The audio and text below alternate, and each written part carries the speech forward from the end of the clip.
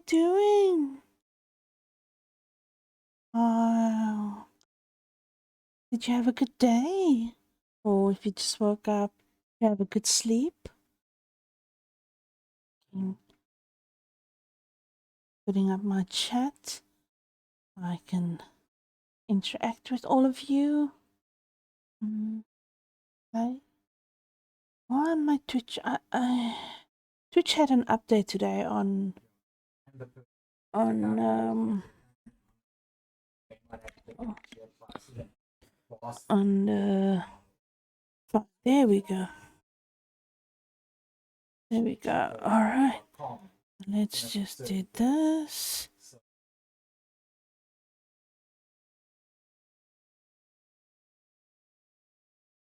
Let me just actually close it and go in again, because I just want to make sure that I'm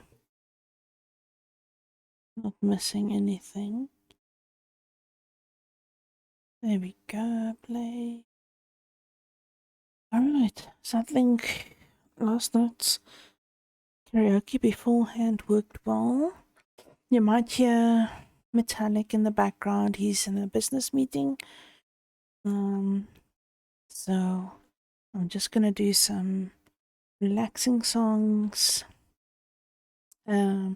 just to get my brain relaxed after work, and then I'll do the playthrough of Sherlock Holmes further. Hopefully we could maybe finish tonight.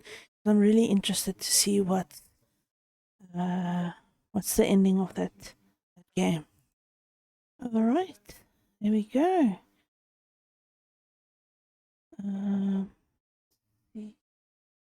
All right.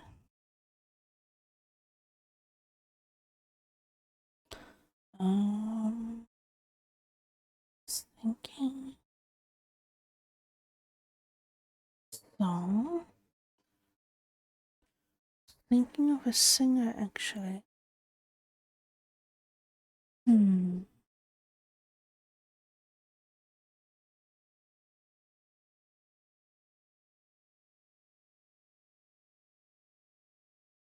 Let's see.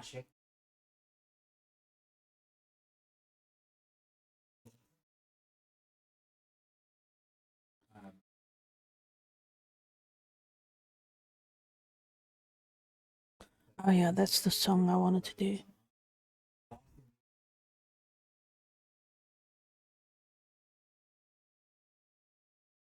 Yeah. So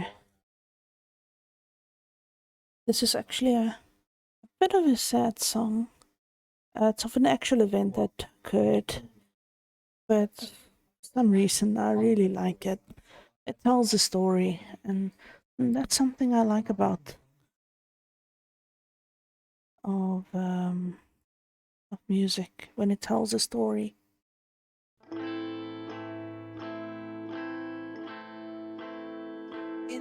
The event of something happening. Okay, pause. Just gonna check for one that doesn't have the artist singing. Might not find it. No, I'm talking. Okay, that one might be better.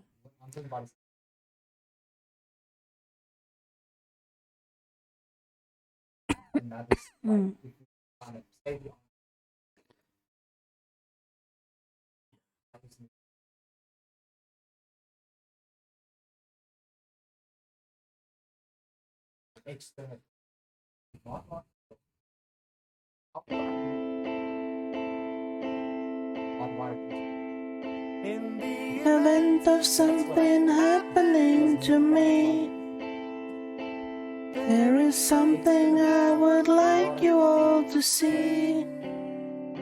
It's just a photograph of someone that I knew. Have you seen my wall of Mr. Jones? Do you know what it's like on the outside? Don't go talking too loud, you'll cause a landslide. Mr. Jones. keep straining my ear to hear a sound. Maybe someone is digging underground. Or have they given up and all gone home to bed? Thinking those who once existed must be dead. Have you seen my wife, Mr. Jones?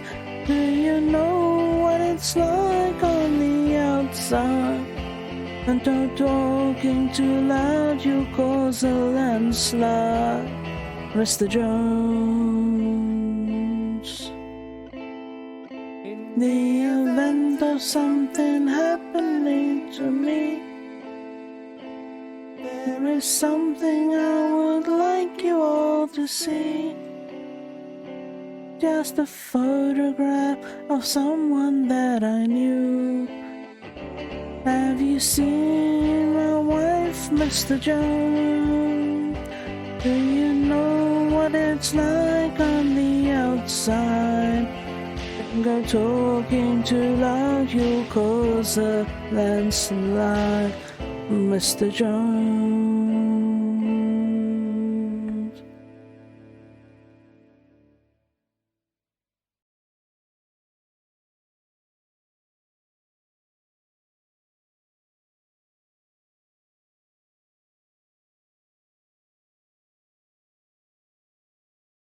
Looking for the other song that I had in mind.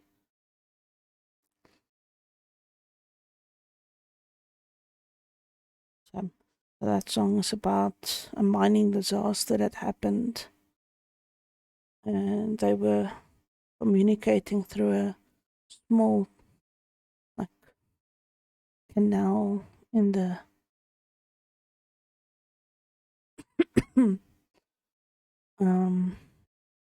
the world.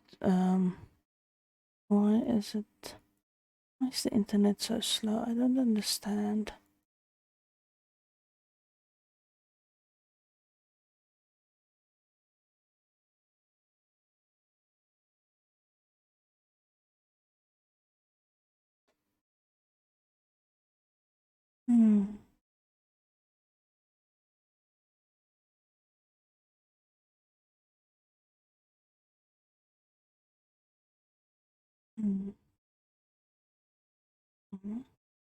Let me just see here.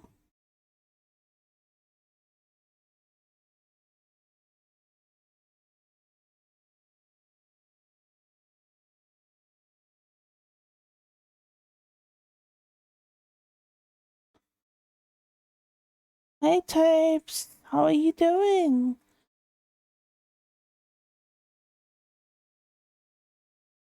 Hi Chocolate, thank you for the look.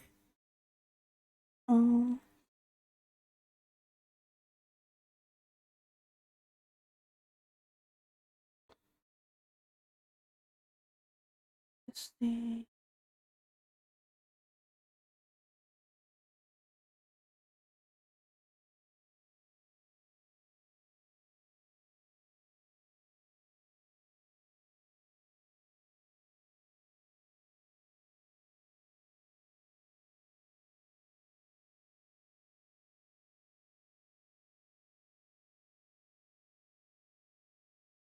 To get the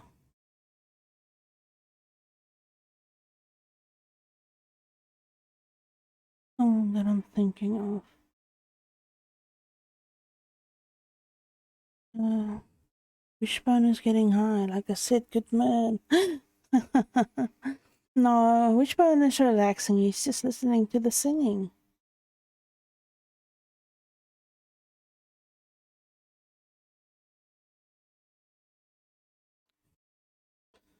Okay. Let's do...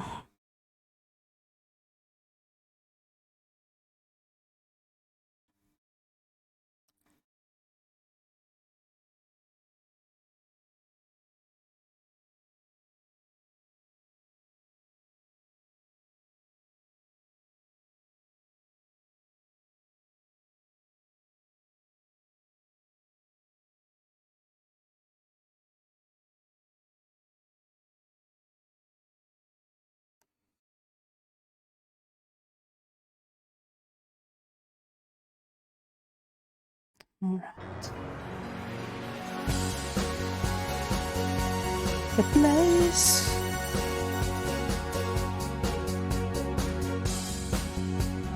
Nobody dared to go. The love that we came to know, they call it Xanadu. And now, open your eyes and see what we have made is real. We are in Xanadu. A million lights are dancing, and there you are, a shooting star. An everlasting world, and you're here with me eternally. Xanadu, Xanadu, in Xanadu.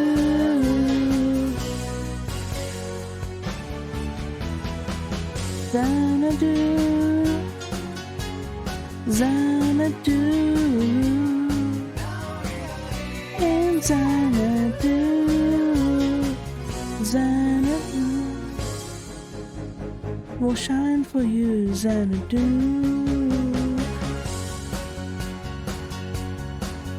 The love, the echoes of long ago, you needed the world to know they are in Xanadu. The dream that came through a million years, that lived on through all the tears, it came to Xanadu.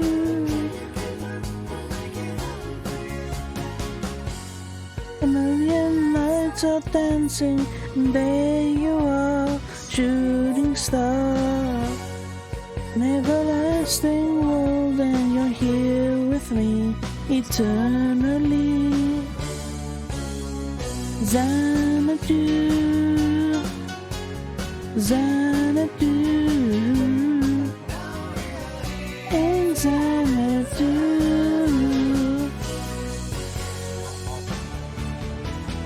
Xanadu, Xanadu, in Xanadu. Now that I'm here, now that you're near, in Xanadu. Now that I'm here, now that you're here, in Xanadu.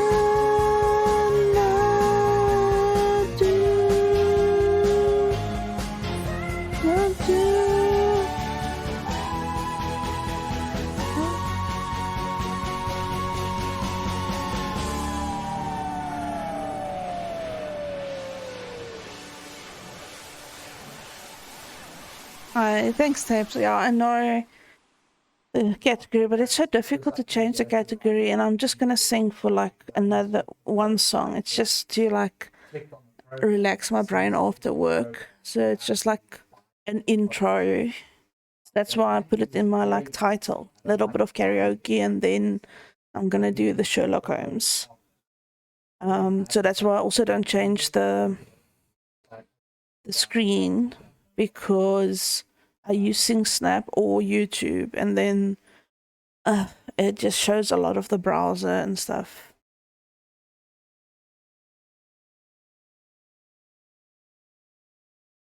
Let's see actually if they've got it. Now that you talk about it.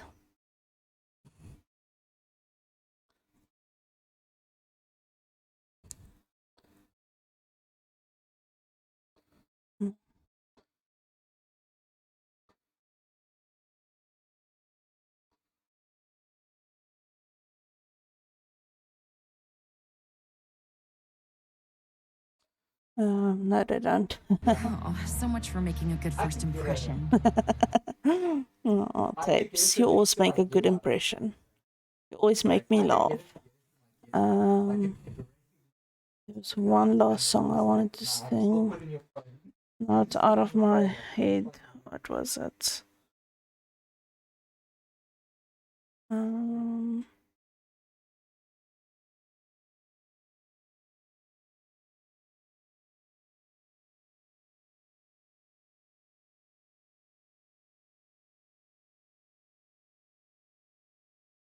Some redeems the person you don't know what they did. That's the point.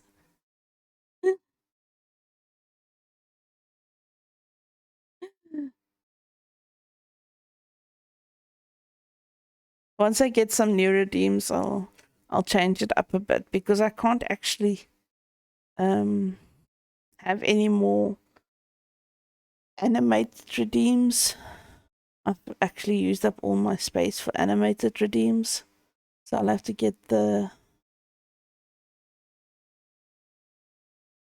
have to make them sound redeems and then. All right.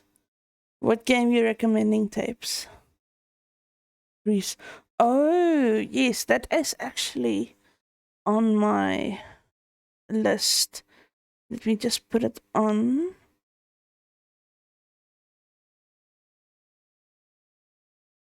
Let me just put it on my list for recommended games.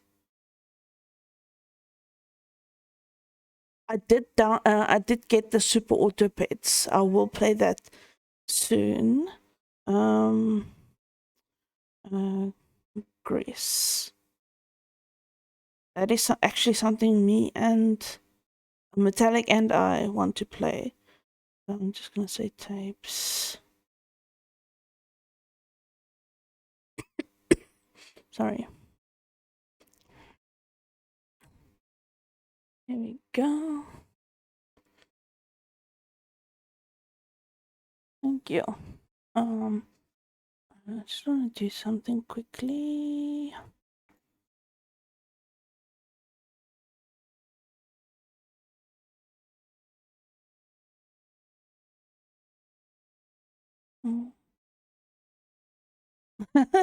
Yes.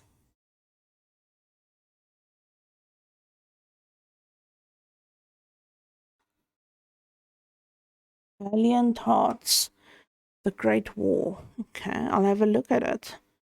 Valiant Hearts, The Great War.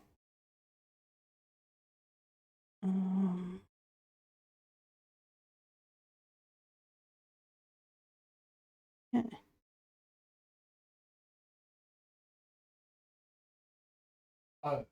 Eric. Oh, Siemens excited about that one. Let me just do something quickly. Channel points.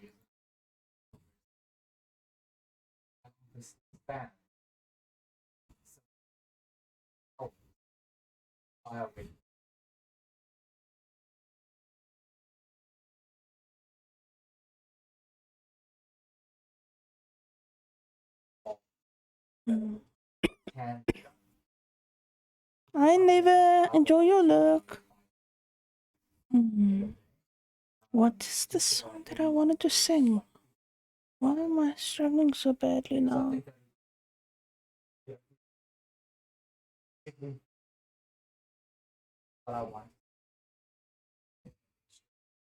Okay, let's just do a fun one.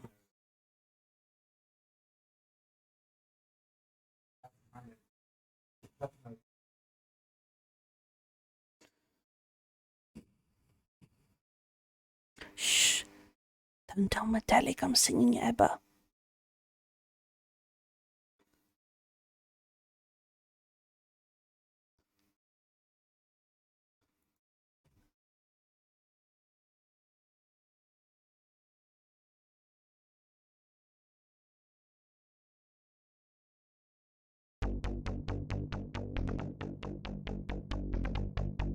You're so hot, teasing me.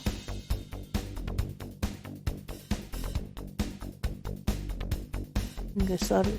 You're so hot. I think they started way too early with them. You're so hot, teasing me. You're so blue that I can't take a chance on a chick like you. It's something I couldn't do.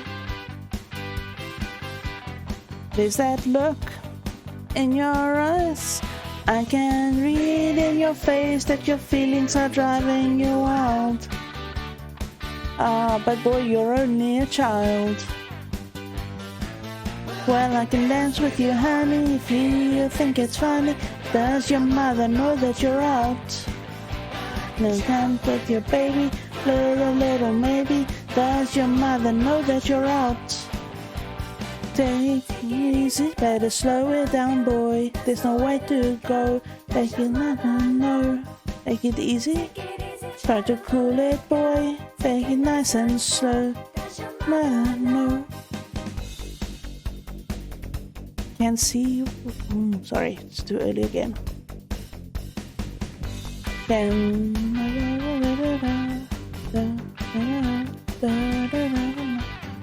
Can see what you want, but you seem pretty young to be searching for that kind of fun. So maybe I'm not the one. Now you're so cute, like your style. I know what you mean when you give me that flash of that smile. But boy, you're only a child. Well, I can dance with you, honey, if you think it's funny. Does your mother know that you're out? And I can rap with you, baby, little maybe. Does your mother know that you're out? Make it easy, better slow down, boy, that's the way to go. No, take it easy, try to cool it, boy, take it nice and slow. I can dance with you, honey, if you think it's funny. Does your mother know that you're out? And I can chat with you, baby, little maybe. Does your mother know that you're out? I can dance with you, honey, if you think it's funny. Does your mother know that you're out? And I can chat with you, baby, little maybe. Does your mother know that you're out? Hey, what's up, honey?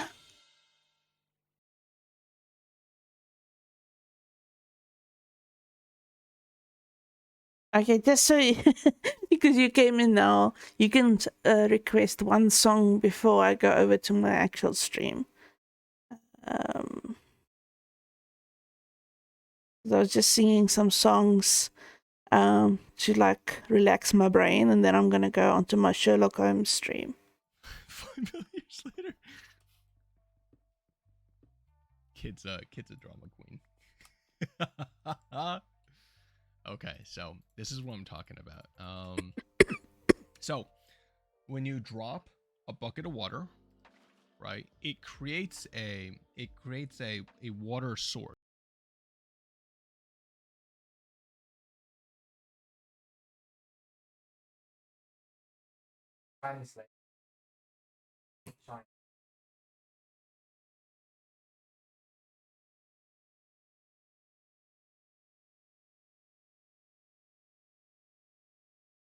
Yeah, I forgot to do. No problem, what's a bunny? I'm gonna do my shout out to you. Welcome to Think of a Song.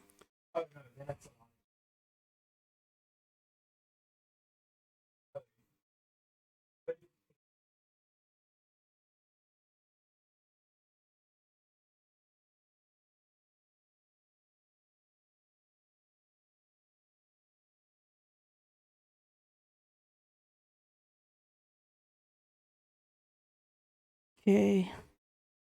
I need to get these people's clips.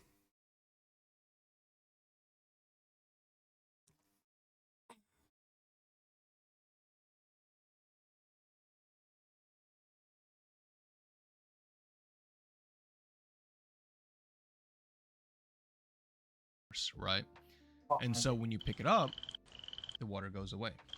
Now, if you drop...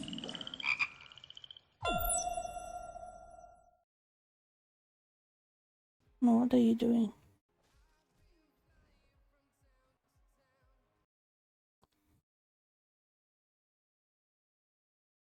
Your dick's small. There we go. I don't know why it got stuck there.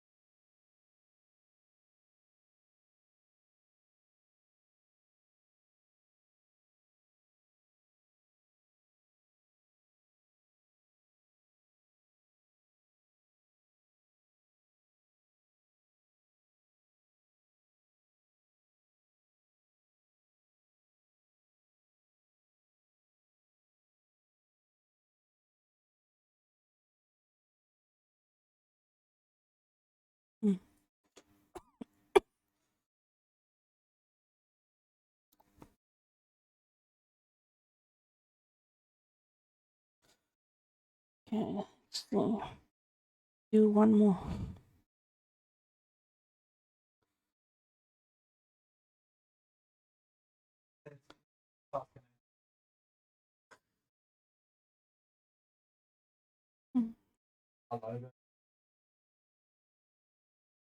No problem, George. Okay. Since I didn't get a request, I'll do this one especially for you, Water Bunny, that came in at the end. So that you don't lose out on the karaoke.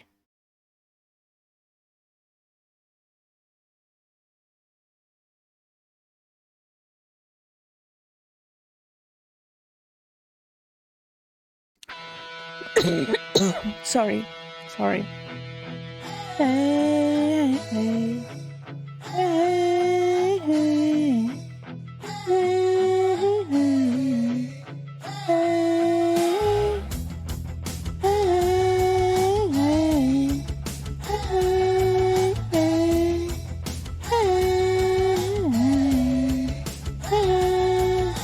Simmer down. They say we're too young to amount to anything else. But look around, we work too damn hard for this. Just to give it up now. If you don't swim, you'll drown. Don't move, honey. You look so perfect standing there in my American apparel underwear. And I don't know that I'm so down. Your lipstick stain is a work of art. I got your name tattooed on an arrow heart. And I don't know now that I'm so down. Hey, hey, hey, hey, hey, hey, hey, hey. Let's get out, 'cause this deadbeat town's only here just to keep us down. While I was out, I found myself alone. I was thinking, if I showed up with a plane ticket and a shiny diamond ring with your name on it, would you wanna run away to? 'Cause all I really want is you. You look so perfect standing there in my American apparel underwear. And I don't know that I'm so down. I made a mixtape straight out of 94. I got your ripped skinny jeans lying on the floor. And I don't know that I'm so down. Hey, hey, hey, hey, hey, hey, hey, hey, hey, hey. Look so perfect standing there in my American apparel underwear. And I know now that I'm so down. The lipstick stain is a work of art. I got your name tattooed in a narrow heart. And I know now that I'm so down. Hey, hey, hey, hey, hey, hey, hey, hey, hey, hey. perfect standing there in my American Apparel underwear. And I know now that I'm so done. Your lipstick stain is a work of art. You've got your magnitude and a narrow heart. And I know now that I'm so done. Oh, thanks for all the emotes, WhatsApp Bunny. That was awesome.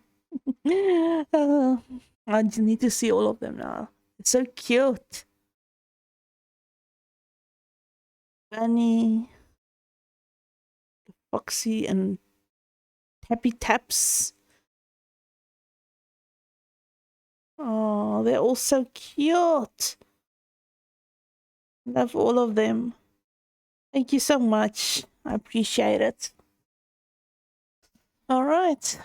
Thank you for listening to my scuff voice for 40 minutes. Oh yeah, I need to change my background. Otherwise you won't see the game. And that is no good. Let's see that it works. Oh, thanks, Butter Bunny. I appreciate it. I try. I'm hoping that the more I sing the karaoke, the better my voice becomes. So that's my goal. And thanks for enjoying it. All right, now on to Sherlock Holmes and the case of the silver earring, which has never featured in the game at all, except in a picture.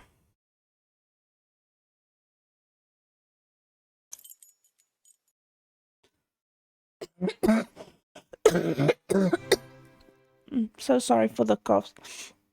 I've got a post-nasal drip, just doesn't want to go away. Summer problems, hay fever.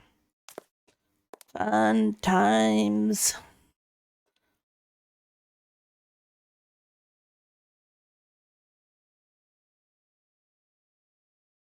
No, it's just hay fever. I'm gonna have it no matter what I do. So I've had it since I was young. I used to tell my brothers, I didn't understand what hay fever was. And I used to tell my brothers, oh, but I don't just get a flu in the winter. I have the flu year round.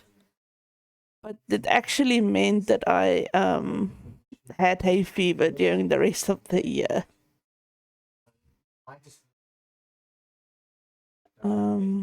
And then it causes a post-nasal drip, which then tickles my throat and then makes me cough. So, which is super fun. So I started wearing, when we had the COVID lockdowns, I started wearing a mask way before they told us to wear a mask. It's actually just fluid. There's actually no mucus, if I be honest. It's literally just fluid. But yeah, still probably ew. Because I was worried that the people were gonna think I have COVID just because I'm coughing all the time.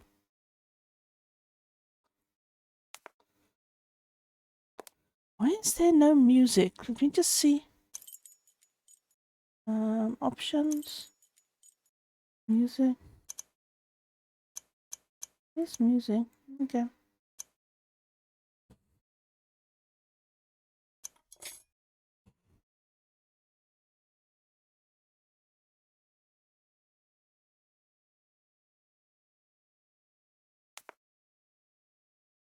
How have you been? What? Oh, wait. Did I did shout you out, yeah. Yeah, I did. Okay. How have you been, WhatsApp Bunny? Do you have a good day? If it's the start of the day, did you have a good rest?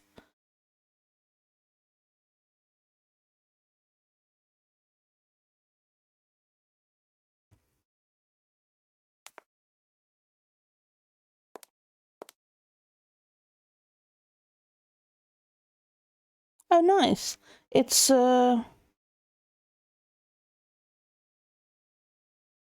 Oh, that's nice. It's like 7:45 here. Our power's about to go off at 8 o'clock, so that's fun. So we will be in the dark for 2 hours. Luckily, we've got a inverter to power the necessities like our internet and lights and uh, computers and so forth. But otherwise, yeah, I'm good. I'm good. Do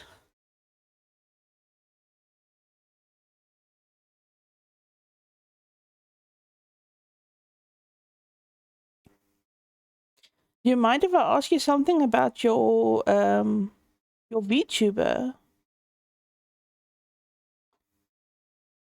I'm never in your streams long enough to really chat because of time zones.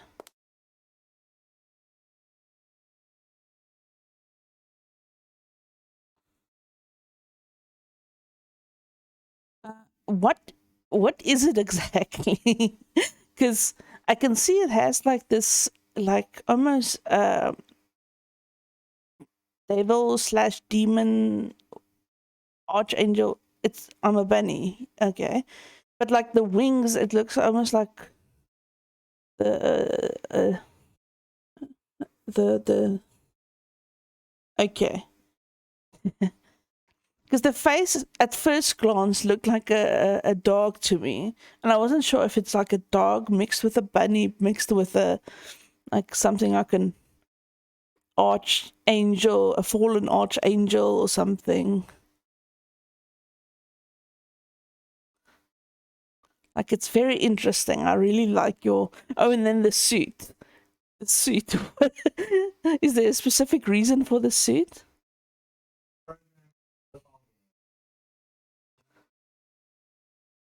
That's the same strategy. Yeah, that's it. It works.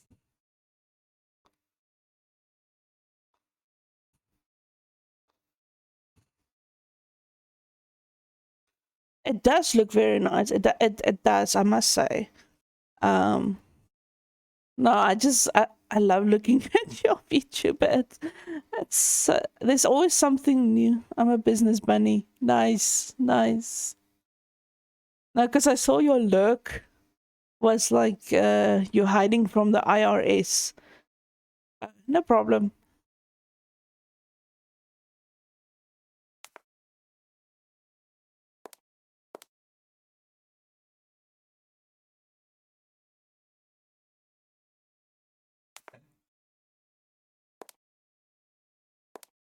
Terrible idea.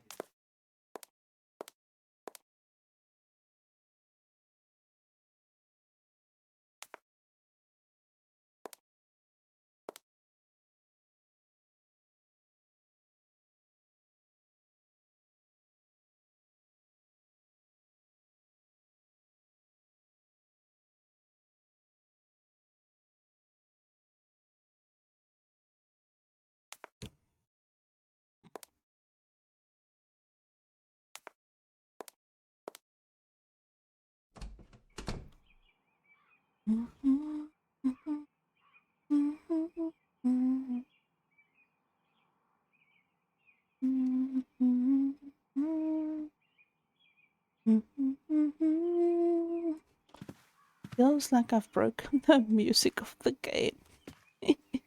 Wishbone, did you eat the music?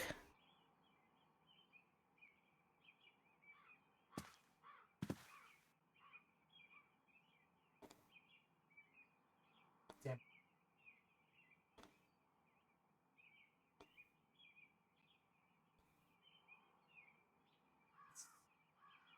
Yeah, I'll send.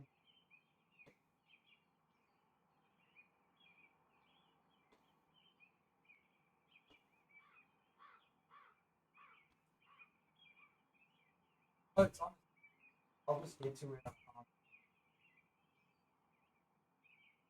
Mm.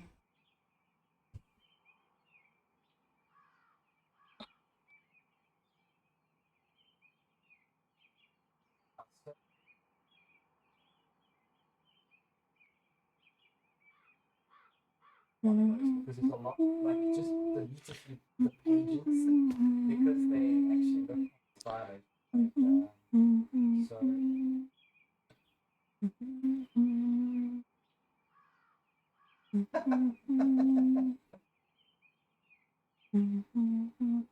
I can just show.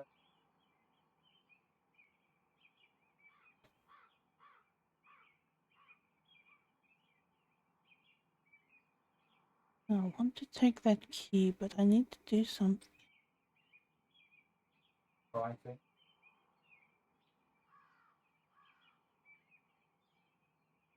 Grimble will know that his drawer was opened if I take this key. Hmm.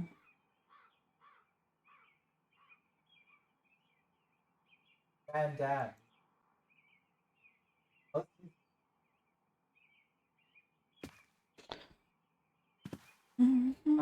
It's it's basic. I'm just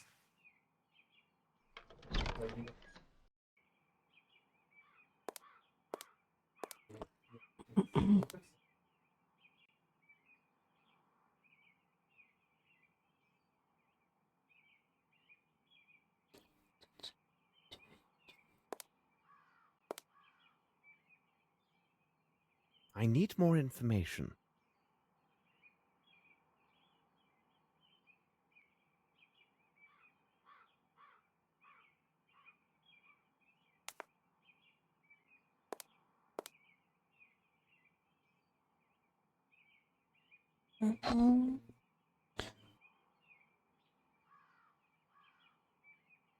like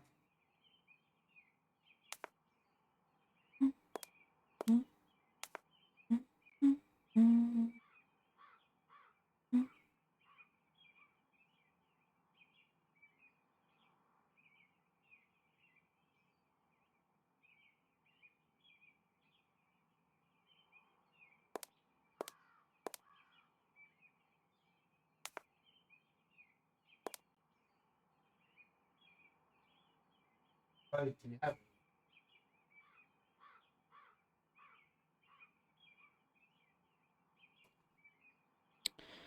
Oh, be something more I can do here.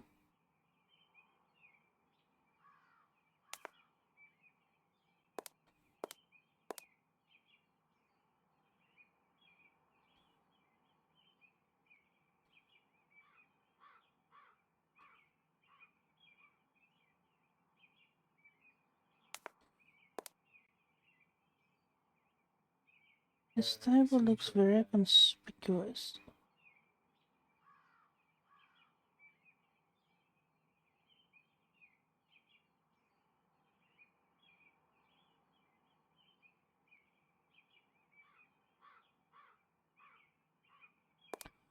Hmm.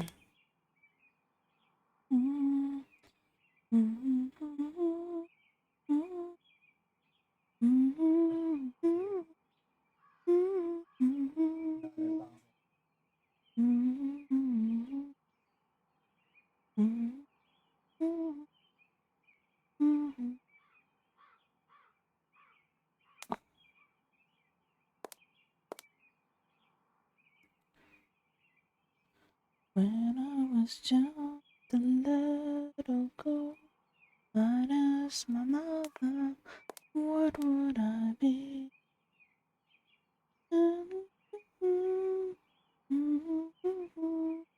Here's what she said to me. Yes, there are whatever will be. The future's not ours to see. Que sera, sera.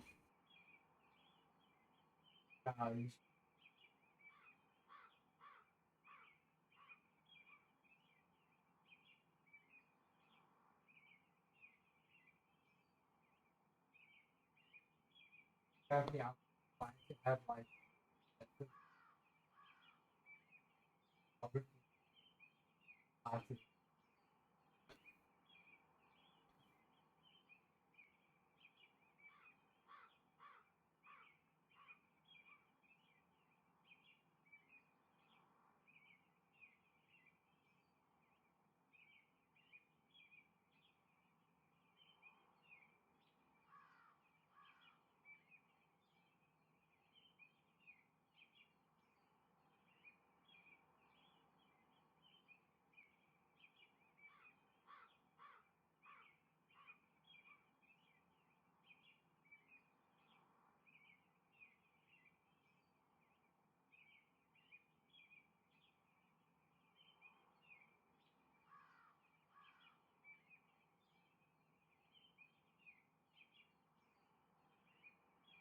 Okay.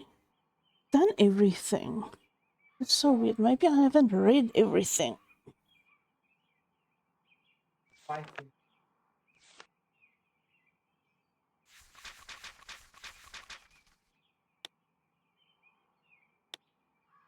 I don't know.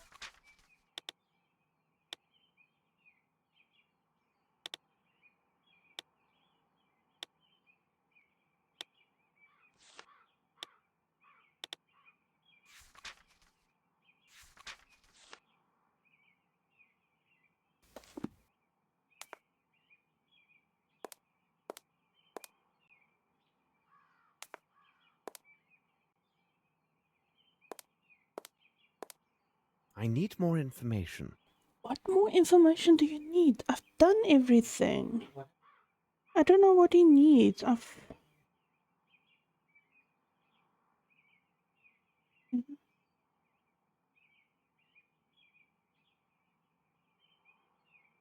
Well, bar's gonna go open 2 minutes. So, well, I was gonna suggest the same from me, but you can decide, and then you can. Well, I can't use my phone because I'm on chat. Oh, wait, I'll How do you? Sorry, we're just discussing supper because the power's going off in literally 2 minutes. Okay, so if I'm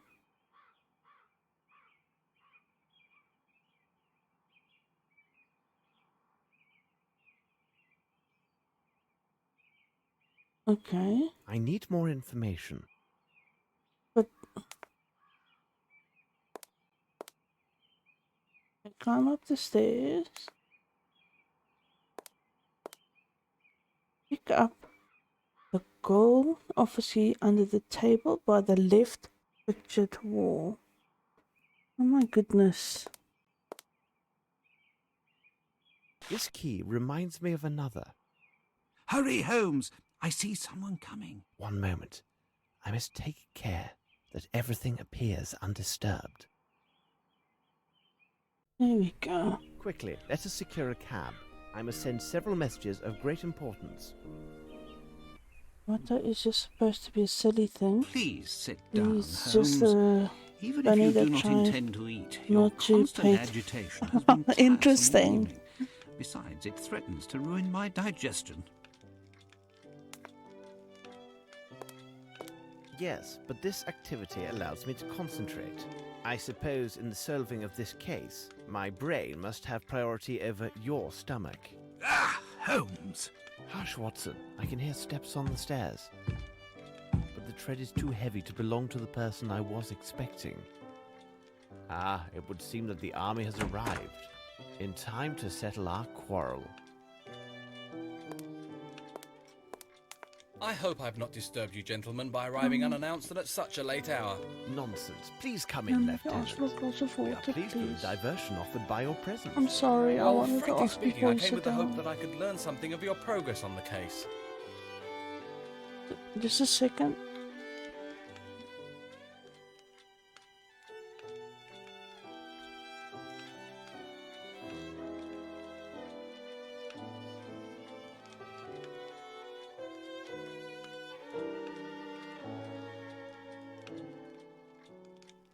Oh my goodness.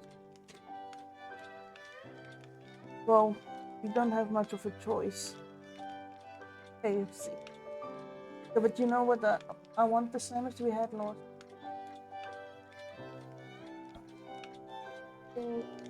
Don't crunch.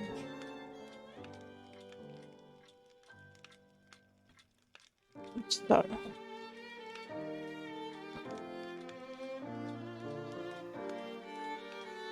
Sorry. Just click on the KFC, it will give you both KFC. I think. Sorry. Because of the power outage, all of the delivery places is now offline as well, except for KFC. That makes it even more fun.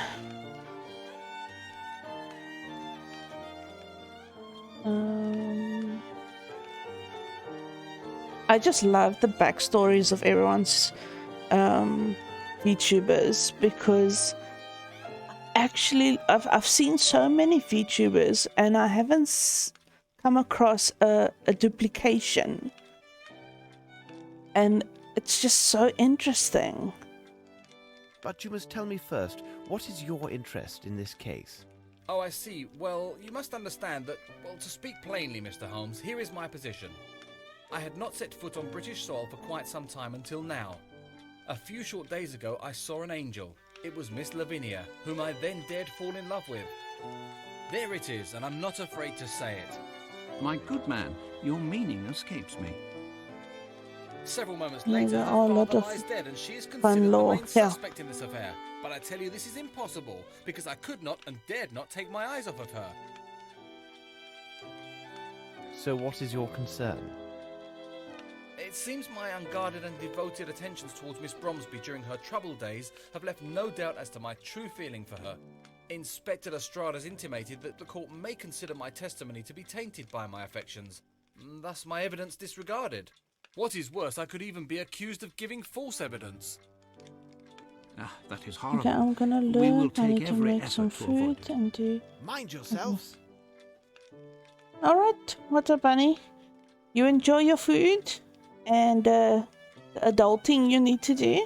Thank you for the chat. I appreciate it. And I'll speak to you soon. Bye bye. What do you want of me? That is why I have come to see you, Mr. Holmes. If I must seem to abandon her to save her honour and her life, then I will leave. Even if it means the absolute destruction of our happiness. But you, I'll Mr. be Holmes, with you in a second. could you intervene so that I will not be brought to this terrible choice? I will be eternally in your debt. Naturally, you must not lose hope, young man. Am I not right, Holmes? Anything is possible, Watson. Your hope is based on an assurance, which in good faith, I cannot give, my dear Lieutenant. However, I can give you this advice. Abandoning Miss Bromsby will do her case no good, even if her appearance in the dock proves unavoidable. Just give me a second. I'm gonna put myself on mute.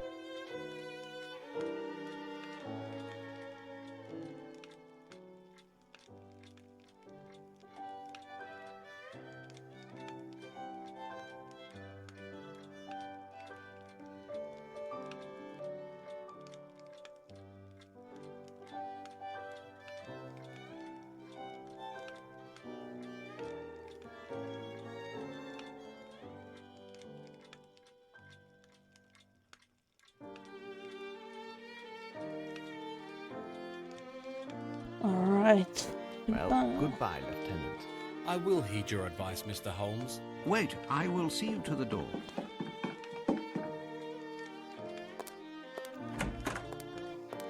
We got him, Mr. Holmes. He was going into the Bromsby Cement Works. What did you say, Wiggins? The man you're looking for went into the Bromsby Cement Works, mister, to the rear entrance. It was at night. Stapleton spotted him clear as day. Isn't that right, Stapleton? Here is your money and your extra guinea as promised. Well earned, lads. Bravo, Stapleton. Sometimes, Holmes, I do not know what stops me from... What are you going on about, Watson? You know very well what I am referring to. This brave young soldier is in total despair and broke down in tears in these very rooms. But the great Sherlock Holmes could not give him a farthing No, of you don't hope have or to click that. compassion. No, on the contrary. The great Holmes assures him instead that his beloved will likely stand trial, which... We do not have time to argue my methods. My irregulars have just found the mysterious passenger who took the train with a man presumed to be Horace Fowler on the very night that Fowler was murdered. Our elusive passenger has been traced to the Bromsby Cement Works. There is not a moment to lose. I must return to that place. Are you with me? The Oh, you Bromsby Cement used my Works, card anyway, of so it's course. okay. Yeah. Huh? It's okay. It's fine. No, it already took it, so it's fine. Don't worry. Perfect, because I wanted to do it anyway. Sorry, stream. I should be muting myself. Oh. Ah.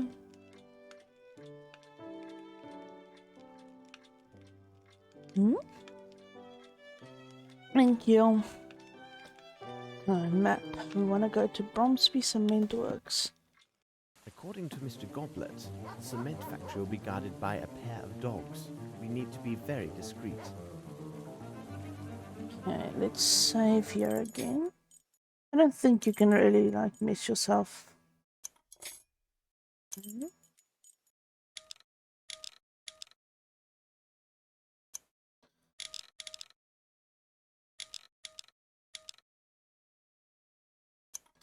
Thank you.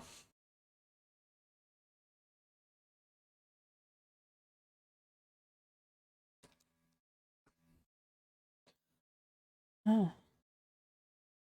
Okay, then.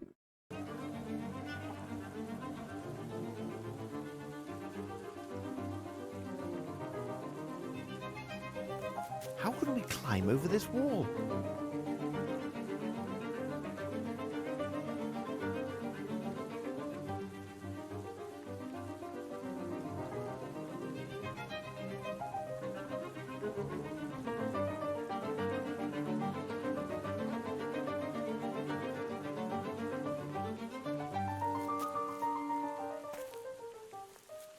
There's a ladder on the floor.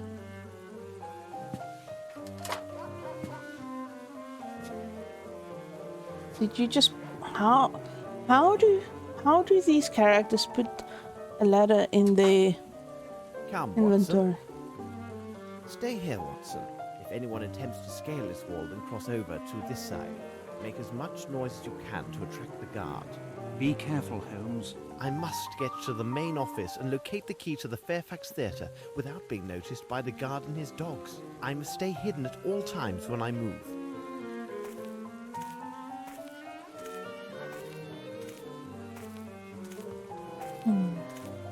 That is a puzzle in and of itself.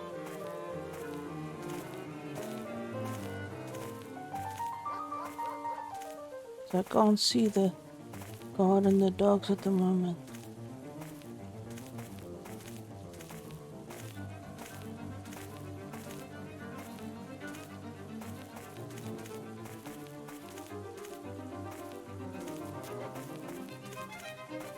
Look at that.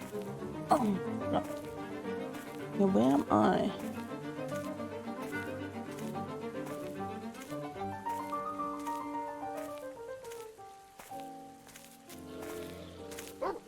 What now? Who's there? Stop where you are. Okay.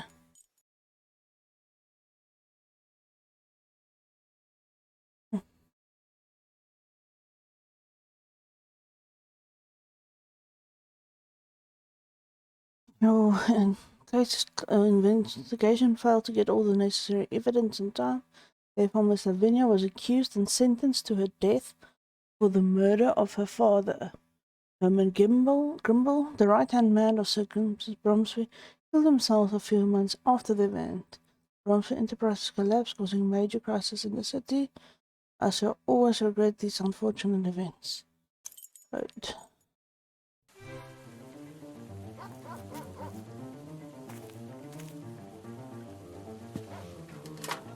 Oh, in their pants.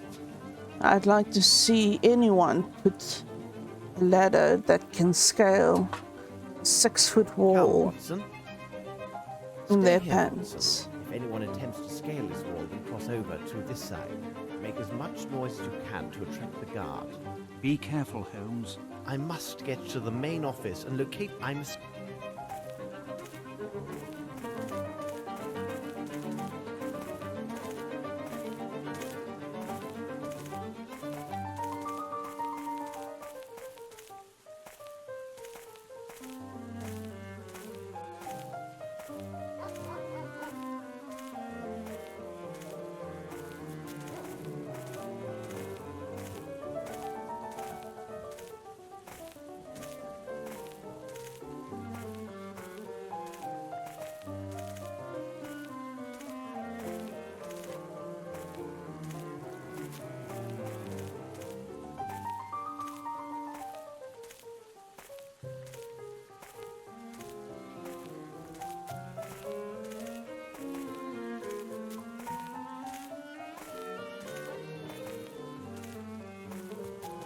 Come on.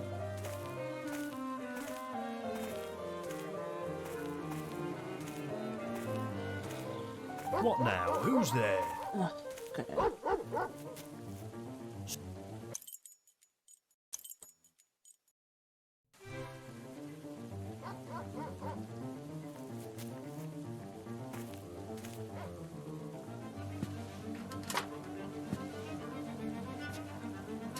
Come, Watson. Stay. I'm.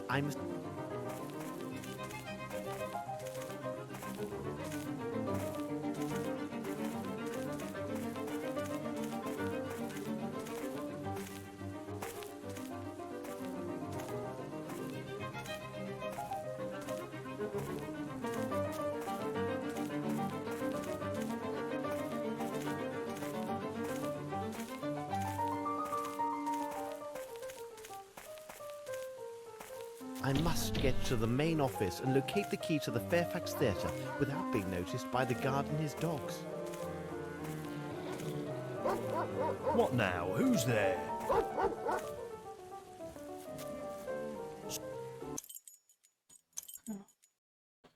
That is not the right way. I'm gonna save closer to the thing because this part is making me annoyed.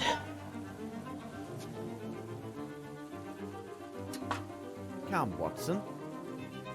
Stay here, Watson. I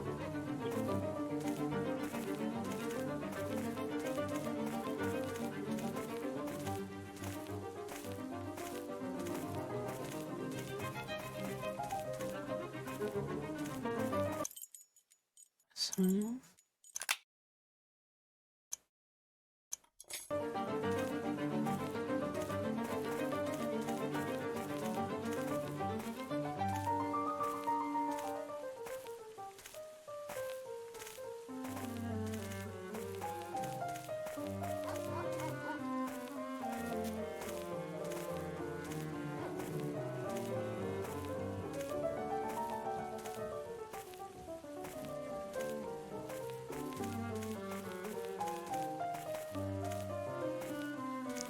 I don't know if the dog can see me here.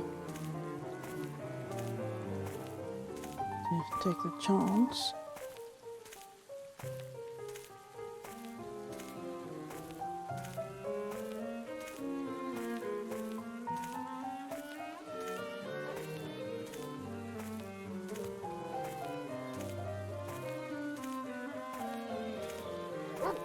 What now? Who's Okay. there?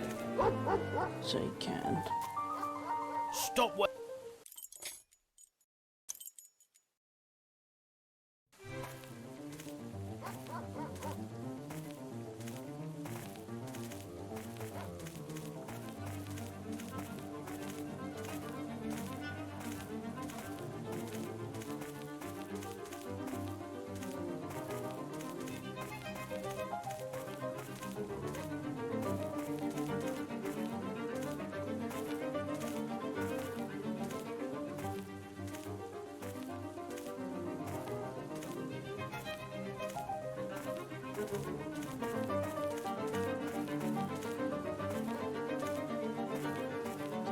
Right.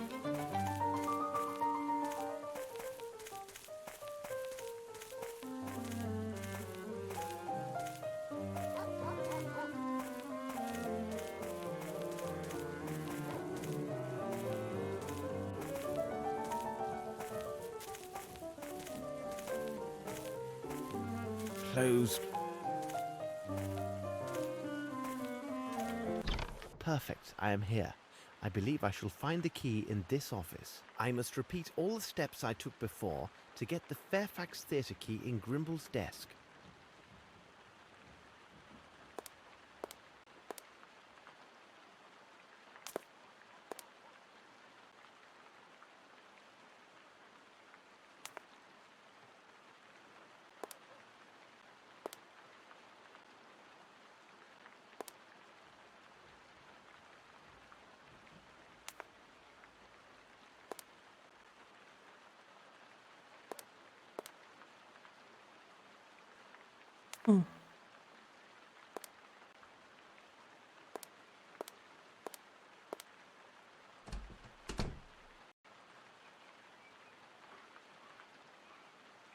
So dark.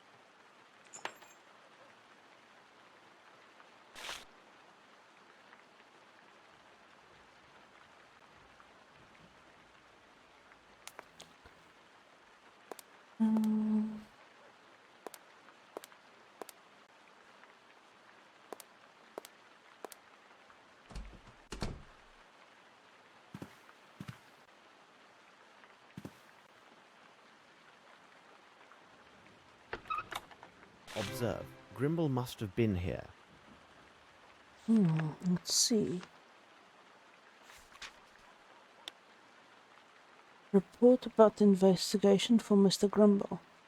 The presumption of a will as presented by a member of the bar, if confirmed by the presence of a writing, though not recorded or notarized, might stand in support of a petition to the court for determining succession of interest.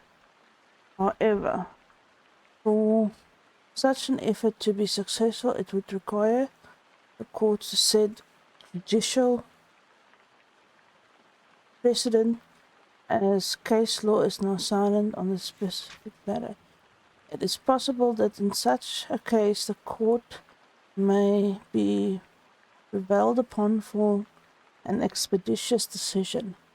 The argument exists that the Crown will suffer dire consequences unless the court settles this matter without delay. Our office would be honored to represent you in this case. Interesting.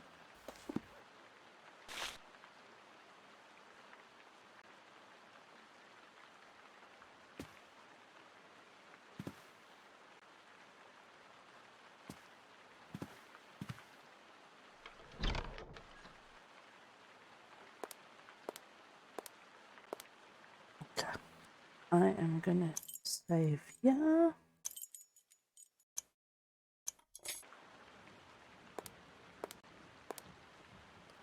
Feeling I'm gonna have to do that.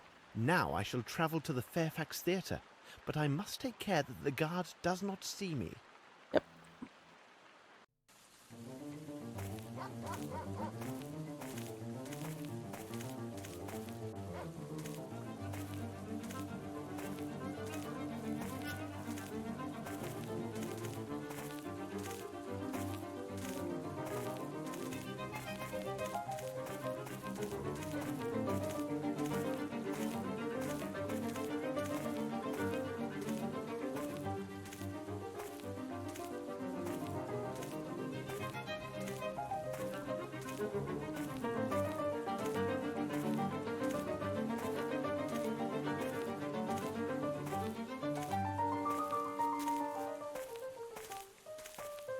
Sweetie, there's something on your phone?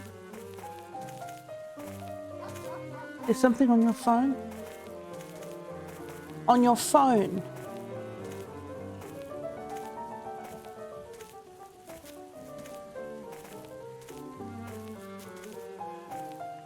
I saw something on the chair.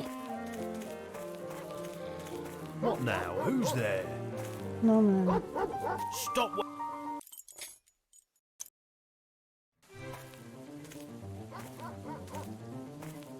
Oh. No.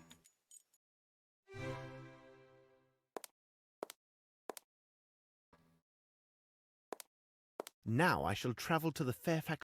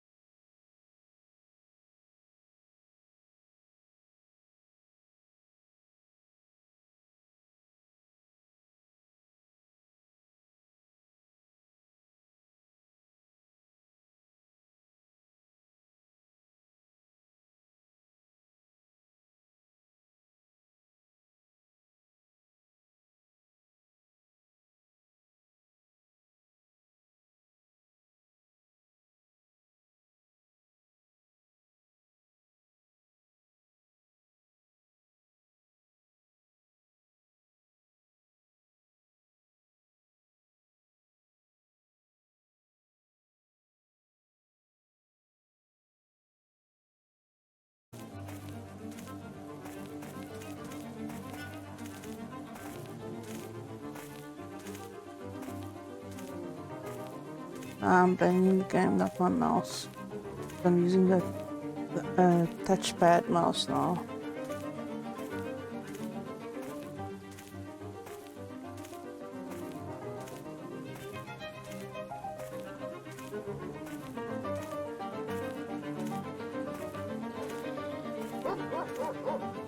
Stop where you are.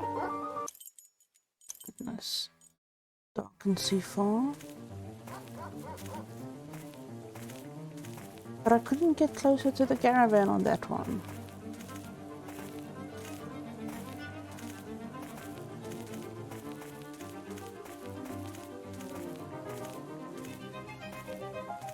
Maybe this one will be fine with this.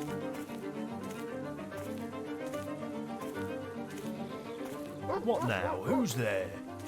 Stop where you are. Okay, so you can see over there.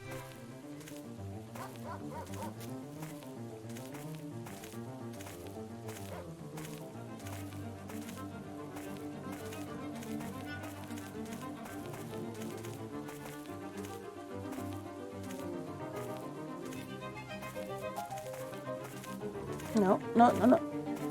Sherlock. What now? Who's there? Stop where you are.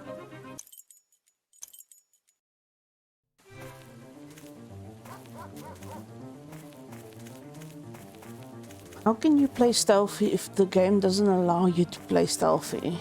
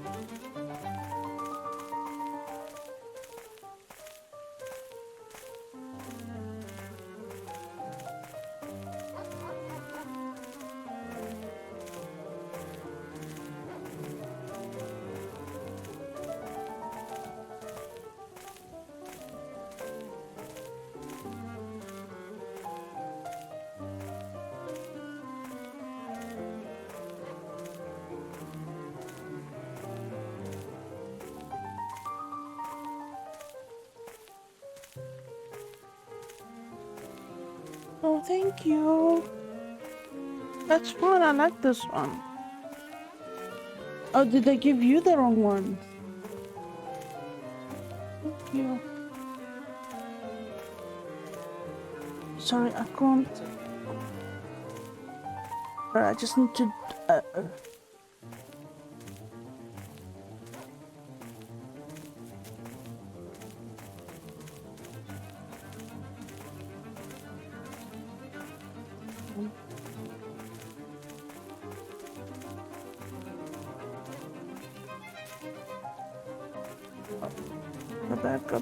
Go back.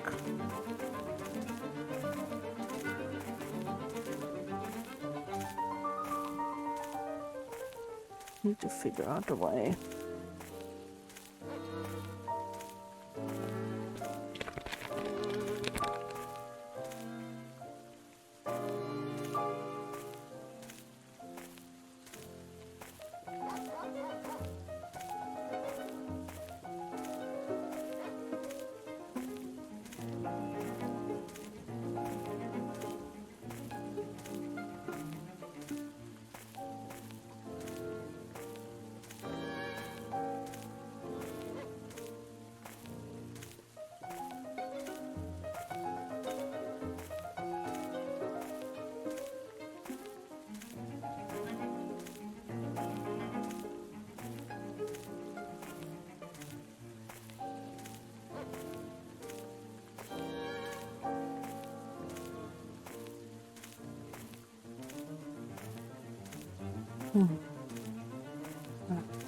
It takes quite a while for the dog to get here.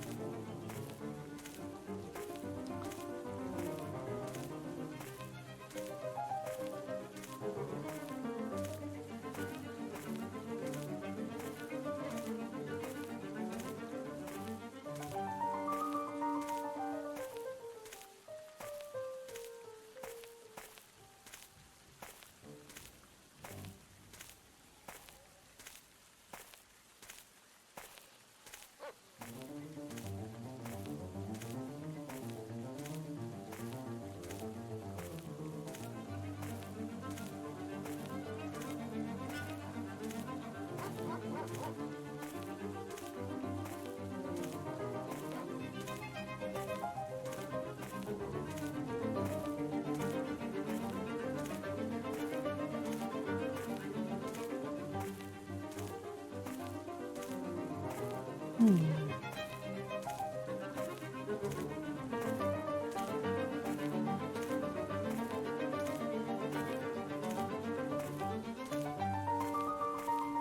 don't know if it's glitched or what, but it doesn't seem like the dog is coming.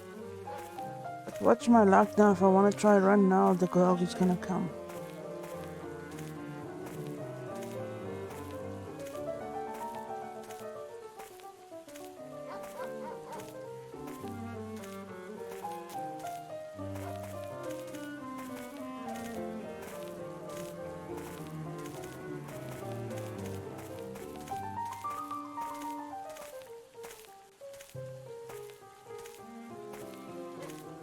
It looks like it's just a guard. Okay.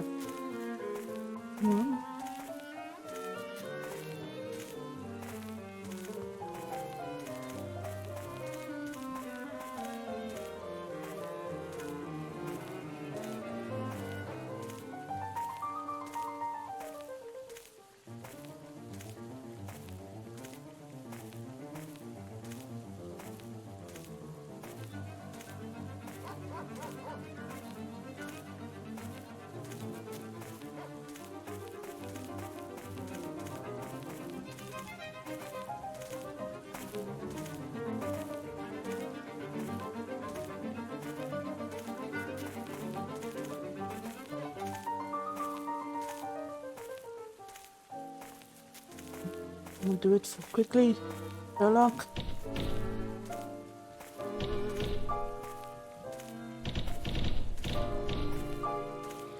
What now? Who's there? Why doesn't it want to work? Stop where you are.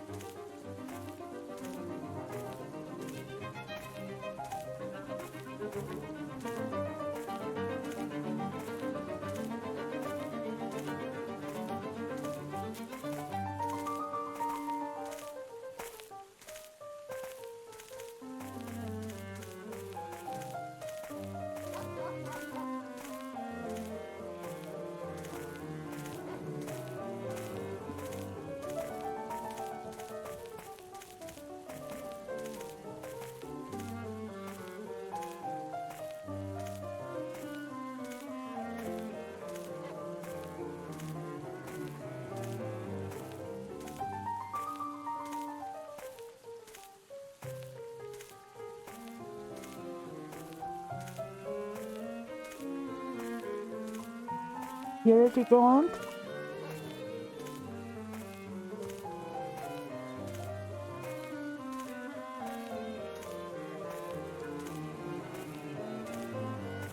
In dark. Hopefully for the last time.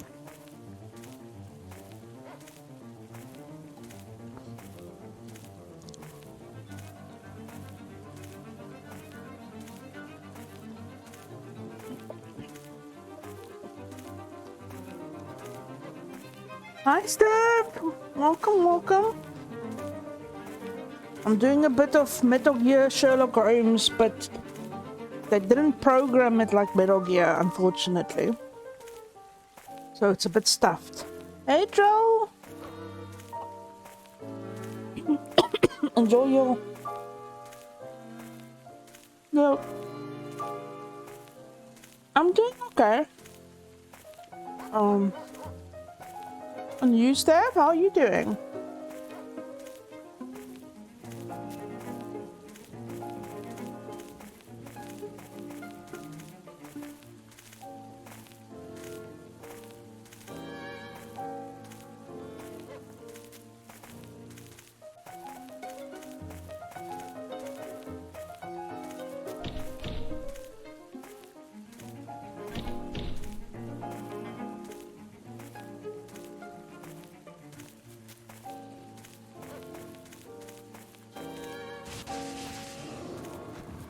Come on, run!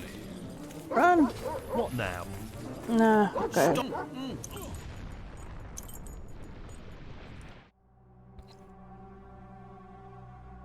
What the?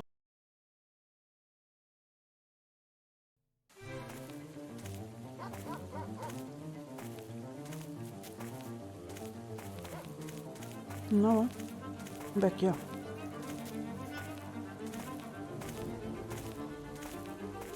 Closed.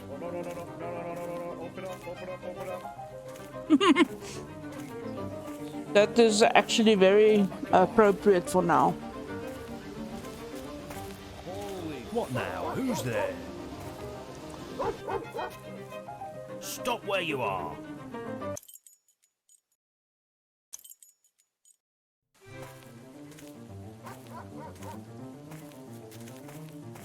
Let's see what's this way.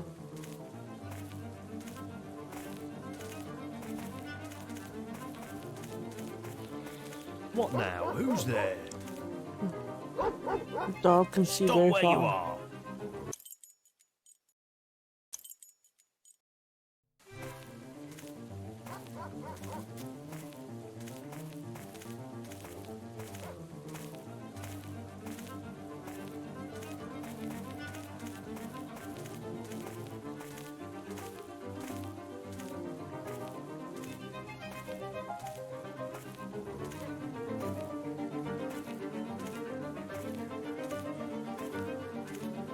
I saw you started playing Hogwarts today, Stab. How was it? No spoilers, please. Just impression.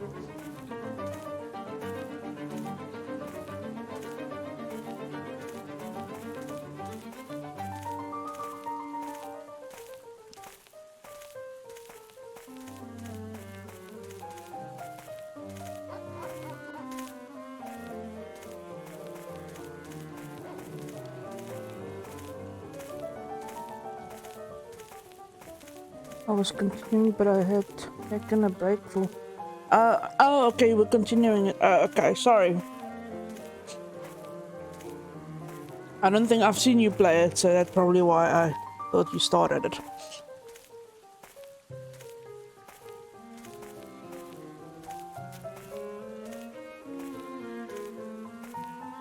I'll hopefully get it soon. Depends on things, but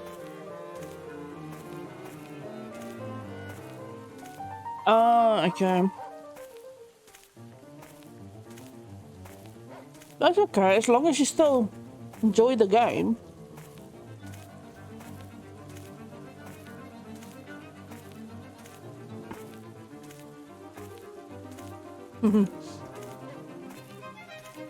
Well, from what I've seen, I think I would absolutely that it's a game that I've been wanting since I played the first Harry Potter.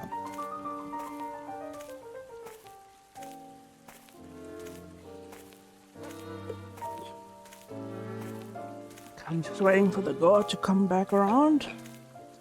There we go.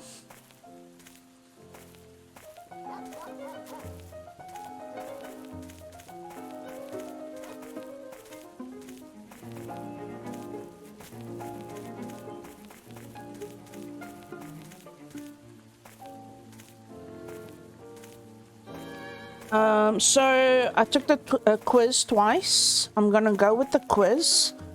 In the quiz, I was placed in Hufflepuff twice.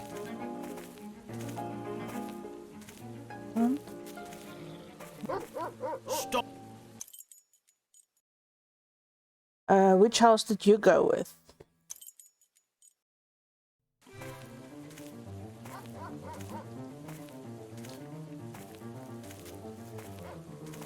Like I had to choose a house for myself.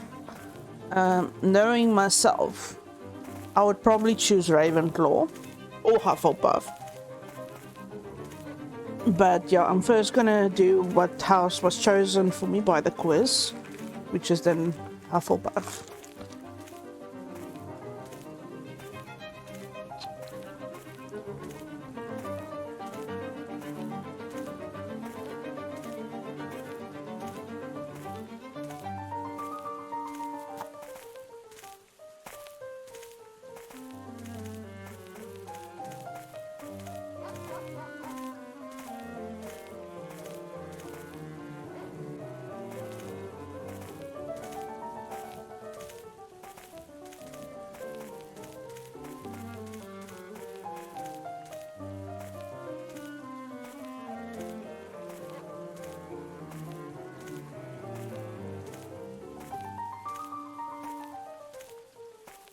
It put me in Gryffindor, but I chose Slytherin. Oh, okay. That's cool.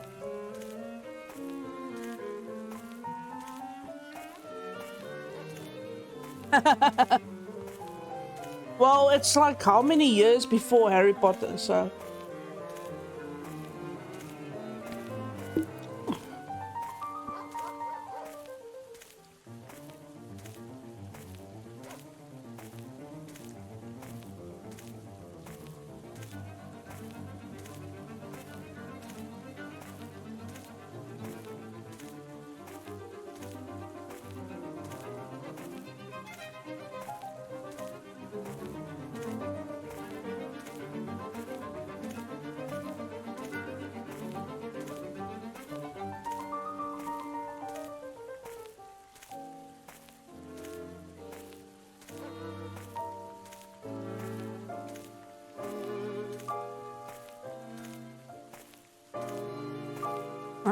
Is it? No, wait.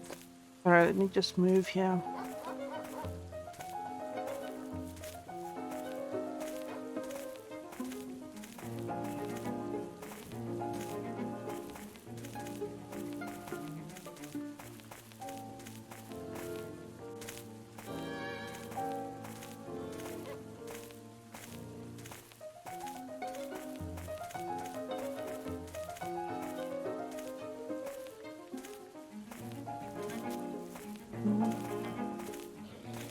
What now? Who's there? How can you see me from over there? Stop where you are.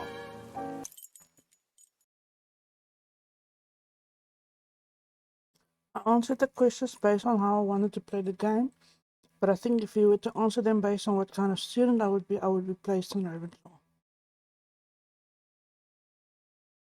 Yeah, I answered the questions on type of person I am. And how I probably would play the game. Because I usually play the games the type of person I am. So...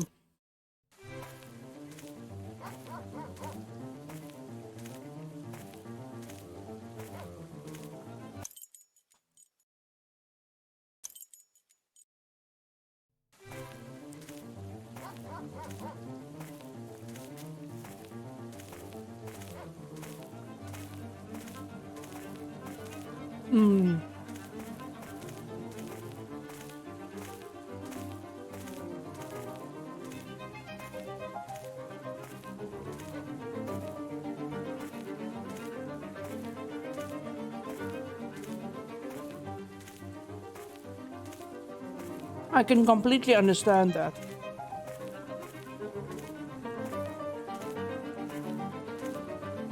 We have a friend who every time he took the test 3 times. Every time he took the test, he came up with something else, except Slytherin or Raven. It was either Slytherin or Ravenclaw he didn't come up with. So he decided he was going to go for that house.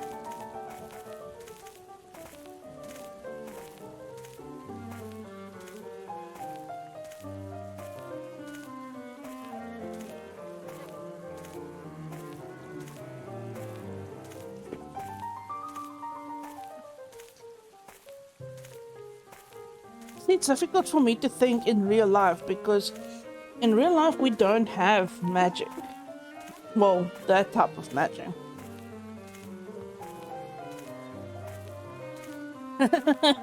Hey, Mina. Me too. I still have all my like scrapbooking stuff and like extra. My dad even bought me like some spin-off books and like all random stuff.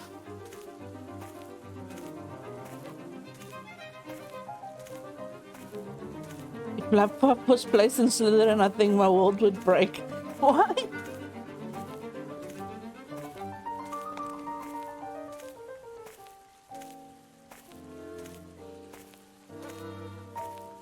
Sorry, worldview. No, Mina, you're too sweet. And clever. Too wholesome for Slytherin. Well,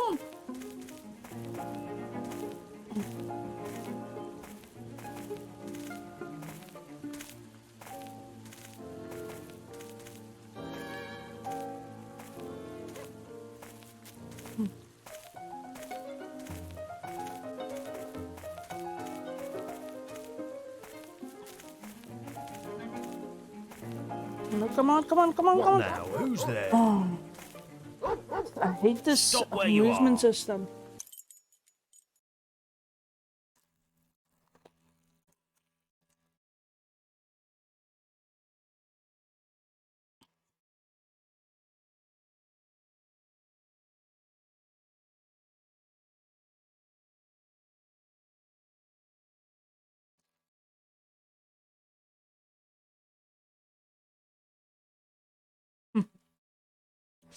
So, see, Slytherin got a bad reputation because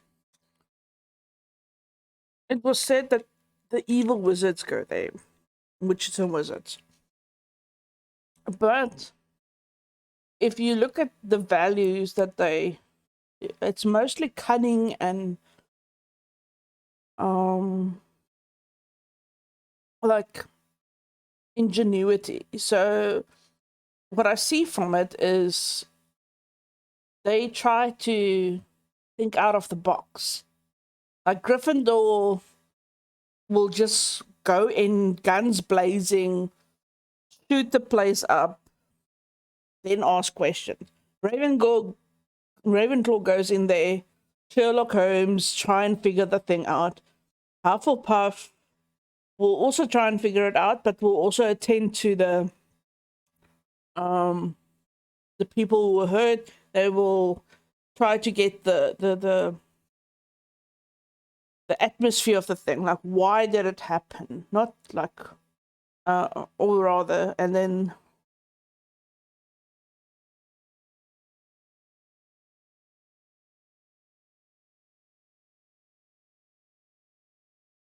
what's stopping you from playing the game, Mina? Are you worried about the trolls on the internet, or and like Slytherin would like what would I the way I see a Slytherin, if we think about prior to the Harry Potter universe, like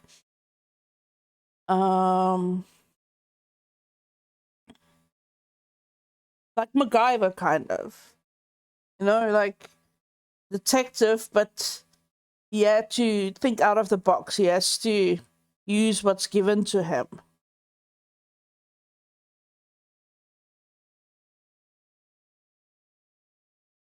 I want to stream it. I do. Because I streamed all the other Harry Potter games. So kind of to me, it feels like it will come full circle.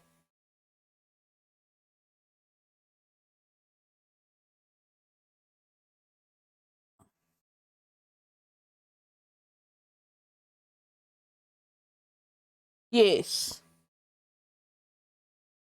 So, yes, in some way, that could be seen as evil, but you can also say it's like, what the hell? That is actually flippin' clever. So, like, I don't see them as such different houses as they were depicted as in the books. It's just they approach solutions a bit differently.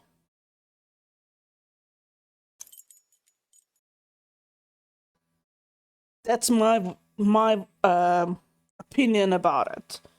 I'm just one Harry Potter fan that has thought about it. I mean, other people will have other opinions about it. So,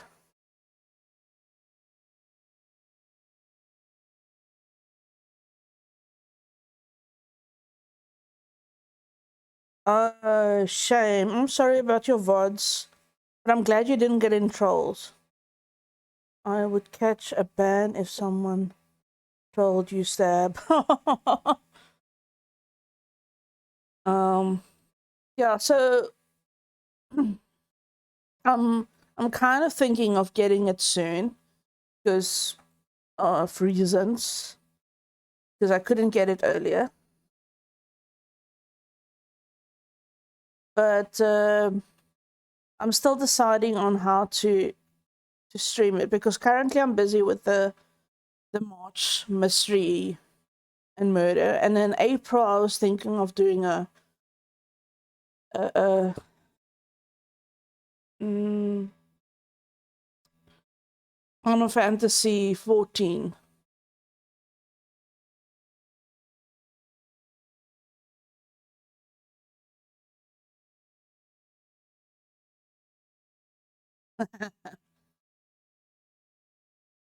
It's when he does it on YouTube, sweetie.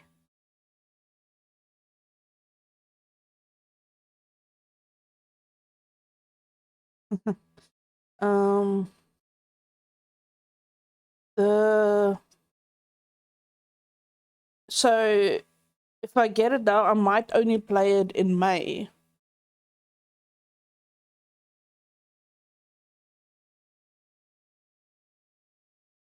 So I'm not sure yet what I want to do. Like I'm still deciding it in my head.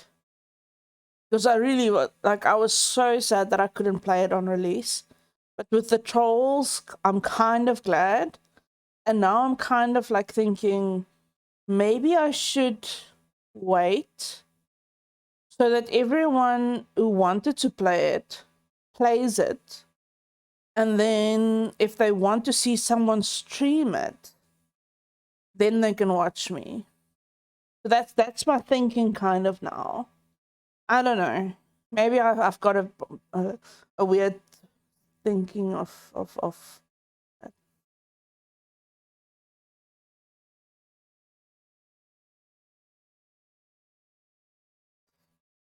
because yeah, I really want to get started on a North America character for Final Fantasy 14 so that I can join you guys on a thing at some point. So that was why I was thinking of doing April a Final Fantasy 14 month, and I need to craft stuff for our house. I need to get up in my crafting because all the new crafting stuff has come out, and yeah, I've just been neglecting Final Fantasy 14 quite a bit, and pointless to pay the sub if you're not playing. So yeah.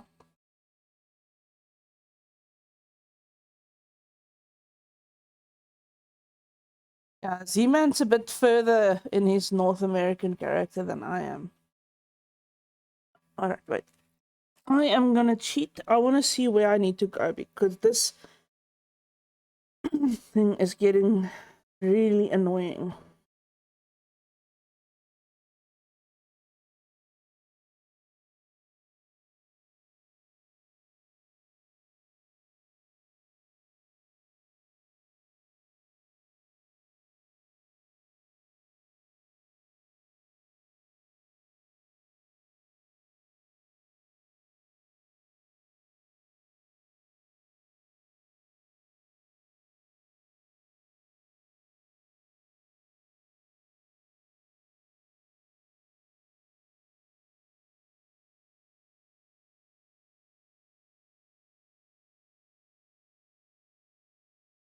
Wait until more.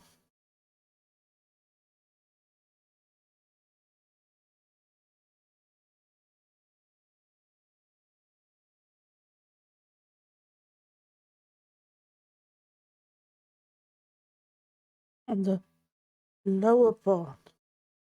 So I am doing the right thing. I'm just not using the key on the right place. Okay.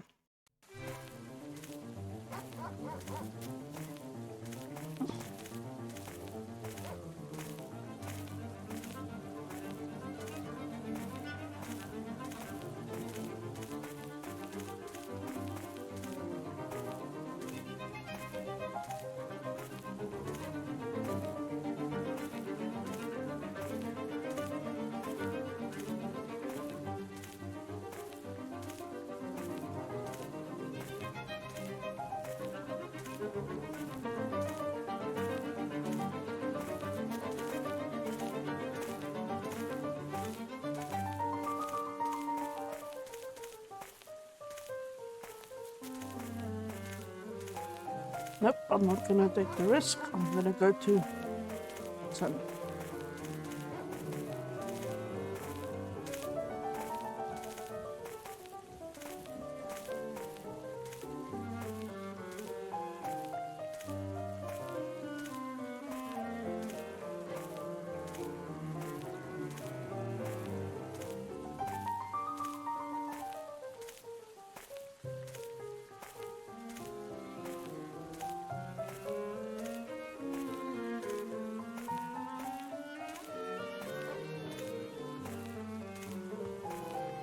Nice music.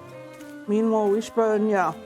Wishbone is. I think Wishbone got into the stuff.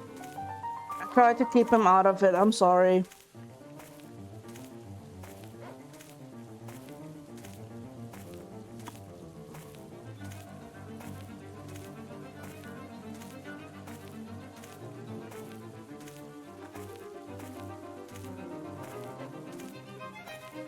And welcome back, Tapes.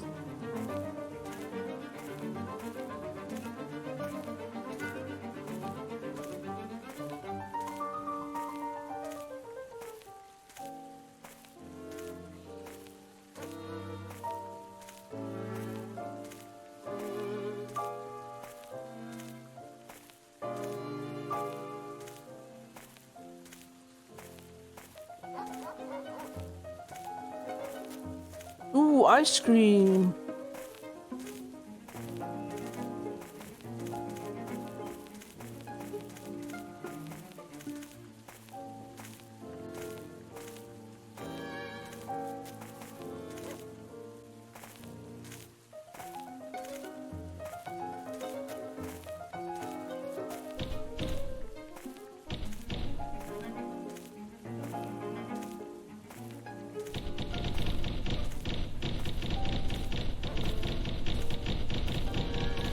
Why doesn't it want to work? What now? Who's there?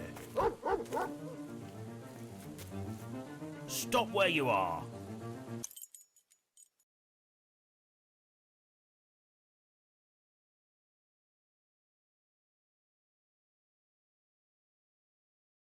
Ew.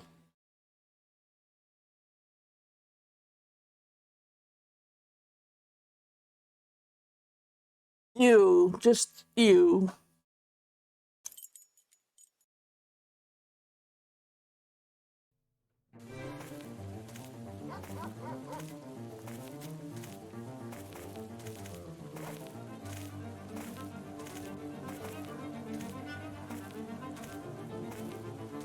Hey, Papa Wolf. The Sunny D salsa I can get with.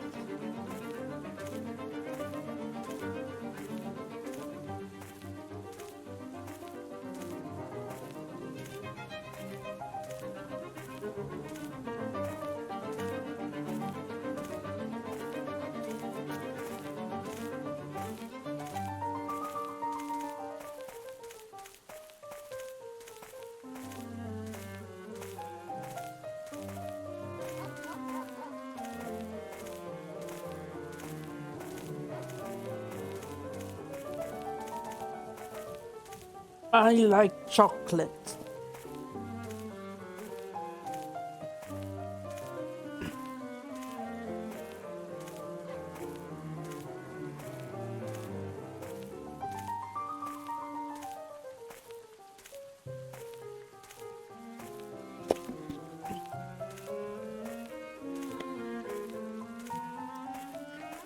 Why do people ruin ice cream? I don't mind what you do to your beer. I don't drink beer, so you can do what you want. I want to see something.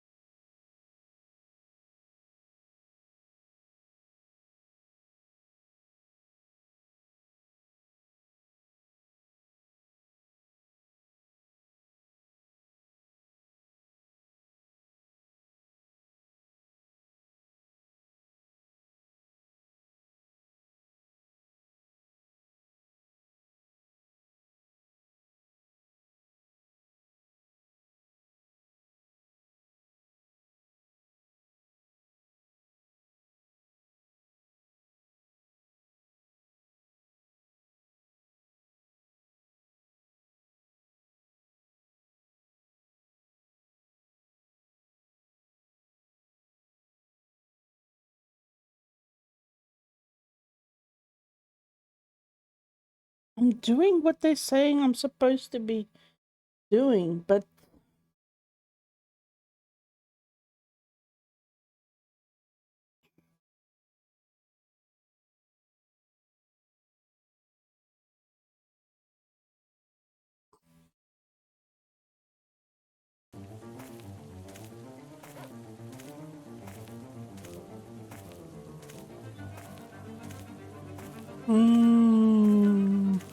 Load.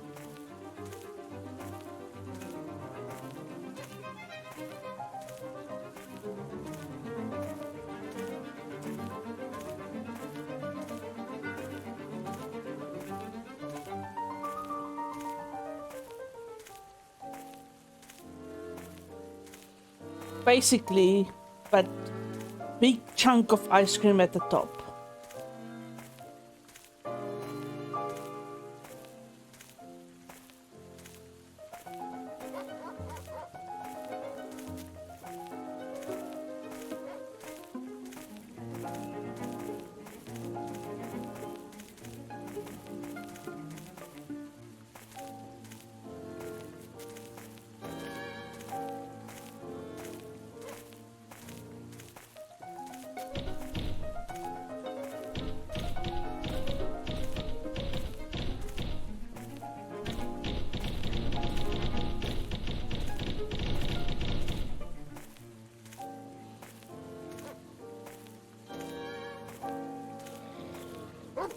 What now? Who's there?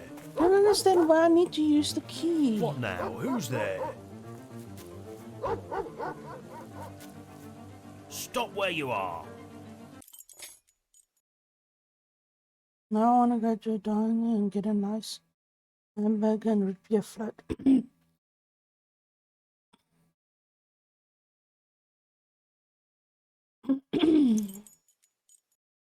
Yeah, I need to watch a video for this because I don't know what's going on.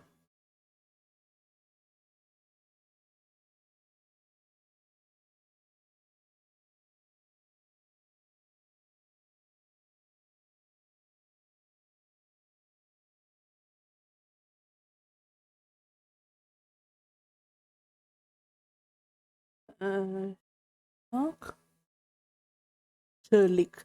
Sherlock? Holmes? Case of here. Back.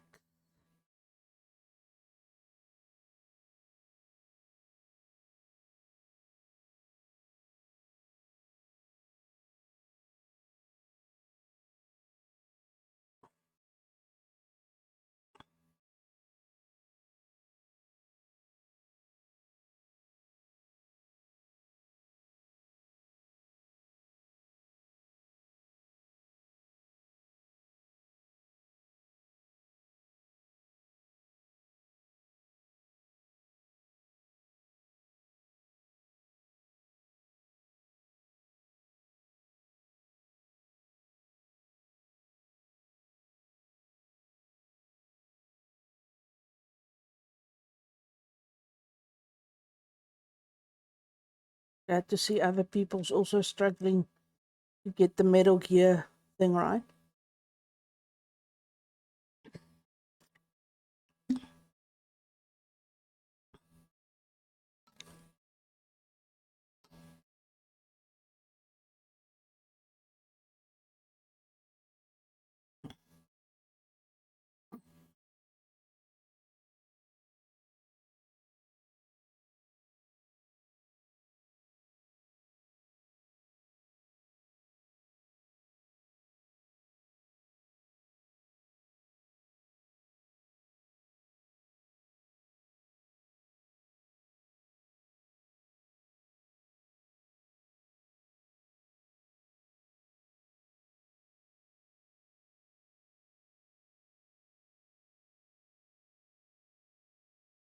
I don't have the right key. Okay. That's what the problem is.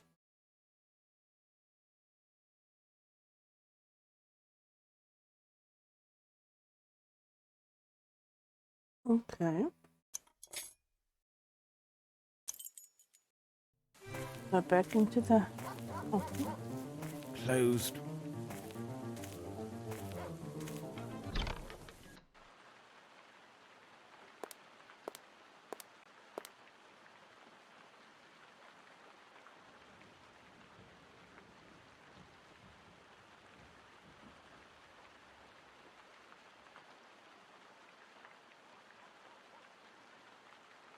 Pizza is so good.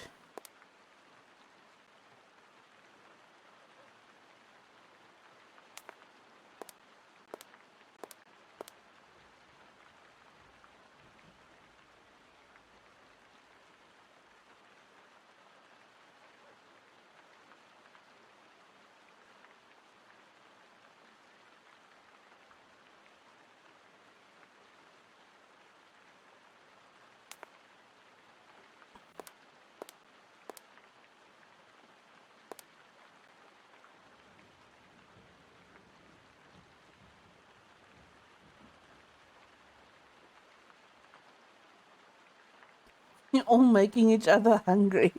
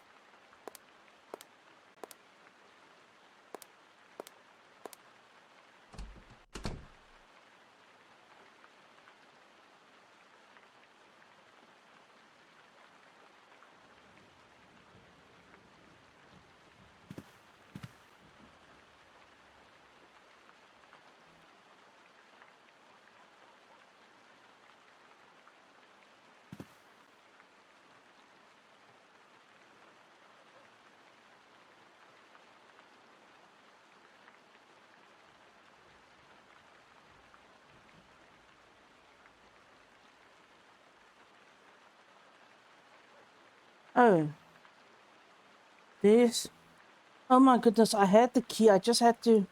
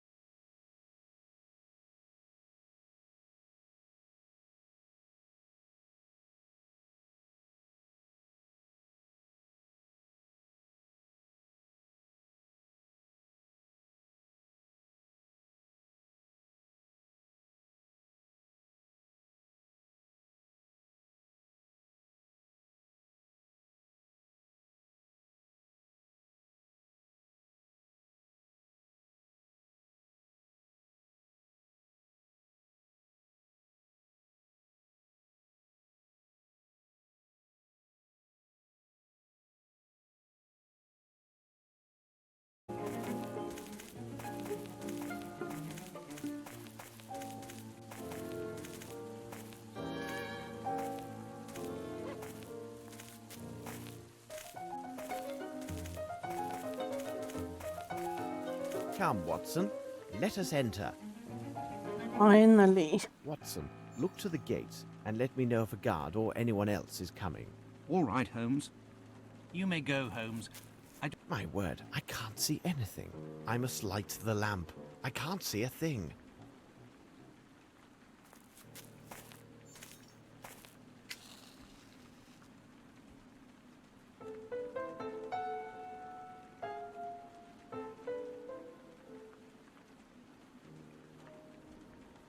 Won't the guard notice that there's a light on now in the warehouse?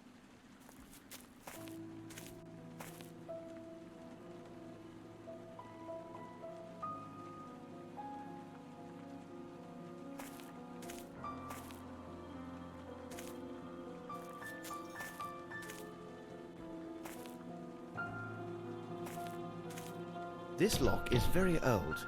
I think I may be able to force it. Let us enter. I must light the lamp. I can't see a thing.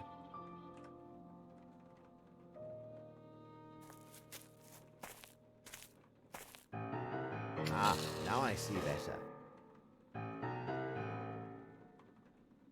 The music. So suspenseful. Traces of blood and hair. Fresh or old?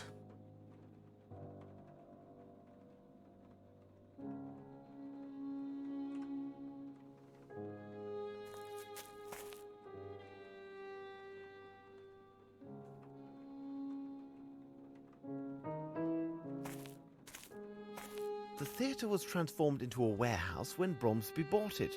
Few traces remain from the old days.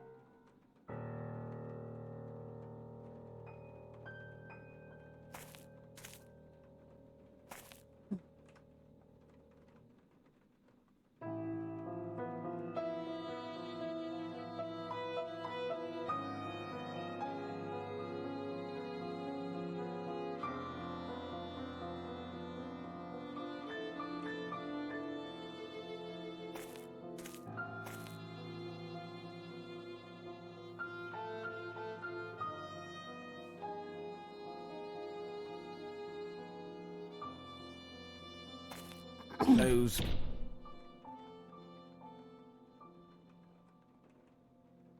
Close.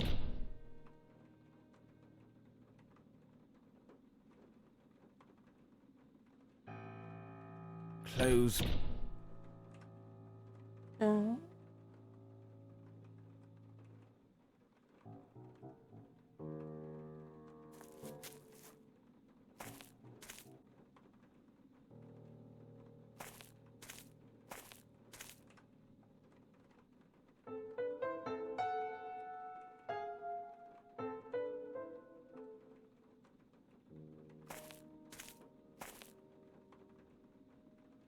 Oh, jeez.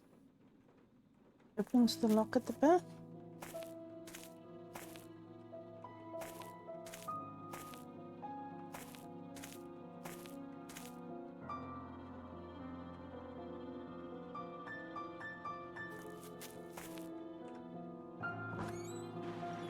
This place is rather sinister.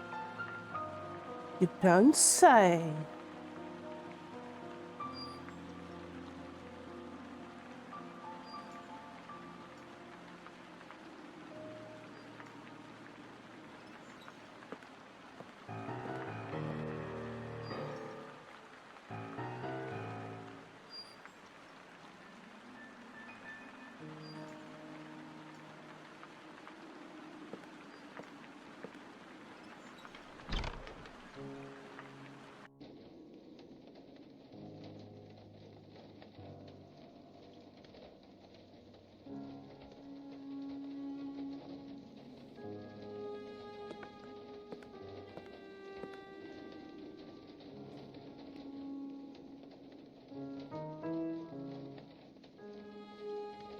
Some relics from the theatre days, most likely.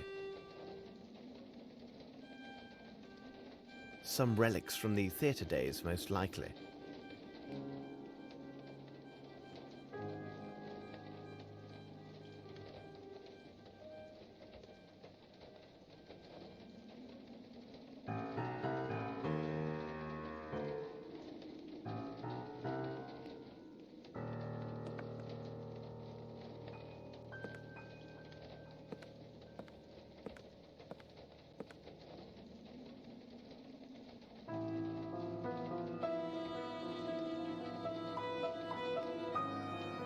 The knot is too tight. I need something to cut it.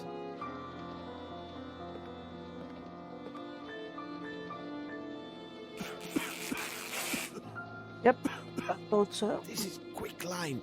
I need a mask to protect myself.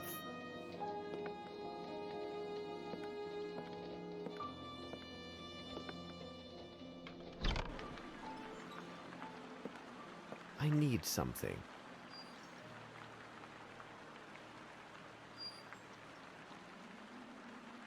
I need something.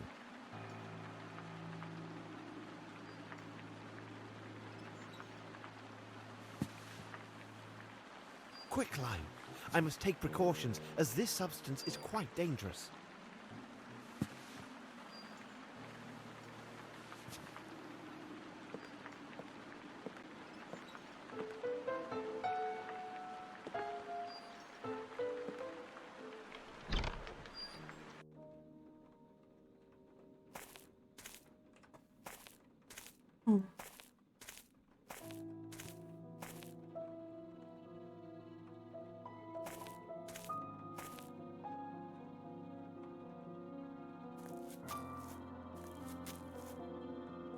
Ah, a clean cloth. I can use it as a mask. Alright, let's go see what's hiding under the cloth, but I don't think it's gonna be pretty. I'm warning once. I'm warning twice.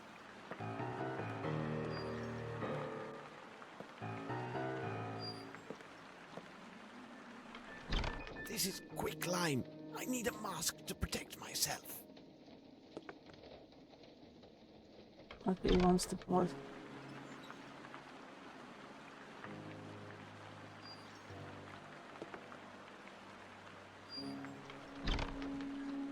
This is quicklime.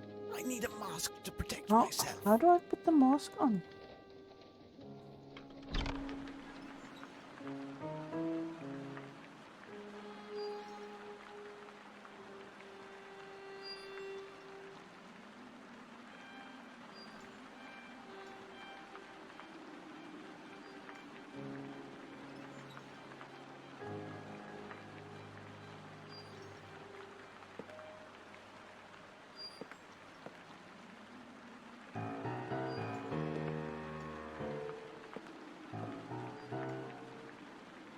At least with this improvised mask, I can now enter the room with the quicklime.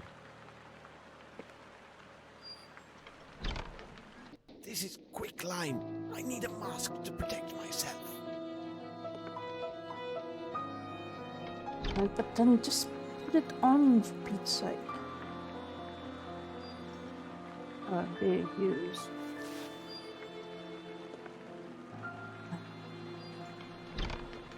We are running out of time.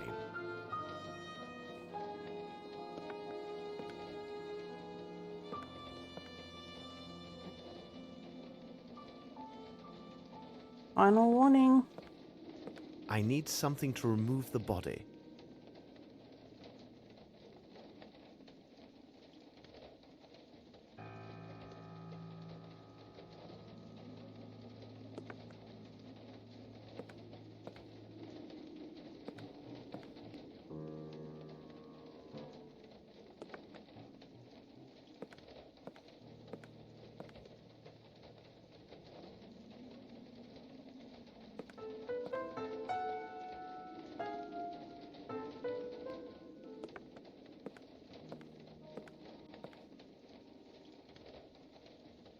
Some relics from the theatre days, most likely.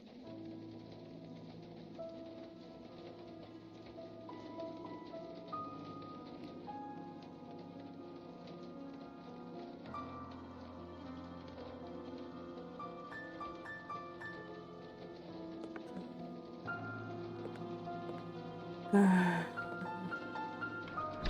I actually forgot. I need to make another save.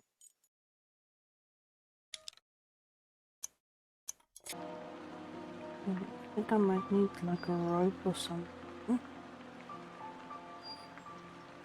Will this count as a stretcher? No.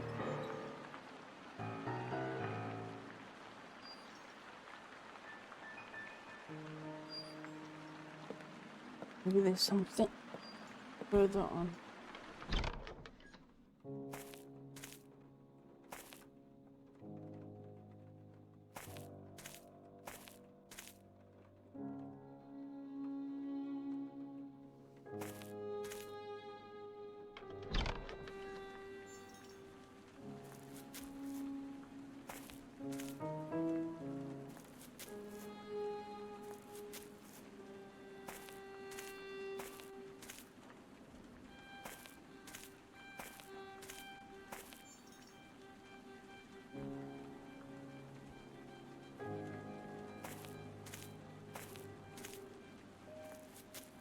I need something.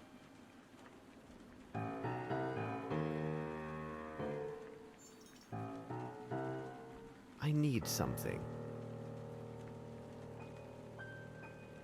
I need something.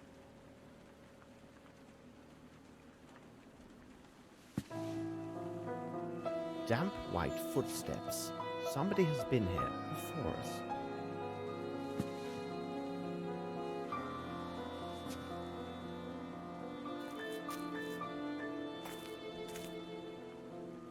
You may go, Holmes. I do not see anyone at this moment.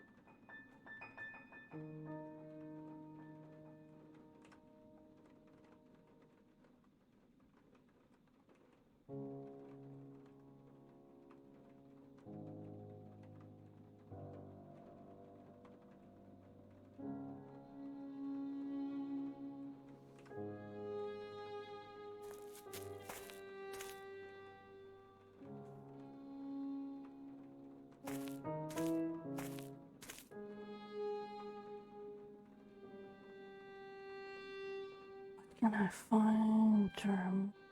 Body.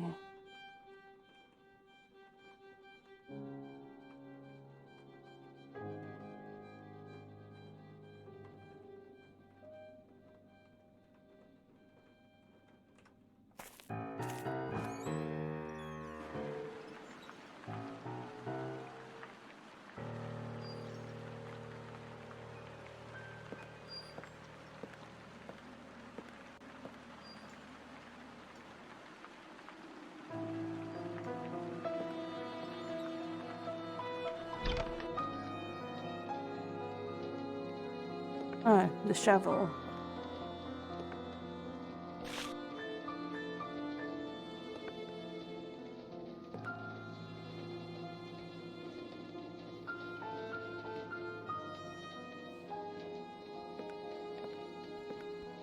No, I need to find something else. What?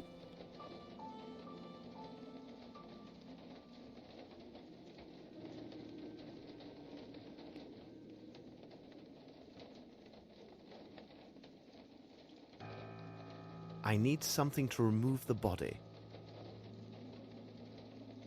Well, fire will remove the body. I need something to remove the body.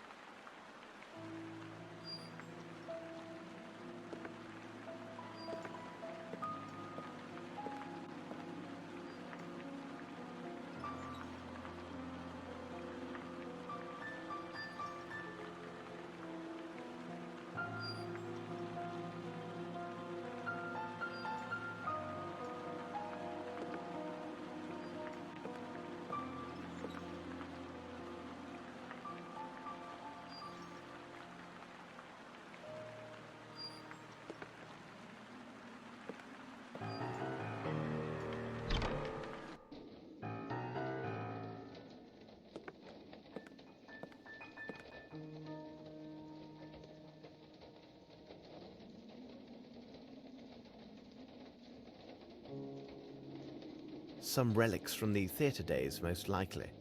Some relics from the theatre days, most likely.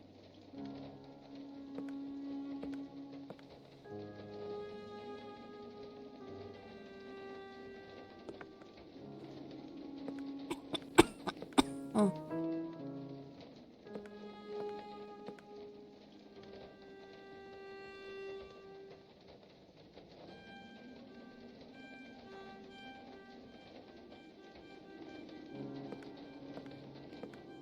I need something to remove the body.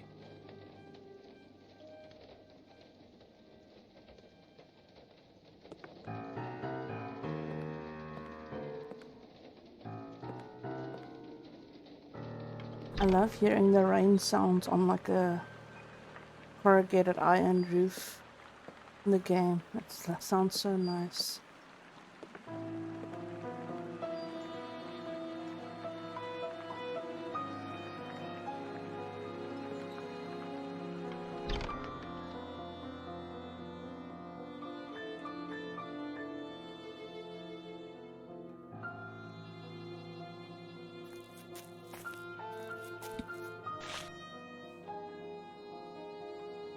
What did I get now?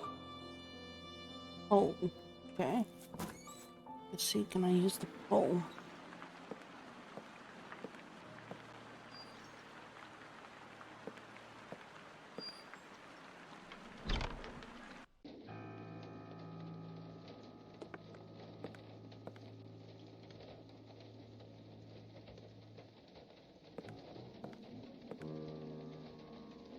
A passport issued to a man named Johansson. Perfect. A bottle of liqueur from the Richmond Abbey. Watson, over here. How did he hear you Watson, all? go secure a white cloth around your face. One can be found in the room. When you are prepared, join me. All right, Holmes.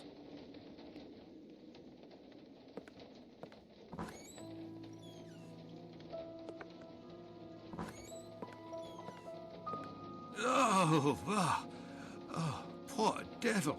Yes, there's something of the devil in this. However, I'm sure in a way you have not considered. We should take our leave as quietly as we came. I do hope that Lestrade will follow my instructions to the letter. If we want to keep our advantage in this inquiry, no one can know that we have discovered the body.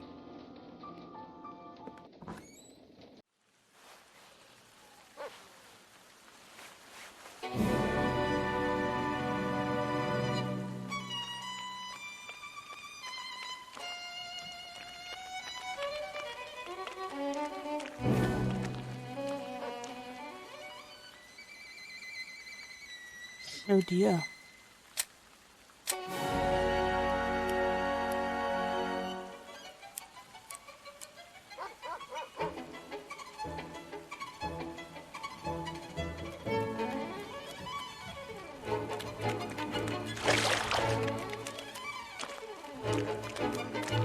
Cutscene. The running animation.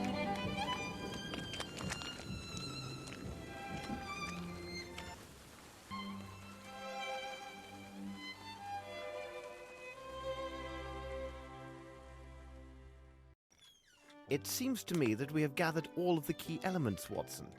However, before we retire, let's summarize our findings. The questions should be answered yes or no and justified by the evidence or testimony received during the investigation. Does Herman Grimble own the only set of keys? Yes. And that is...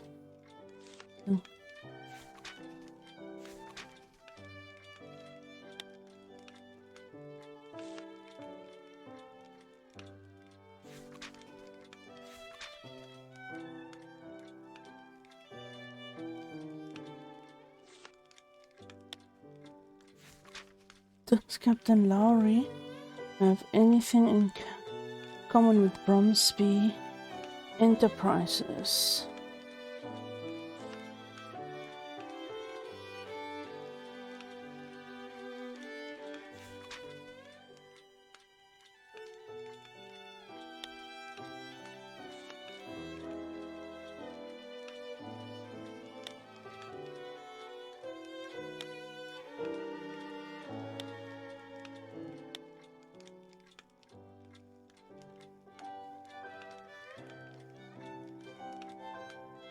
Oh yeah, he...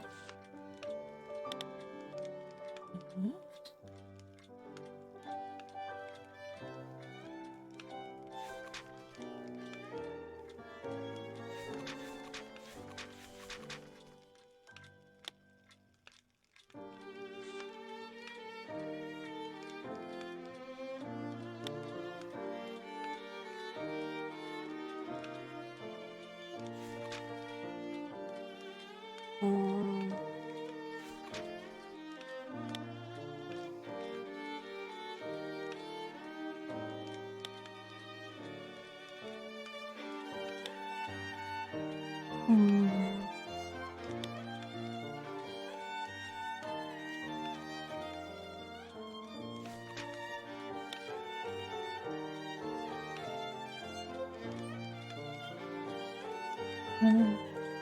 109 this.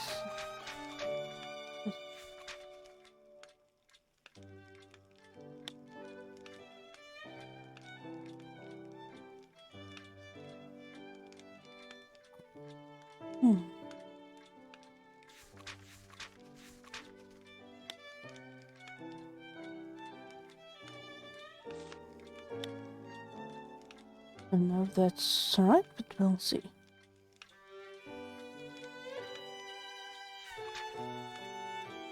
Can we say that Ryan is an honest person? One, oh,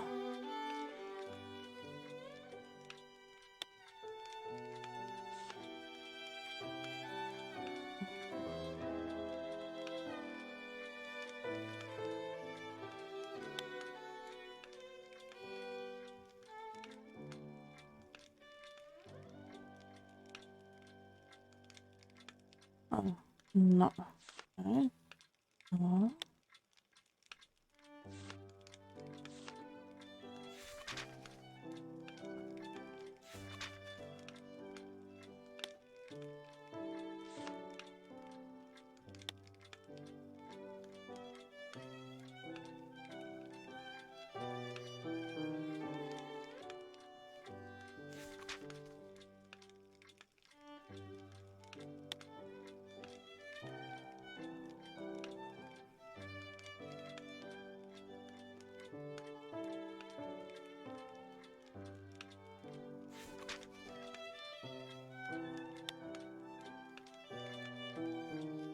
My dear friend I will not be able to pay you a visit. Terrible revelation has been added to my usual worries. Shared with you earlier, the post of mine. What? Sorry. Oh, what? I'm running silent film time. The post of my nephew when he was unemployed at the when he was employed at the cement factory and the accusations he raised against Grimble. The recent visit of Her Majesty's tax officials done little to plan the suspicions than last time. And perhaps the lack of time and perhaps courage does not permit me to reveal Herman's machinations. It's not that one.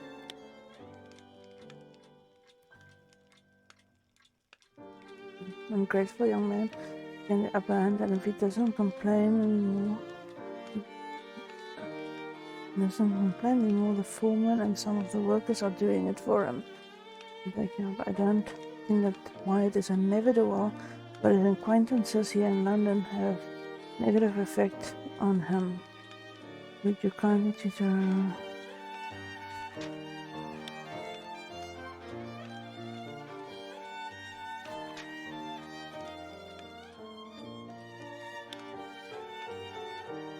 The father. Okay. Well, doesn't seem to be Christmas. I think he needs to leave a silent supervisor. Alright. But when Connor was arrested, it was off. And the former nothing. Use of the crime and lacked adequate sensitivity of impression may be subject to terms of imprisonment.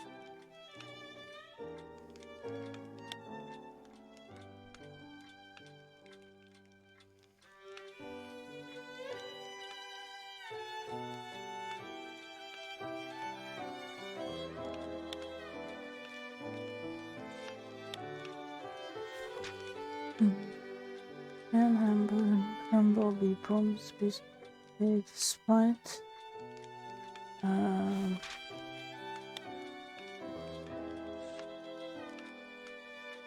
presumption of a war as presented by a member of the bar, if confirmed by the presence of a writing, though not recorded or notarized, might stand in support of a petition to the court for determining succession of interest. However, for such an effort to be successful, it will require the court to set judicial precedent as on this specific matter. It is possible that in such a case, the court may be prevailed upon for this decision.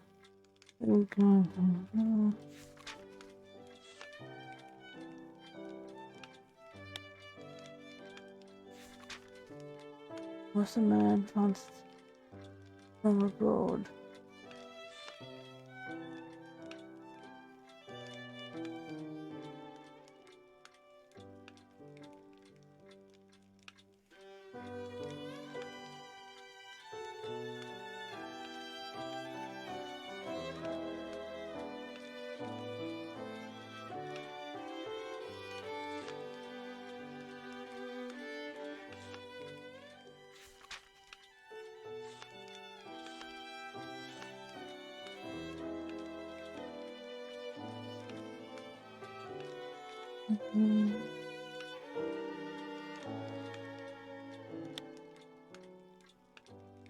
And it's got from door to the door of raw material warehouse.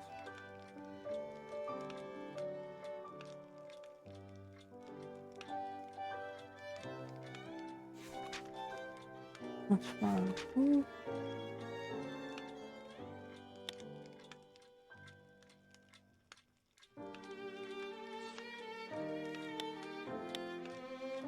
I'm not sure with that one. We must have made an error, Watson. The questions should be answered yes or no and justified by the evidence or testimony received during the investigation. Let me just double check.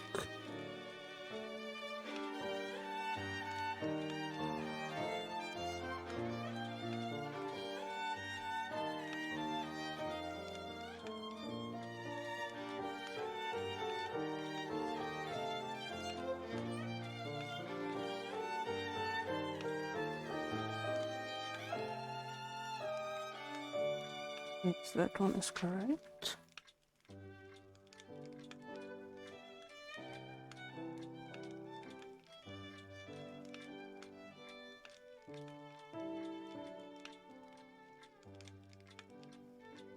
This one is incorrect.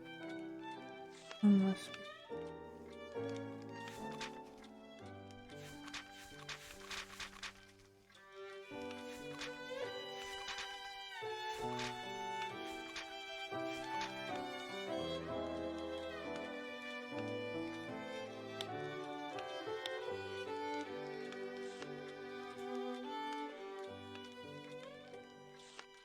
let's get them out.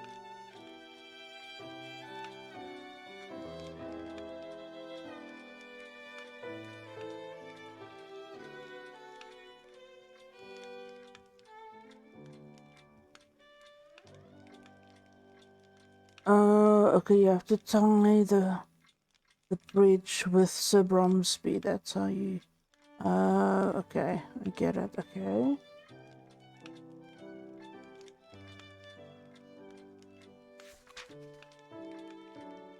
Three. Mary dialogue. And audience text. What's that?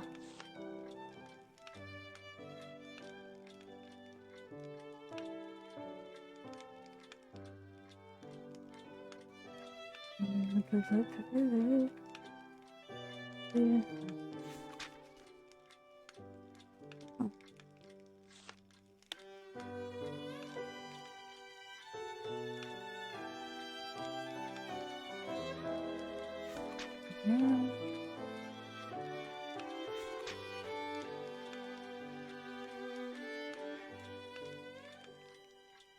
A There's passport issued to a man named Johansson. Perfect. There we go. That's what I was looking for.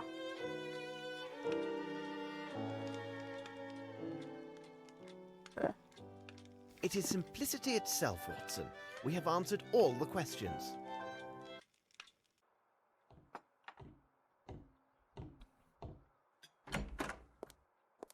Good morning, Holmes.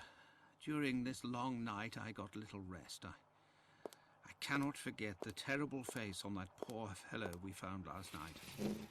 And I won't even mention those unfortunate men we encountered purely through bad luck. You say bad luck, Watson? I think not. Lestrade will have something to say about this point when he arrives. Our dear Mrs. Hudson, she must surely have risen in the middle of the night to prepare such a feast. I presume that you have your notes, Lestrade. Good. Here are mine. You seem to be somewhat tired, my dear Lestrade. You must calm yourself. Somewhat tired? Holmes, read it for yourself in the Morning Times. It speaks only of crisis, riots, and perhaps even revolution in the streets. The bank's in a panic, froze the entire assets of the Bromsby Company. Now Grimble's unable to pay his workers. They're leaving their work sites, marching in the streets, and even now breaking everything they see. Good God! My superiors inform me that in 3 days' time, Bromsby's largest suppliers threaten to stop all deliveries if a solution isn't found. It seems that the future of this city and even more depends on the resolution of this case, and I must admit I'm at a complete loss. My superiors are harassing me hourly. Every day brings some new find to bedevil me, like a corpse in the night or some other mystery that confuses this case even more. And with all of this, you want me to calm myself? Watson, would you be so kind as to pour a cup of tea for Inspector Lestrade? You see, Lestrade, the dimensions of this case are merely a reflection of the larger faults of our fragile and complicated society. London can be viewed as a game of 4 million dominoes, which are placed one after another, just so. Should some event cause one domino to fall, then another domino shall surely fall as well, and so it will continue. To stop this chain reaction, there is only one alternative. You must remove a domino, and this reaction shall cease. I agree that the sudden spectacle of all of these falling dominoes is most disconcerting. This may lead one to make the reckless decision to remove any domino at hand to try and stop the tide of these events. But it is critical that we concentrate our efforts and reason on only one question. which domino shall we take away? Or rather, which one are we obliged to take away due to its critical position? Oh, in he the messed chain up of the dominoes. I know, Yes. Holmes. My superiors demand a guilty party, and they will have him, no later than the day after tomorrow. It matters little that I doubt his guilt. We discovered certain documents that offer proof that Grimble misappropriated funds for a personal enterprise while he was an associate in India. Sir Bromsby had discovered these improprieties, which gives Grimble an excellent motive to seek Sir Bromsby's death. So I have two strong possibilities for the guilty man. But I lack definitive evidence that favors one or the other. My choice is now ruled solely by a number of Stiff upper important lip. presumptions and will have two immediate And all that. consequences. One of these individuals will obtain ownership rights in the Bromsby Company, and the other will have the executioner's rope. Either way, Holmes, we've identified one of your attackers. If you need me, I'll be at Sherringford Hall tonight. You have shaken him, Holmes. Such was my intent. In such a complicated case, the police have their uses. I cannot bear if they start to lose their efficiency and reason. I'm going to get dressed while you study Lestrade's findings. But he's already dressed. Read the documents Holmes gave me.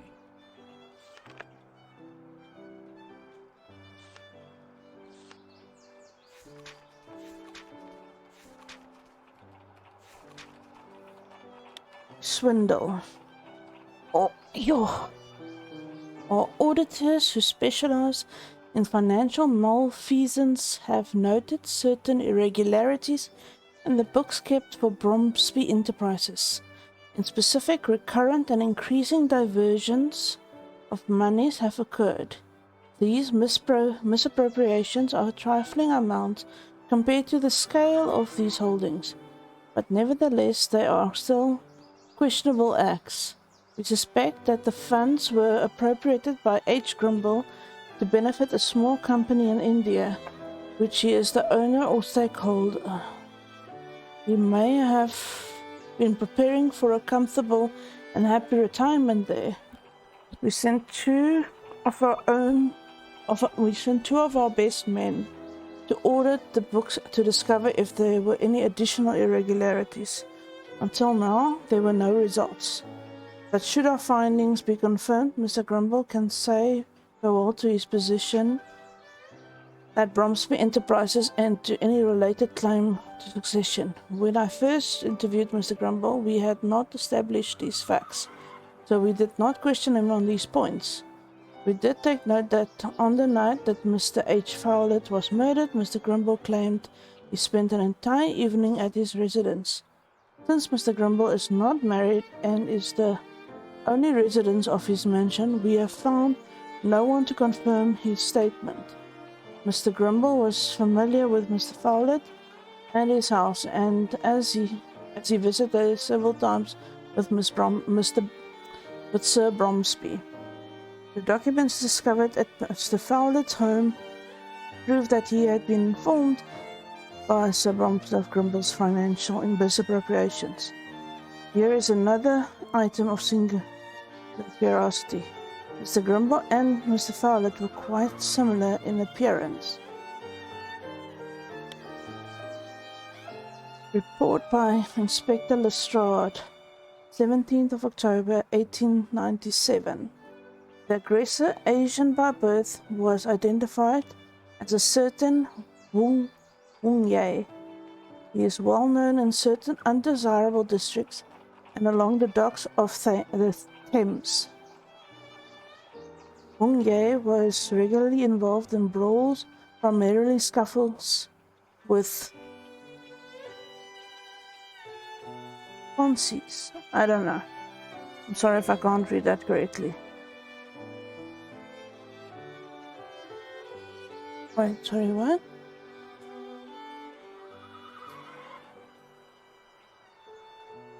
Oh yes, I would like some crumpets, please.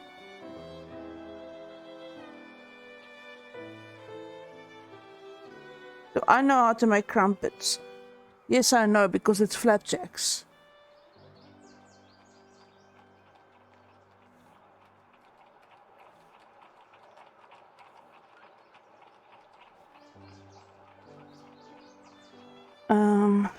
He was sentenced on 3 occasions for small crimes. According to authorities from police station near the docks, he was debt collector for a local criminal band. But for some time... Yay, beans! Oh, I still have the sour beans left.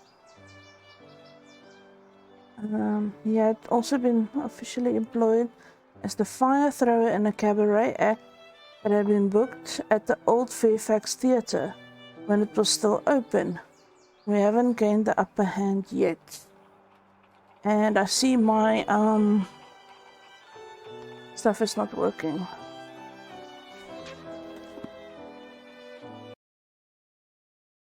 Sorry.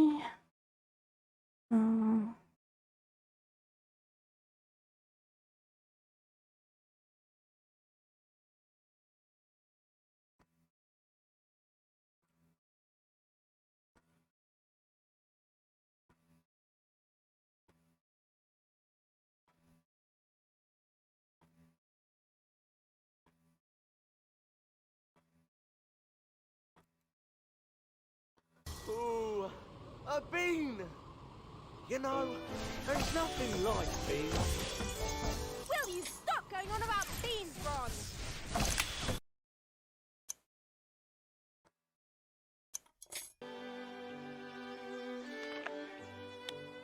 Report by Inspector Lestrade, 17th of October 1897.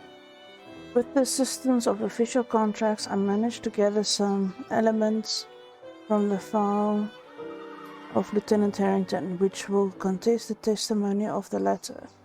Indeed, though he brilliantly performed at the officers' school and received the top honors in every discipline, he was also punished from time to time for lack of proper respect towards the rules and authority. There's nothing wrong with that, but apparently in the military you have to be straight and narrow, of course. There's High Guy, we should ask him. Thus he found himself assigned to Penal Battalion in India. While stationed there, despite his brave acts, he incurred the wrath of military hierarchy because of his behavior as a daredevil. His file indicates that he rashly decided to resign his commission in the active military to join the reserve forces. He then left India to go to South Africa. No doubt the court will be hard-pressed to believe the testimony of a man whose passion gains the upper hand over his reason. Shame. The devil, this mystery darkens. This investigation provides us with a new corpse every day. Come, Watson, you can read that later. Stream. It looks like we are in the midst of the Bromsby workers' demonstration.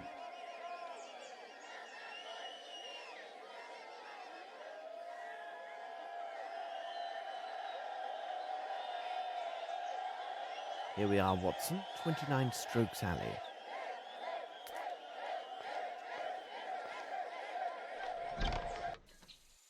By Jove, if it isn't Sherlock Holmes. Hello, Appleby. You're always nearby when there's a whiff of gunpowder in the air, aren't you? Of course, Mr. Holmes. But what are you doing here? Aren't you working with Inspector Lestrade on the Bromsby investigation? Appleby, I have every reason to believe that the murder of Hunter directly relates to that very case. May I ask you to tell me what you know, and then give me leave to examine the scene? Of course, Mr. Holmes. What are the facts? Last night, between 9 and 9:15, a fellow came for me. I was at the pub, which lies a bit further down the lane. He told me that there was the sound of a shot from this bungalow. When we got here, the door was locked. After the landlady got her key, I opened the door. There I saw the dead man lying on the floor. And here we are. What did you do next? Well, Inspector Gregson is in charge of the case. He's due to arrive today to start the official investigation. At least they've removed the body. Do you have any further details about his death? He was killed by a bullet right through his heart. There was just one shot. At first glance, it appears to have been a small caliber weapon. His landlady told me that he was a common fellow with nothing to remark about, no friends to speak of, not even a lady friend. A lonely soul. He has been staying here for 2 years. The landlady told me he spent most of his time with this flower garden. Indeed, I can't believe that somebody could murder a man because of his hydrangeas. Yeah, no, really. Who has been inside? Only myself and my assistant to help with the removal of the body. The landlady made her identification of the man after he was removed and then left for her sisters. Have you found anything in the room that points to the murderer? For the moment, no. When I entered the first time, the window facing the street was open. I closed it and secured the shutters as well. It is possible to expect anything with those demonstrators in the streets. Does this advance the investigation of the Bromsby case? If you could wait for me here, Watson. Could you open the room for me now, Appleby?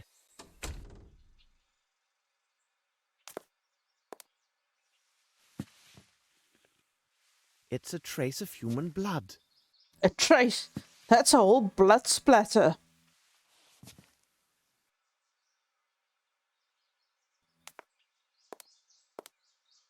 Strange sketches. This is brand new. This is brand new.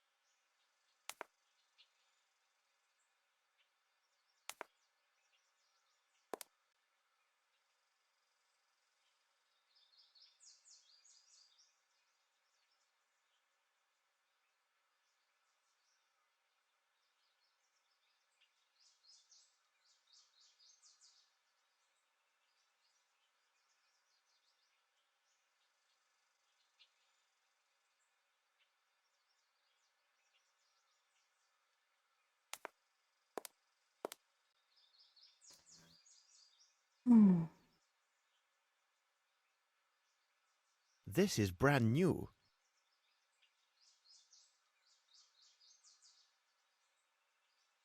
This is brand new.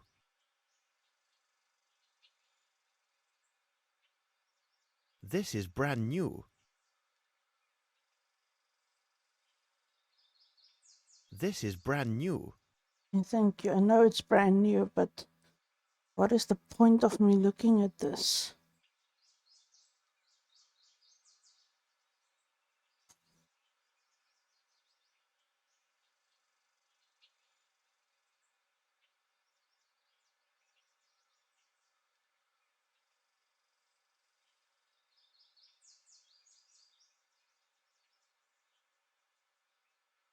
This is brand new.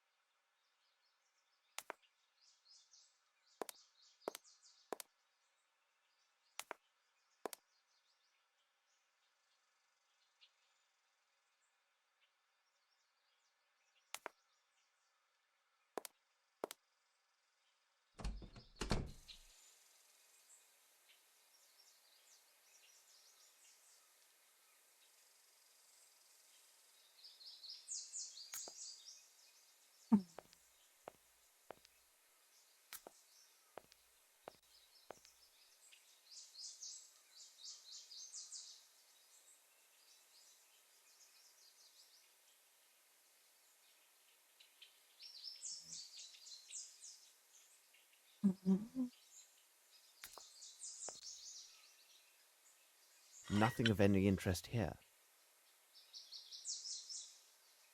Some of these flowers are not from England.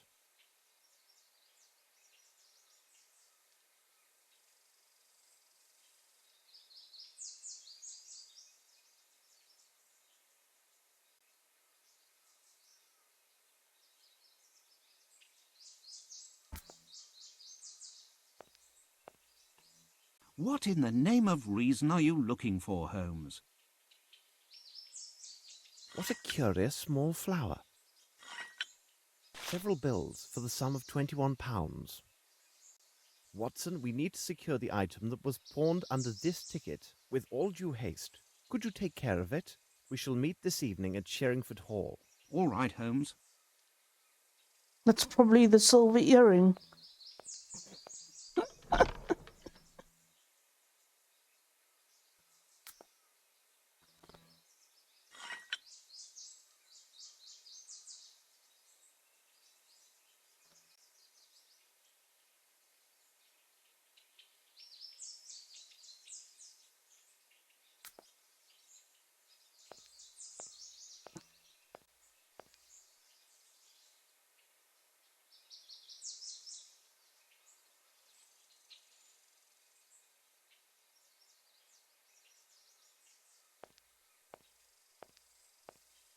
At your service, sir.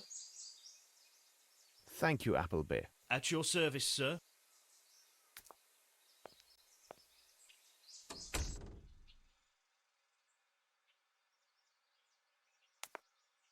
Huh.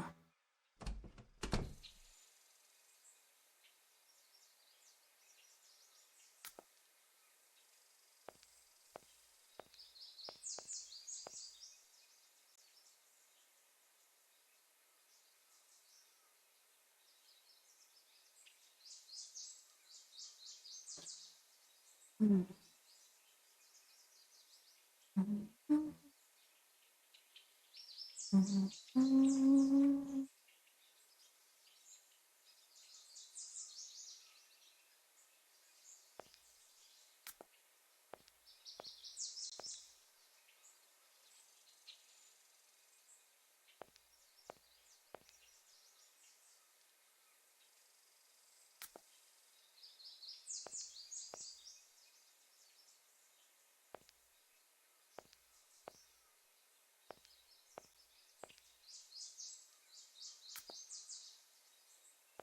At your service, sir. Thank you, Appleby. At your service, sir. Wait, can I use the map?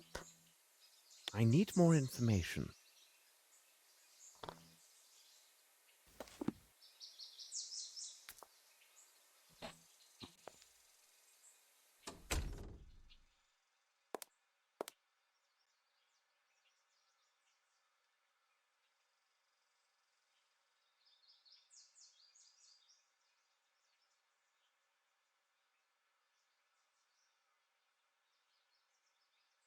This is brand new. Oh, really?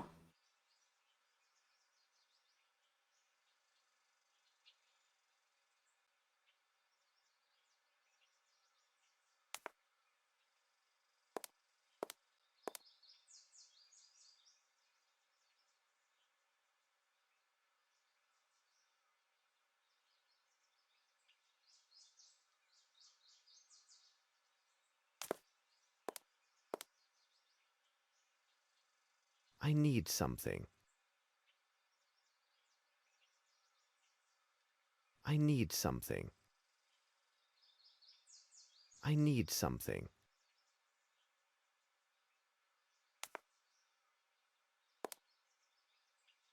This footstep is incomplete. It is larger than a size 8, but smaller than a 12. Someone used this window to leave. Let us return to Baker Street.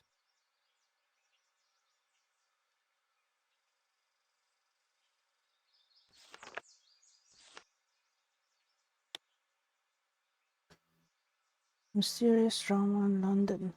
Last night about 9 o'clock at 29 Strokes Alley, Miss Linford, a peaceful landlady from the Soho district, heard dreadful sounds coming from one of her bungalows.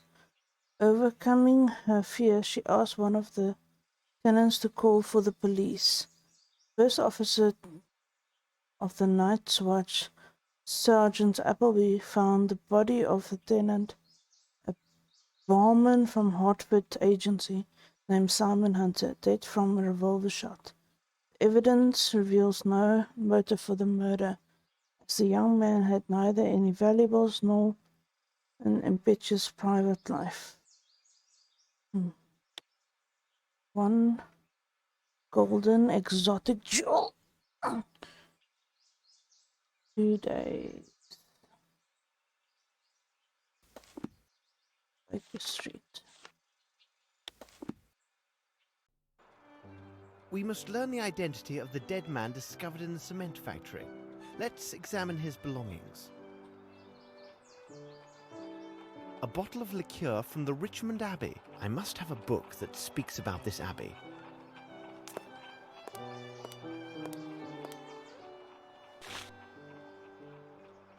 Richmond's Abbey. I believe it was built in the 15th century to house an order of Anglican monks. It should surely be there. Let's visit this place, but in disguise. Let's see if this place is located on the map.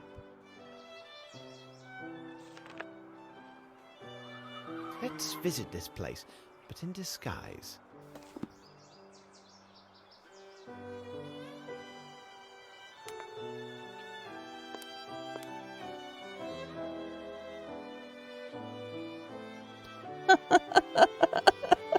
Alrighty then.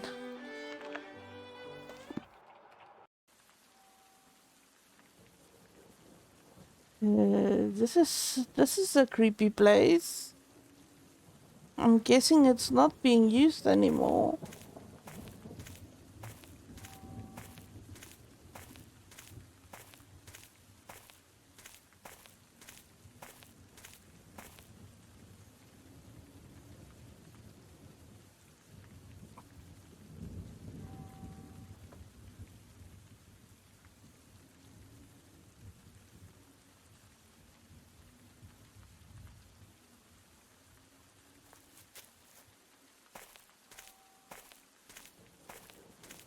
I must learn more about this abbey before I travel to the forest.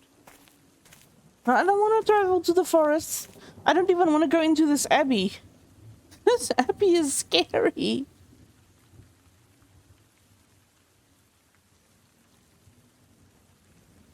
Can I ask for and 2 Adderalls, please? Okay.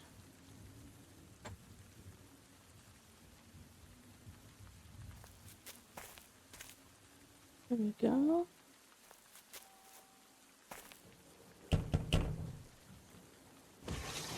Yes, my son?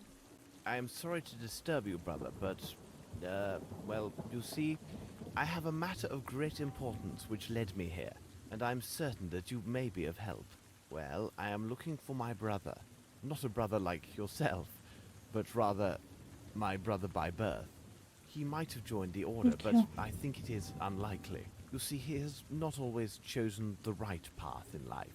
I recently learned that he had had some troubles, and I have been frantic to find him. One of his acquaintances told me that my brother had spoken of Richmond's Abbey. My brother's name is James Little. Perhaps you know of him? If I ask you some questions, would it trouble you? It would at the least help me to learn whether he is here. He is unaware, but recently we received a small inheritance. I think if he were told of this, it would ease his mind and help him put these troubles behind him. This forest is most impressive. It is very large. If someone were to hide in there, it would be most difficult to find them. The abbey produces a fine liquor, doesn't it? Yes, we distill a liquor that contains medicinal herbs. It does allow us a small income, but it also can attract certain rascals. That's why we are mindful of inquisitive strangers. Have there been any burglaries? Oh, we do get the occasional tramp. They sometimes seek shelter in the old ruins that lie in the midst of the forest. They have been known to trespass into our sacred cloister, seeking some sustenance. At least, that is always their tale upon discovery. But it is only the liquor that goes missing. Do you know the way to these ruins? Many paths lead there. If you are prepared for a walk, you may take the path that lies 30 meters in that direction. Thank you very much, brother. I would not at all be surprised if my brother is discovered to be the architect of your recent thefts, as he may well be hiding within the forest ruins. Sadly, for some time now, he has suffered from an addiction to strong drink. Please allow me to indemnify these losses on my brother's behalf. I am afraid it will have to come from his share of the inheritance. Goodbye. Good luck, my brother. Good role-playing, Sherlock.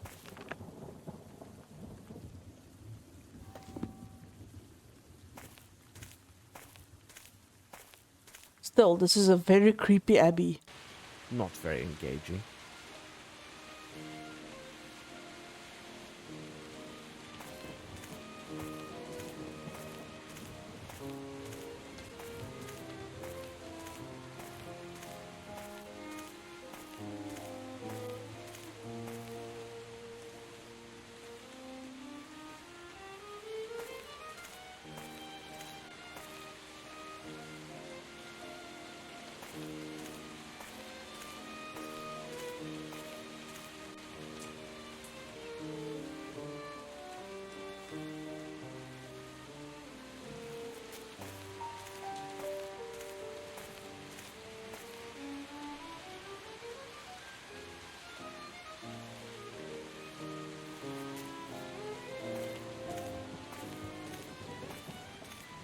Sweetie,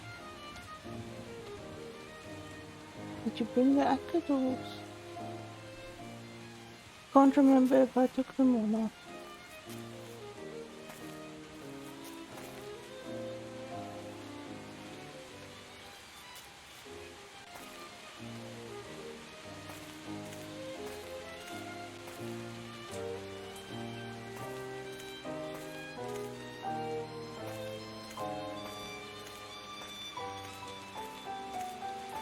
I can go no further.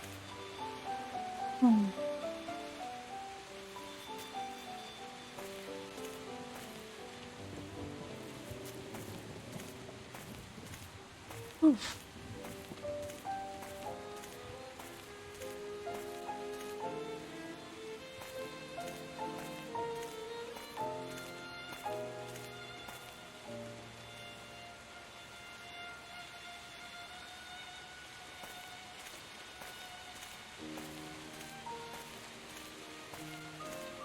Sweetie.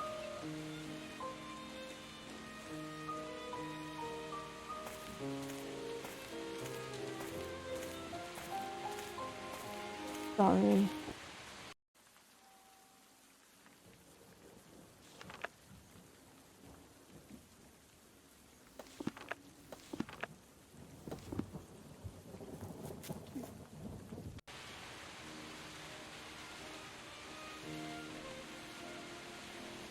Okay, wait. But are these my footprints now?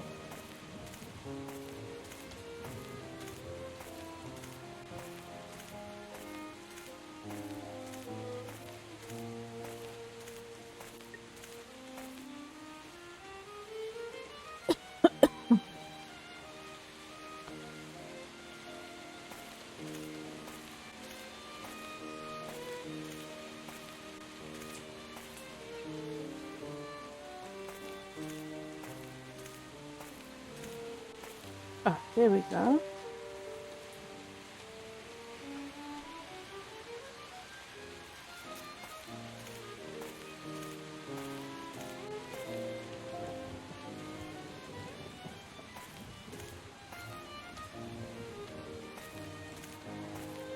I am being watched.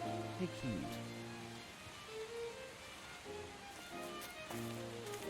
I can go no further.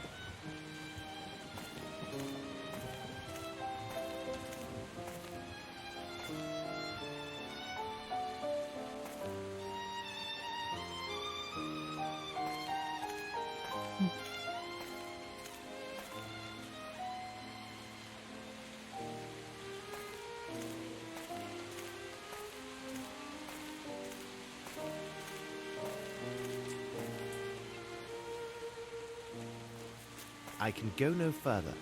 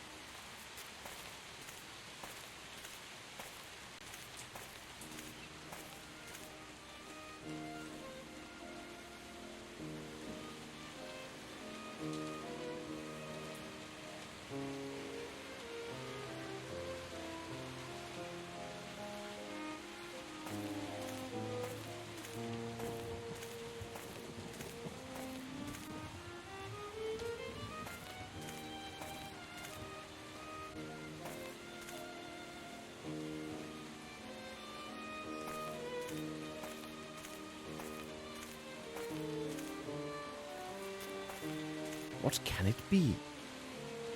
I thought you could go this way.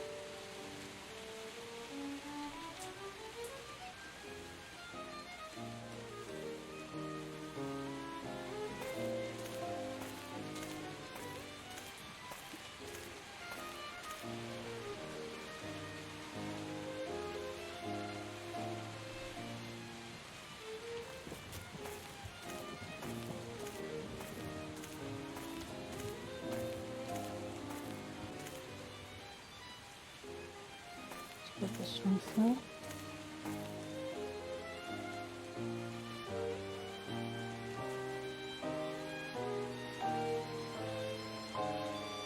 The piano piece for this song is so nice, but it gets ruined by whatever string instrument is used.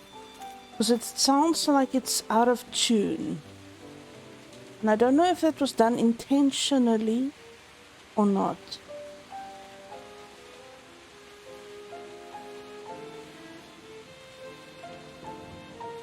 I'd like to ask a family member's opinion.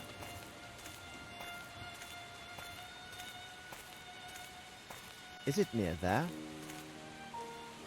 Now there's 3 paths. I'm gonna go that way first.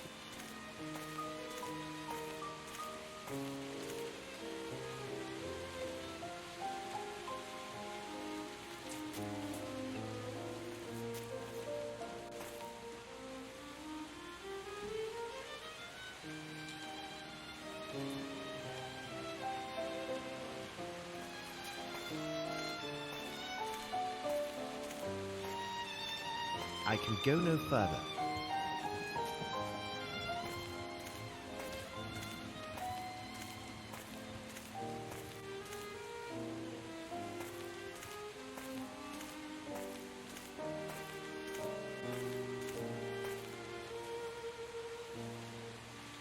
Oh goodness, this is a veritable maze of woods.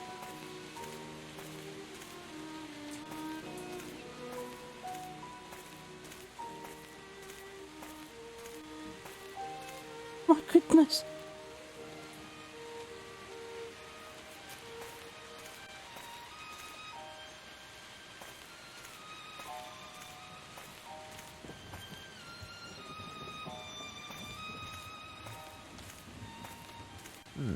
I smell smoke. Oh, I see a fire. Where there's smoke, there is fire. Quick, some water to douse this fire, else we lose precious evidence. But I don't have a bucket.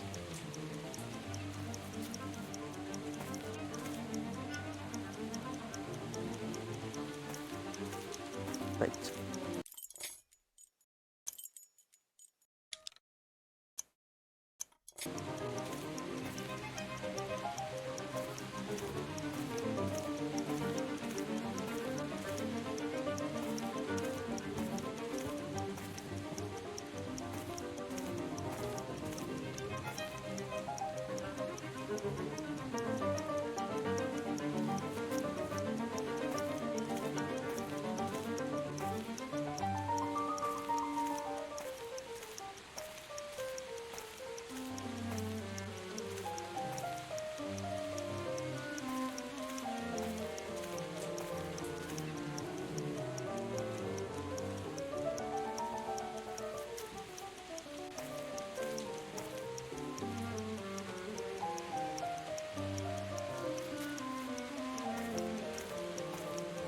I can go no further.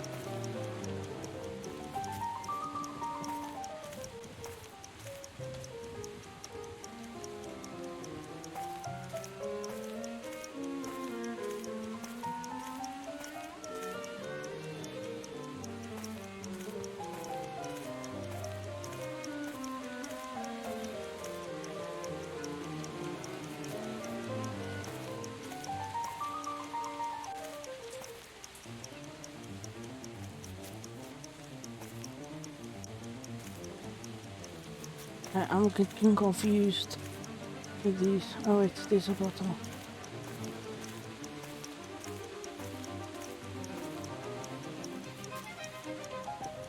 And now, quickly, I must find some water.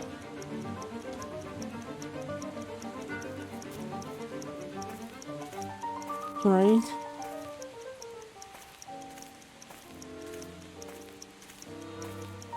Can you run any faster?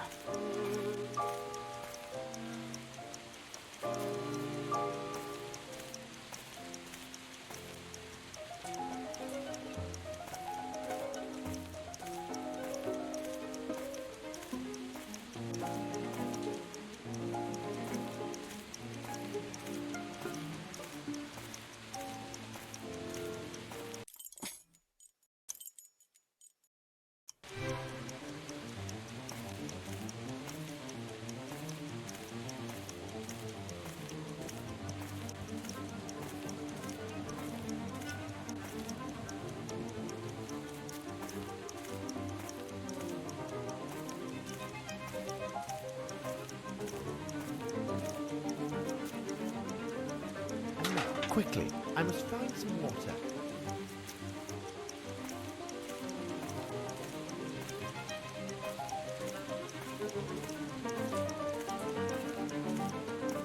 Run, Sherlock, run.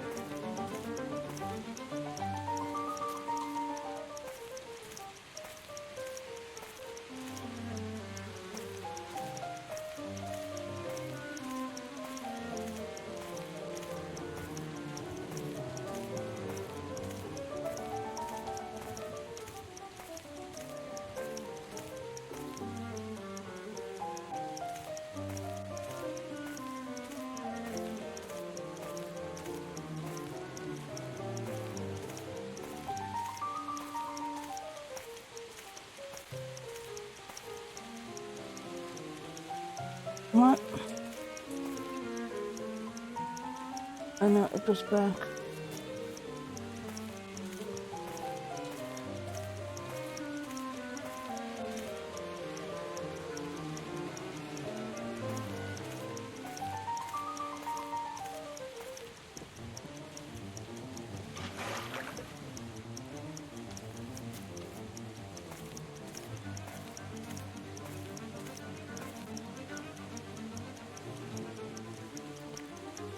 Here the problem comes in.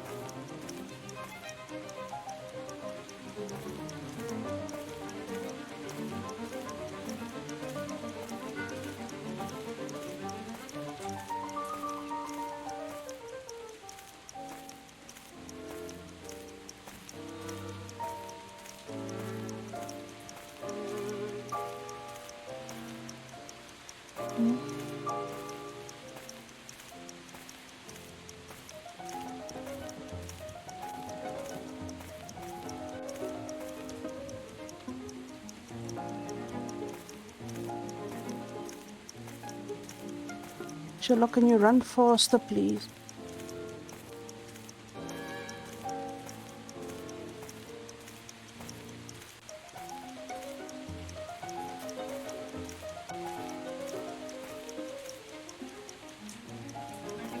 Nope, I'm not gonna make it.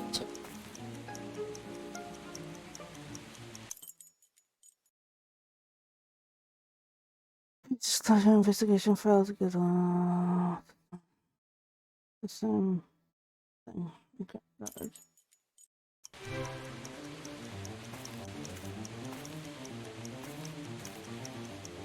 Come on, run.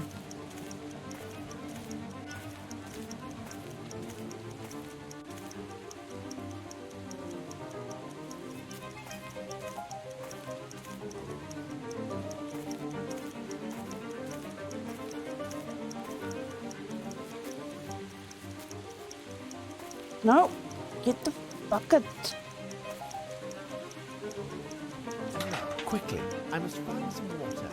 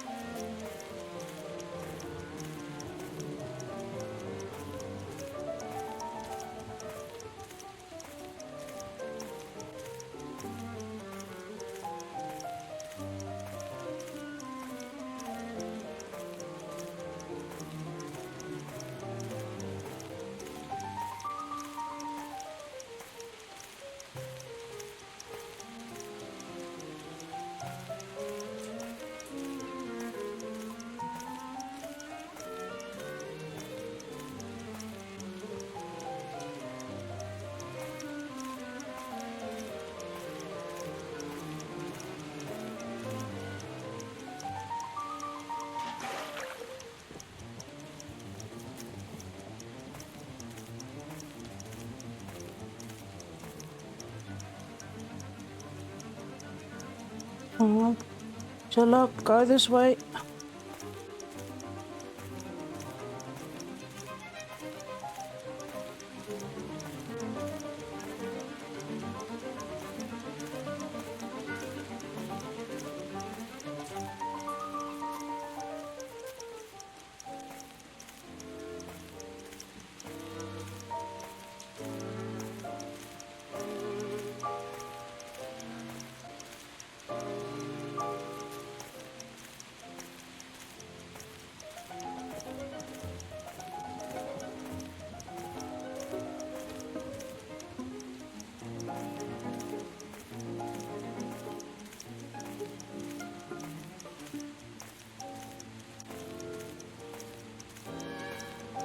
Nope.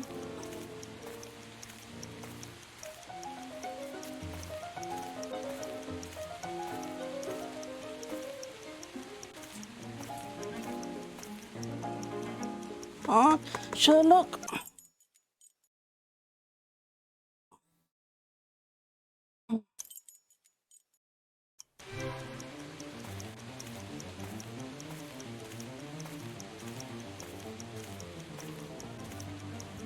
He's so slow.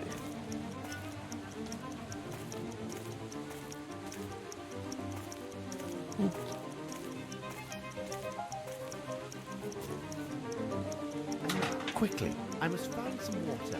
Yes, quickly, run. Not a little jaunt. Run.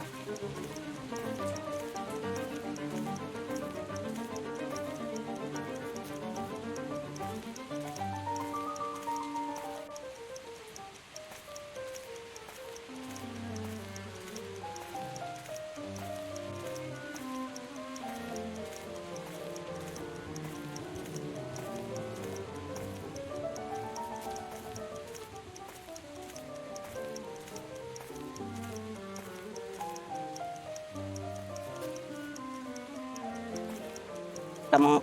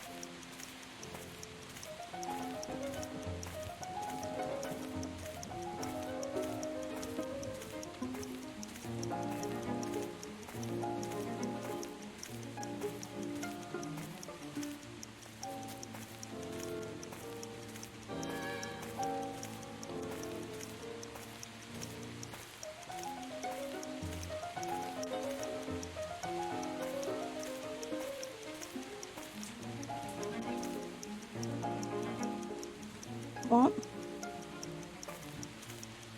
Come on, be in time, be in time. No!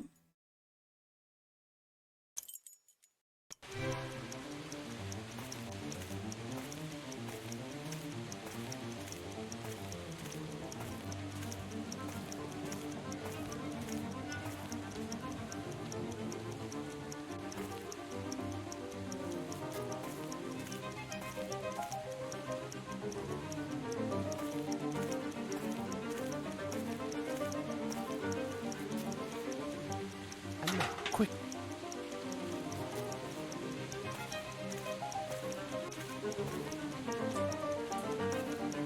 See if I can find a shortcut.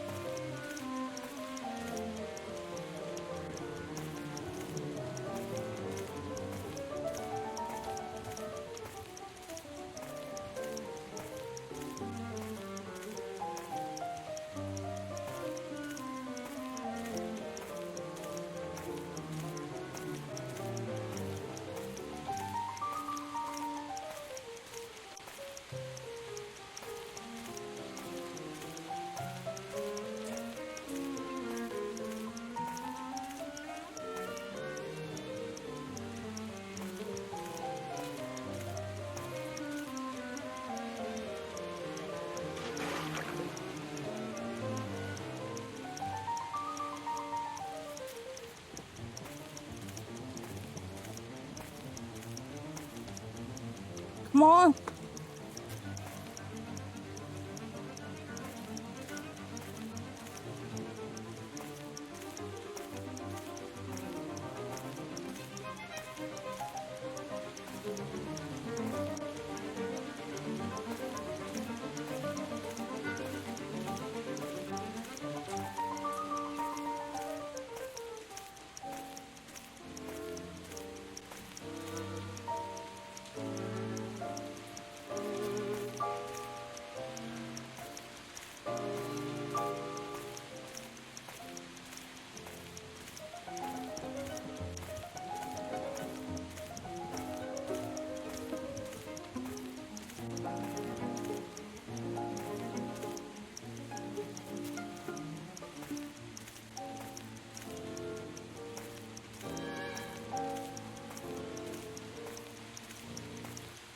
I'm not gonna make it, so let's just see if I can cut.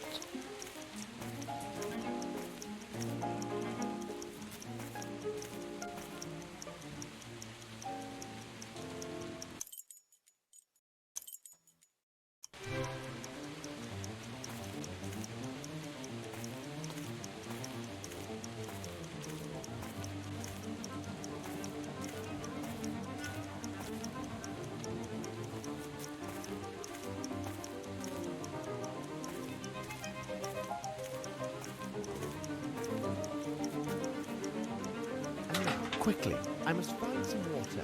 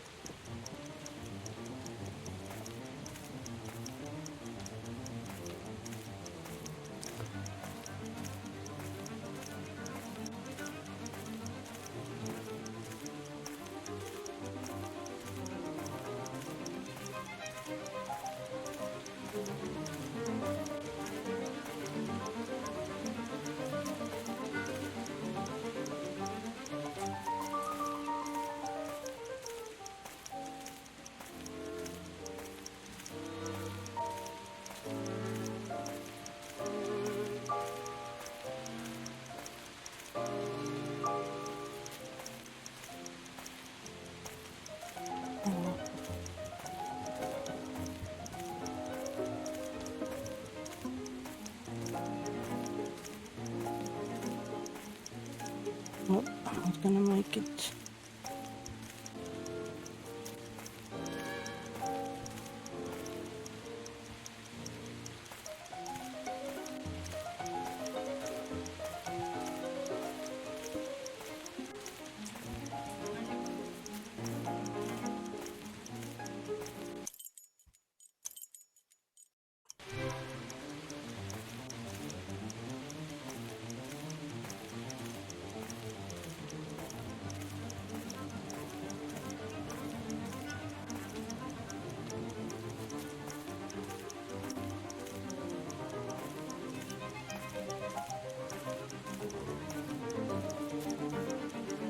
And now, quickly, I must find some water.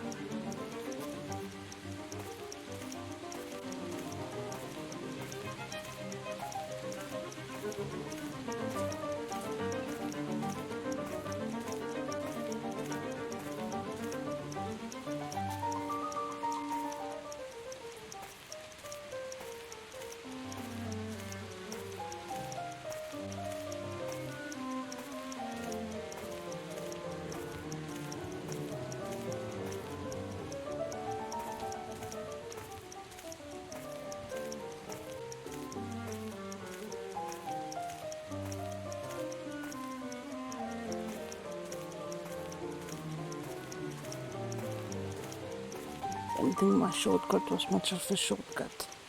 No.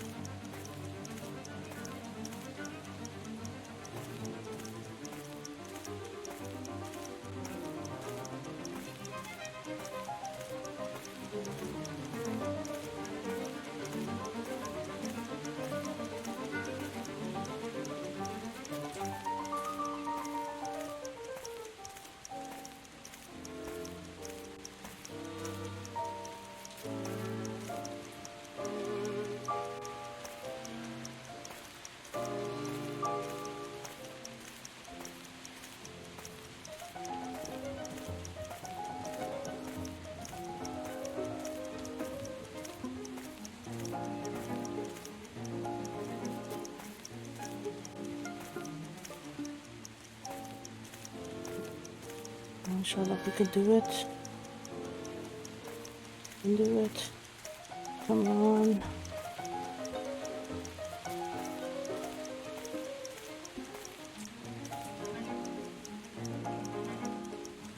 Use it. Use it. Use it.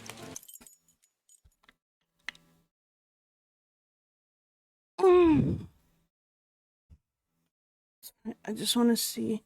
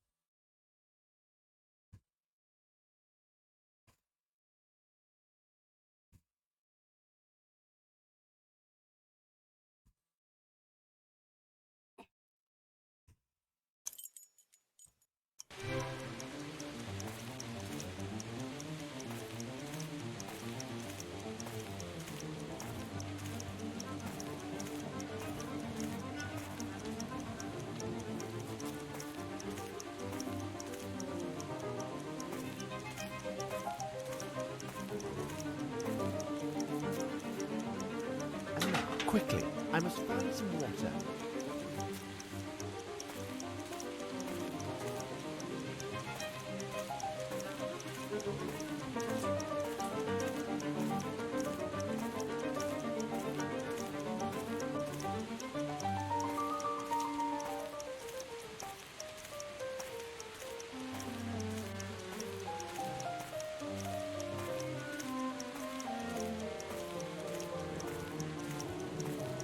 Just looked at the walkthrough. I'm doing the correct path.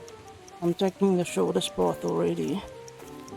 Just literally, I have to get there fast enough to use the water on the fire.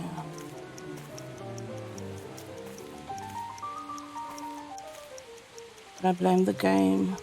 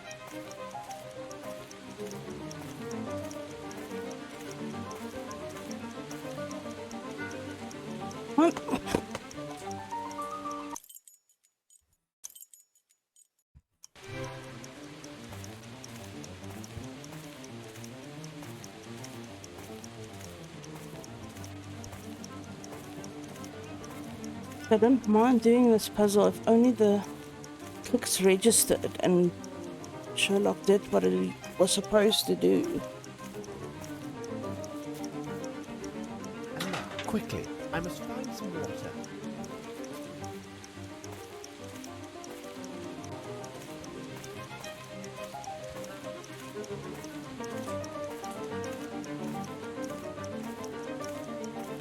It's not the mouse. I've been using the touchpad as well. It's not the mouse, it's the game.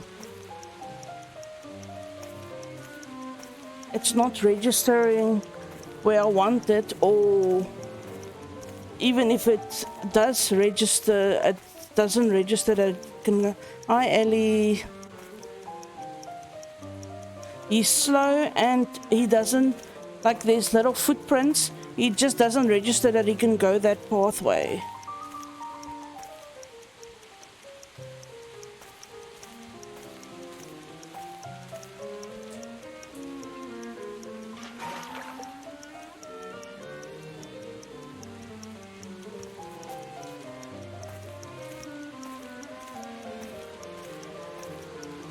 Come on.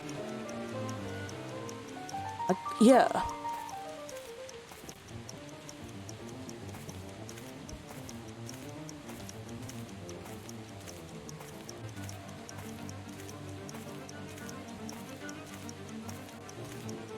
Sorry, Ali, I'll chat now. This is just a town puzzle and I'm getting really frustrated. Because it's not my fault that I'm not getting it right. Doing the right thing.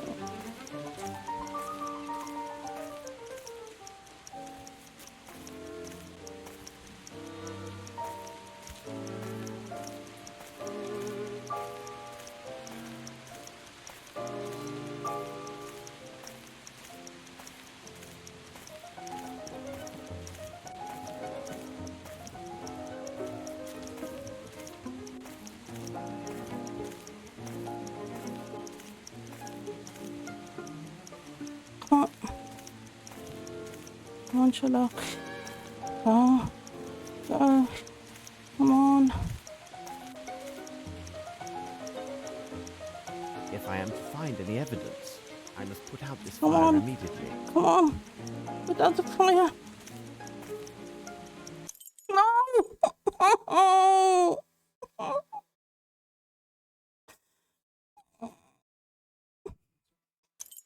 Want some more water? Please, please. Sorry, it's very overheating. Oh, no, it's okay.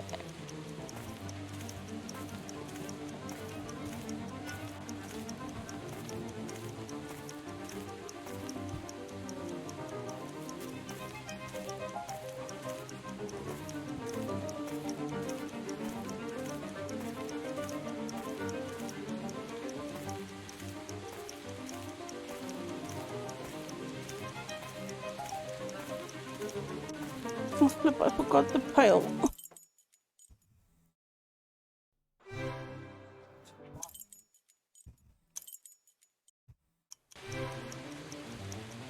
I have to get the pail, then I have to get to the water to fill the pail. Then I have to run back to the fire. Yeah.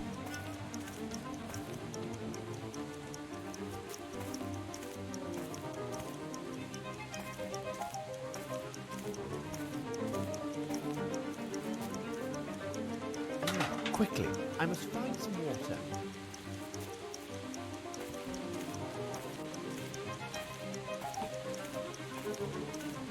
And Sherlock runs like he's running through the daisies. He doesn't want to disturb the petals.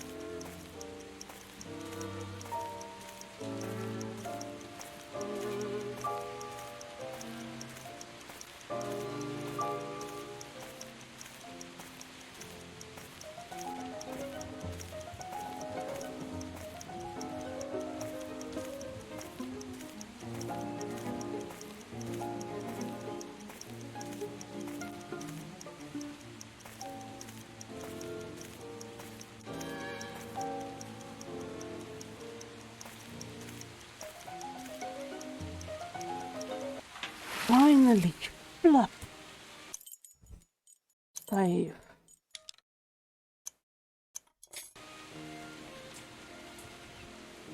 My word, I can't see anything. Well, you should have kept the fire going then.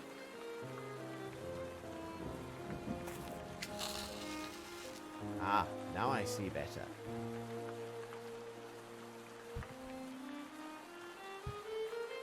Someone has slept here. I need something.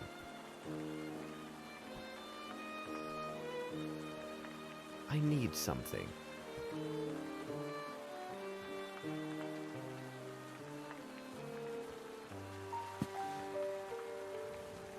This is ink. It is not English, and it fell on the floor maybe 2-3 days ago.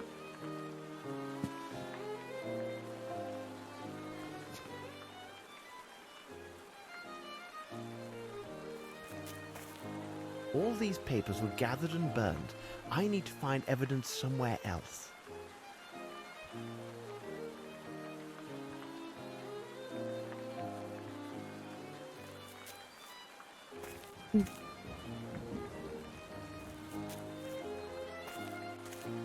A bottle of liqueur from the Richmond Abbey.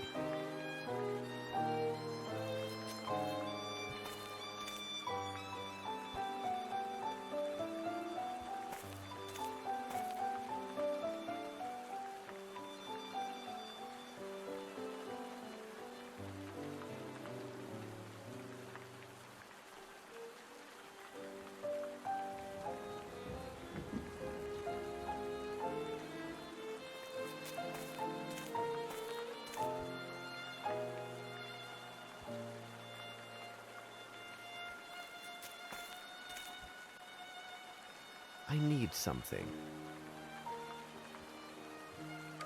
Ah, I was positive. It moves.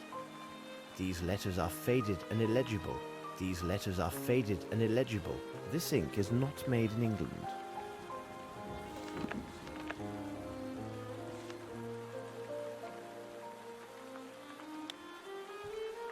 Richmond Abbey. 15th century building, cloister of an order of Anglican monks, large national forest. I have always tried to avoid boredom in any possible way. It was just a few rounds with my fellows, then the alcohol all the time, all the time.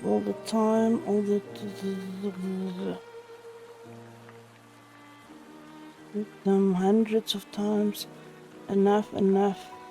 My story is worth as much as another story. I've got nothing to be ashamed of. Nothing. I was ruined and misunderstood. Oh, thanks, Ellie. Thank you. This swine enjoyed success in his life because of my mother's money, but half of this money held by him must be given back to me according to all that is right.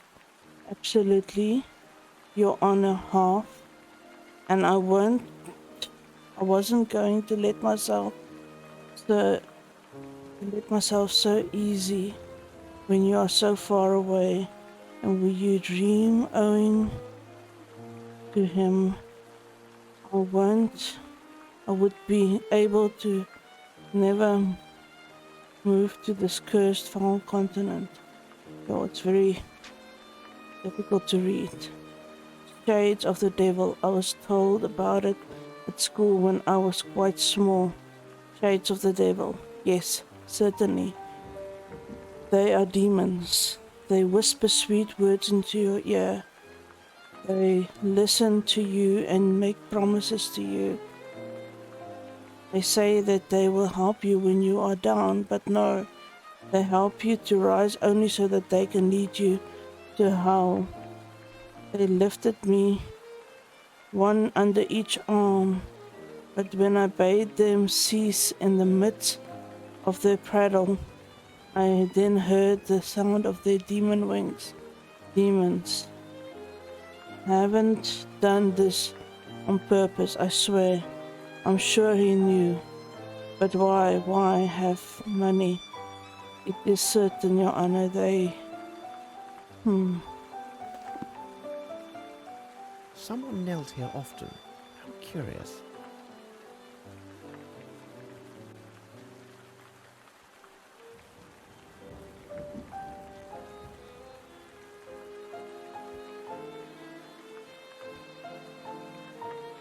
My shoe prints?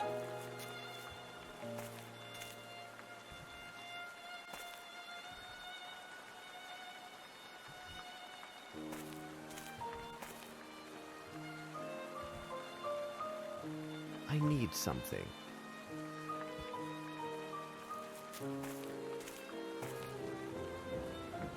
Footsteps, size 10. I should leave this forest and join Watson at Sherringford Hall.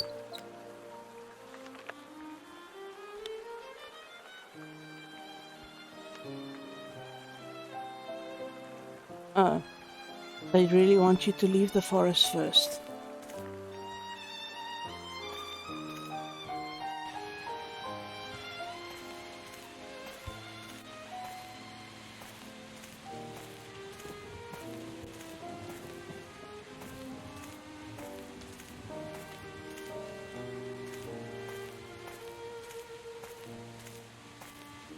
I must say they did put quite a bit of detail into this forest. Like every scene is different, even when it's like for example, let me go to this part.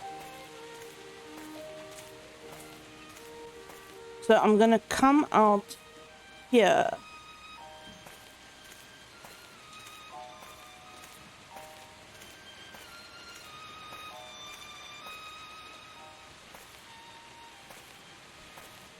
But then they even drew this, like, that's the path I came from, and now I'm gonna take this path. So they actually did quite a bit of effort with this maze, even though it annoyed me to no end. I am impressed.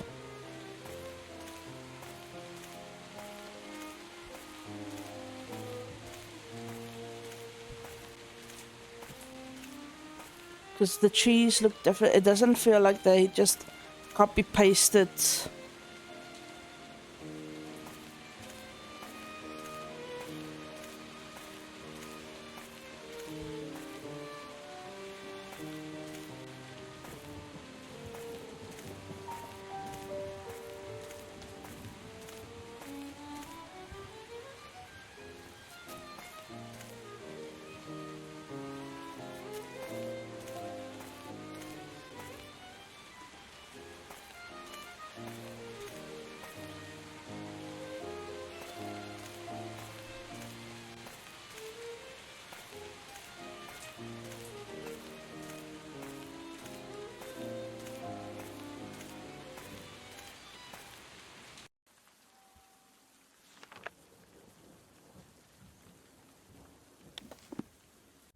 Let us return to Sherringford Hall.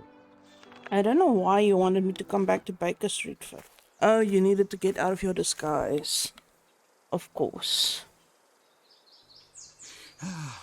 Oh, Dr. Watson, beg pardon for imposing on you, but I must get a message to Inspector Lestrade, and... He is just inside, and I am sure that he would be most eager to assist you. No, it would be better if he would hear this from you rather than myself. The present situation requires me to be elsewhere. Please be good enough to tell Inspector Lestrade that I renounce any rights to the succession. Also, I will not be at my offices. I would not wish him to waste time looking for me there. Goodbye, and I thank you for your kind assistance, Dr. Watson.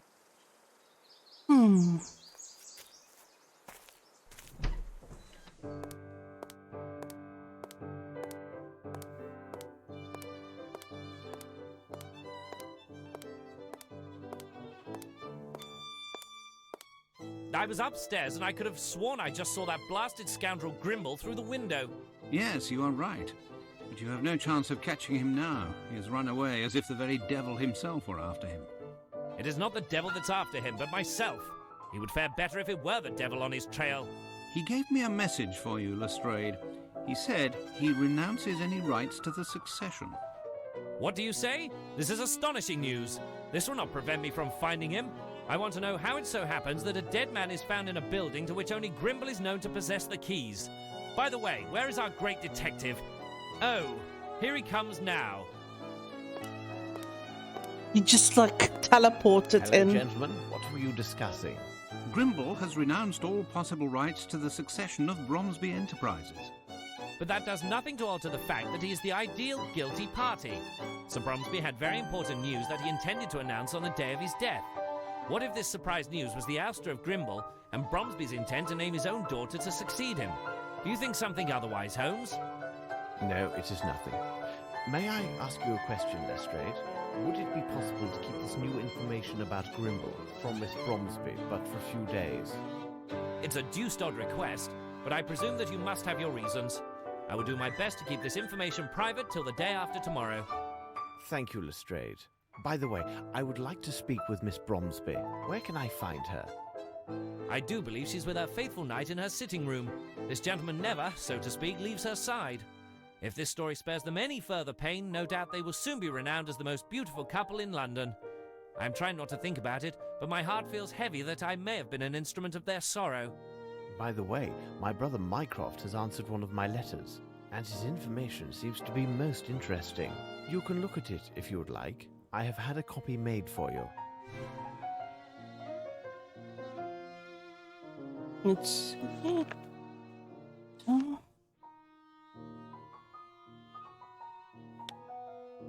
Dear Sherlock, with time of the essence, here is the information I managed to gather.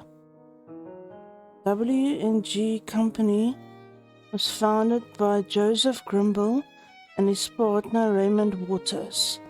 The majority of the capital was provided by Walters, who was the son of a wealthy ship owner. When J. Grimble died in 1886, his shares passed, according to his will, to his partner, Mr. Waters. The business of the Kalidasa Abyss is one that we as British people are loath to remember. In the entire history of colonization, we have played falsely with the image we claim for ourselves. The truth of this murky business is still protected by the military authorities, so I possess but a small portion of the facts in this matter. Because of the Kalidasa Abyss, the supply of convoys of the garrisons from the northwest of Bombay had to make long detours. A decision was reached to construct a bridge over the abyss. The construction was entrusted to a contractor who enjoyed strong support within the military echelons, Mr. Melvin Bromsby. Bromsby committed to perform this task in time frame that many specialists considered extremely ambitious, given the difficulties associated with the location and other practicalities. The abyss was situated in the middle of a jungle, located in a distant and isolated place. A battalion was assigned to assure the security of the construction efforts that would take several months. One of the officers from this battalion was Captain Lowry. From the beginning, nothing went right with the project. They talk of how poor the soil proved to be and the recurring accidents. The remains from ritual sacrifices were found at the bottom of the abyss, which caused fear in the superstitious Hindu workers. There was also the presence of a man-eating tiger nearby and other exotic mysteries. Thus, in the next few weeks, the construction suffered considerable delays. At the start of the second month, the officers in charge of the battalion asked to be retained in their role of supervisors regardless of their personal hardships with the assignment. The command in Bombay supported their request, as it was a great opportunity to economize on the cost of construction, which were considerable. Then the officers asked for men from the nearby villages and the towns to strengthen the teams on the side. The soldiers following the convoy complained that the large barriers blurred their view of the site and prevented the assessment of the progress. They were also denied passage beyond these enclosures. They further noted that although they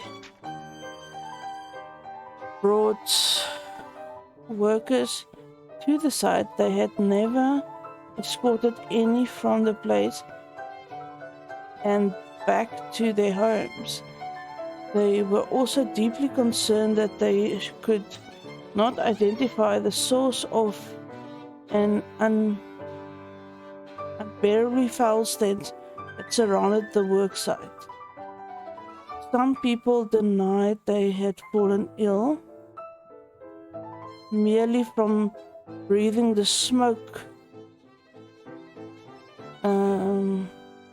from some invisible fire that came from the impenetrable mount.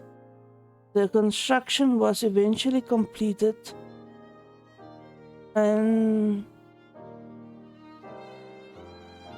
on or near schedule, but an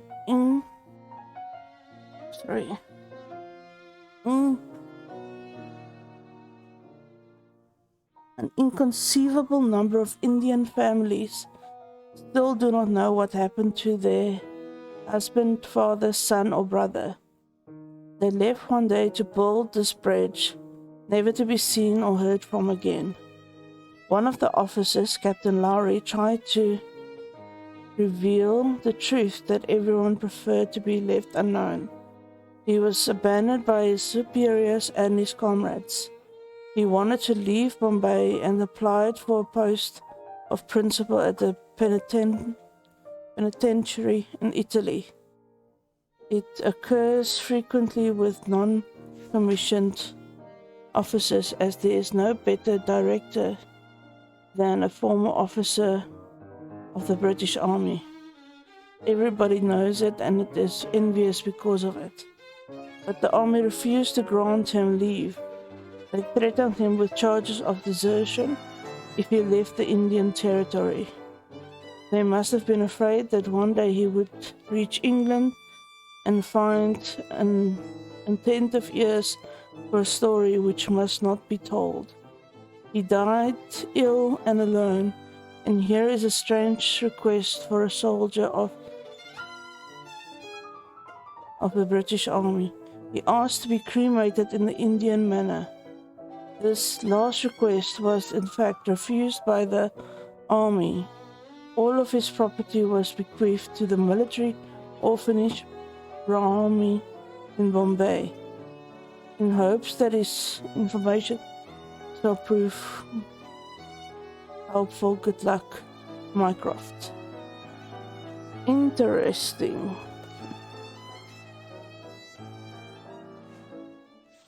Anything else?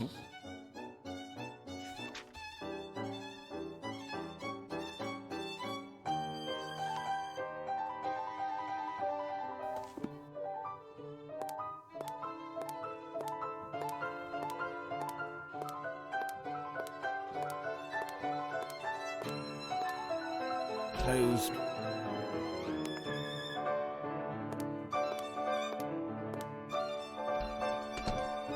I hear laughter coming from the powder room.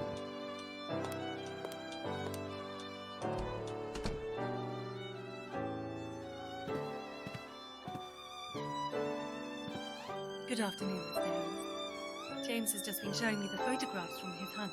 Oh, but I wasn't the only hunter. My respects, Miss Bromsby. Hello, Lieutenant. If I could have a look. I must say, this is quite a handsome specimen, but it is surprising how light it appears. That bull weighed near 1,000 stones. Beg pardon, I was referring to a portfolio.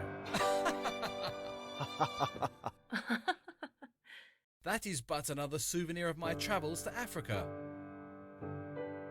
I came here specifically to inform you that everything goes well with the case, Miss Bromsby. But I need to ask you a question of a more personal nature.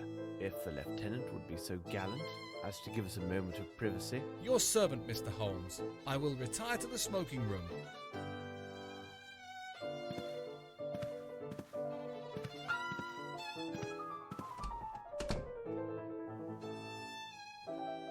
I should reveal one of my hints. Does this photograph belong to you? Yes, it's mine. This is the photo of an actress who was with their touring London company. They gave a performance at the town near my boarding school in Switzerland. This is Miss Davenport. She was kind enough to meet with us in her dressing room after the show. And how would you describe this actress? Oh, she was fascinating, on the stage and in life as well. She personally inscribed this likeness for me. You see, they were available for purchase during the intermission. She was so very beautiful. Pray, continue. When I met with her, she showed me this beautiful earring that she wore. It was in the shape of a wave with foam, made entirely of sparkling stones. Strange, but I have never talked about this with anyone till now. I do hope I see her again someday. Perhaps. Now, listen to me, my dear child. I must ask you to speak to no one about our conversation, not under any circumstances. The discovery of the truth rests on your silence. I've got to go now. I understand. Interesting. think we're close to the reveal. Cabby. Oh, no cabby. Did we walk?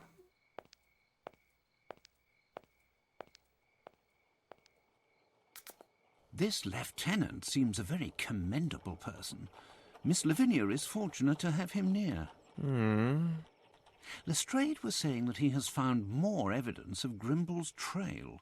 The corpse we found at the cement factory may well have been an accomplice and the true murderer of Sir Bromsby. Grimble could have easily obtained an invitation for him to the reception. Then, some time after the deed was done, Grimble eliminated his accomplice to prevent his speaking.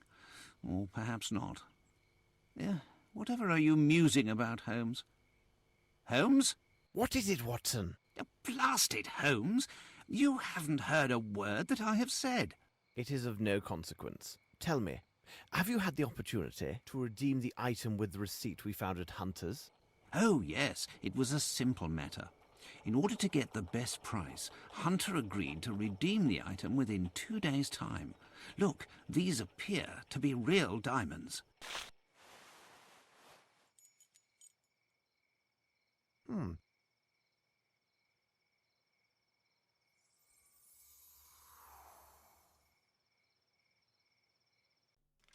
It seems to me that we have gathered all of the key elements, Watson. However, before we retire, let's summarize our findings. The questions should be answered yes or no and justified by the evidence or testimony received during the investigation. Was the leader of the thugs who attacked Holmes directly connected to the case? I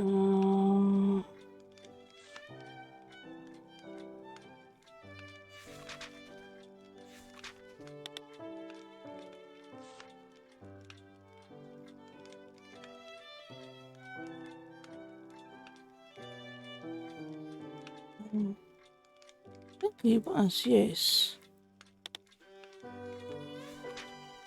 Can we say that the person who killed Summer Hunter is skilled with weapon? Yes.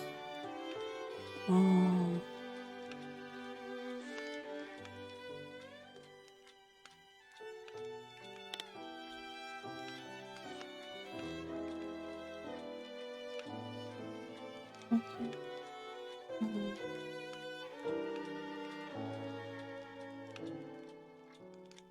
Killed by a bullet right through the heart. Just one shot. Yeah. Single shot through the heart. That. All the ruins near Richmond's Abbey, a common haunt for wanderers. Yeah.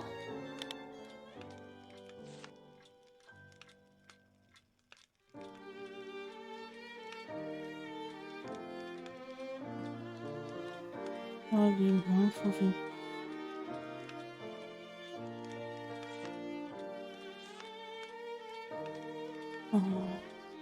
Oh, we get the occasional sometimes the 6.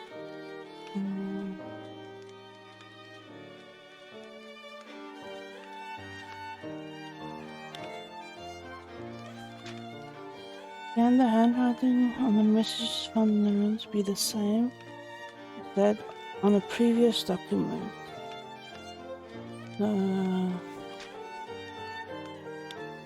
Becoming alcoholic.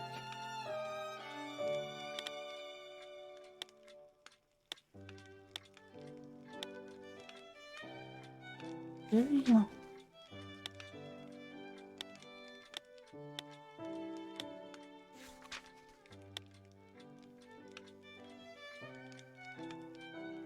Looks similar to this one.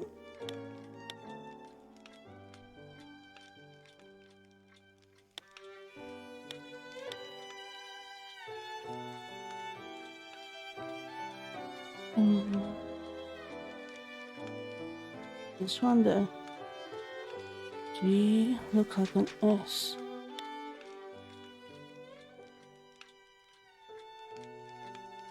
The A's have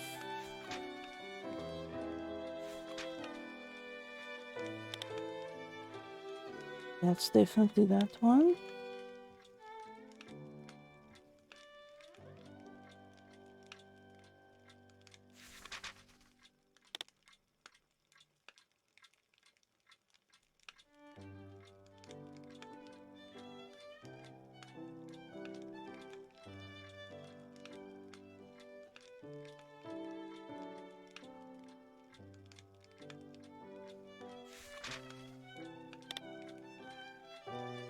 Definitely these two.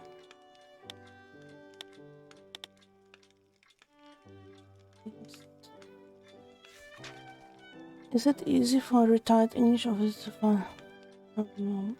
Yes. This was the conversation. No?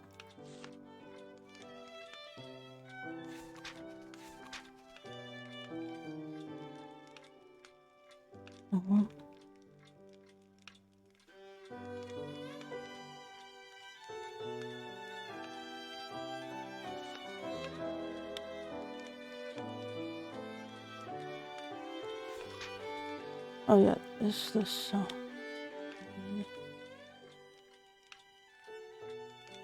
It is simplicity itself. Yay! I got it all You've right answered this all time. the questions. 18 October 1897. Hello, Watson. Good morning, Lestrade. You are an early riser. Probably never went to Good sleep. morning, Lestrade. You look really tired. You must have had a lengthy meeting with the minister. But hold on. How on earth could you know that, Holmes? I can read you like an open book. I jest with you, gentlemen. It's not the proper time for jesting, Holmes. But upon my word, how did you find out about the minister? I was assured that only 3 or 4 persons at most had knowledge of this meeting. Oh, I would rather withhold my explanation. So you must be aware of the subject of the meeting. Indeed, but Dr. Watson knows nothing of these events. Well, our incorruptible yet ever practical minister shared the thoughts of the Chancellor of the Exchequer with me. They've decided that it would be most imprudent, given the crisis we're under, for a young lady barely 18 years of age to take control over one of the country's 3 biggest building enterprises. I begin to understand, but... According to the minister, despite his bad habits due to the lack of consideration for his partner, Grimble is the only individual that the council has faith in to reverse the current state of the Bromsby holdings. It was further explained to me that if there is a choice to make in the direction of my investigation, and lacking any new evidence to the contrary, I must take these concerns into account. This is outrageous. And you, Lestrade, what are your personal thoughts on the matter? I really can't say, Holmes. The prospect offered by Grimble seems so attractive. He had credible motive to murder Bromsby and then foul it. In addition, he was the only individual with apparent access to the shed at the cement factory where we discovered the corpse of his presumed accomplice. However, the only gadfly to this theory is his statement to Dr. Watson when he clearly renounced all rights of succession. That is an item of singular curiosity. It is difficult for me to believe that a man who could plan and execute 2 or 3 murders with such cool presence of mind would give up an opportunity of this magnitude so easily. I also have spent sufficient time at Sherringford Hall to have a high opinion of Lieutenant Harrington. I agree with you. This young man, by all accounts, has an unimpeachable character. I have no evidence to cast doubt on the truthfulness of his testimony. We reconstructed the crime, and it was evident from where he stood he could easily see Miss Bromsby despite the crowd. Really, Holmes, I'm not a man who would hand over an innocent girl to the executioner, even should it cost me my career. I am pleased to hear you say this, Lestrade. By the way, Lestrade, have you any knowledge of the place known as Aston's Theatre? Is it that shabby theatre that lies near the bank of the Thames? Yes, several weeks ago it was acquired by the Fairfax Theatre Company. Their international tour appears to have been most successful as they are set to open their new play in a week. Dwight Richards happens to be their director. You mean the author of the threatening letter that we found on Bromsby's desk? I must admit, I thought the letter to be of small consequence. After all, it involved a matter from so long ago. Sometimes old wounds are the most painful. In fact, we are leaving for Aston's right now. I know that you are quite busy, but if you feel like joining us, meet us at noon.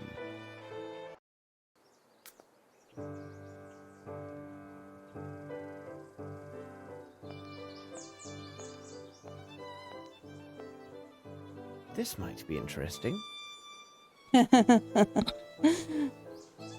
After its triumphant tour on 3 continents, Fairfax Theatre Company is pleased to present the exclusive world premiere of Vagrancy and Profligacy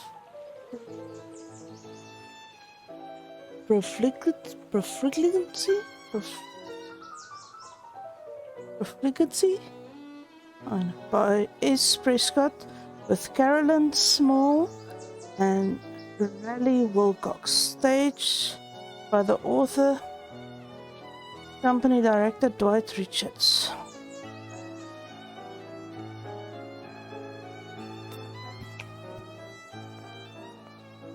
Hey, tapes. Aston's Theatre. Here we are.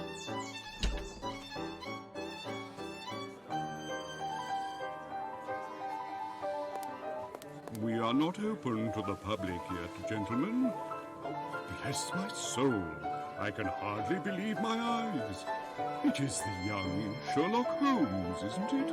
Watson, allow me to present Philotomy Kirby, who in his day was one of the last great hopes of the popular stage. He also took great pains to advance my comprehension of the many subtleties of the theatrical arts. So he can still prattle away. Don't listen to him. This is the most talented student I've ever met, upon my word, as an actor. But those days are past. So, am I speaking to the former actor or the world-renowned detective today? Tell me, what you know about the Fairfax Theatre troupe?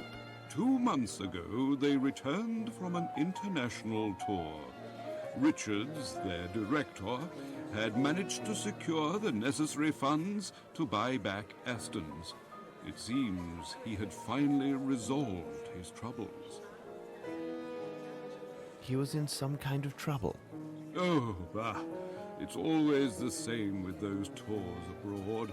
Your star actress marries an emir. Another time, the entire troupe has their luggage stolen. Anything is possible, and whatever occurs is usually nothing good. But who would have imagined such a tragedy? What tragedy? Their last tour started about 3 years ago. At that time, the troupe was housed at the Fairfax Theatre. But a series of failures forced the owners to sell it at a substantial loss. The owners were 3 individuals: Dwight Richards, their current director, Miss Davenport, their star actress and the mistress of Richards, and lastly, a young actor, costumier, and makeup man called Jeffries. They decided, after the sale, to launch an international tour in order to raise funds. Their success was assured? Yes, the fame of English theatre is worldwide. During their travels, Jeffries and Miss Davenport developed a close relationship, which was much to the regret of the hot-headed Richards. He is a gypsy by birth. No one can be more possessive and quick-tempered than a gypsy. Pray continue. In short, a dark tragedy occurred in a village in Latin America, located not far from the Amazon. One evening, after their performance, someone noticed that Miss Davenport and Jeffries had gone missing. The local authorities were notified, and the alarm was raised. And Richards? Richards was implicated in some manner, it seems to me. However, there was no proof of his involvement, and no bodies were ever found. What a strange case. If you need more details, you should ask the actors. As you may observe, they are rarely able to hold their tongues. I will see you later, Kirby. Yes, it was good seeing you again.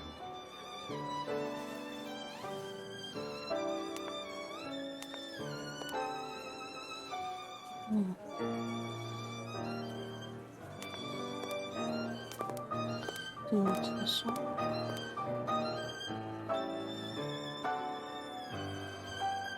Gonna check something.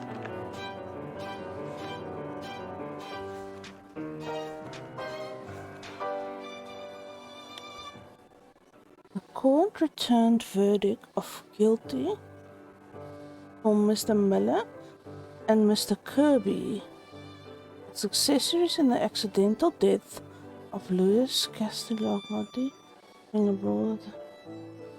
Would it be that he's just coincidentally also Mr. Kirby, but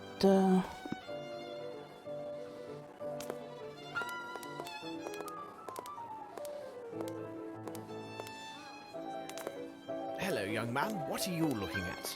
Oh, I'm sorry. You startled me. I'm looking at her. Her. Are you from the press? Of course you are.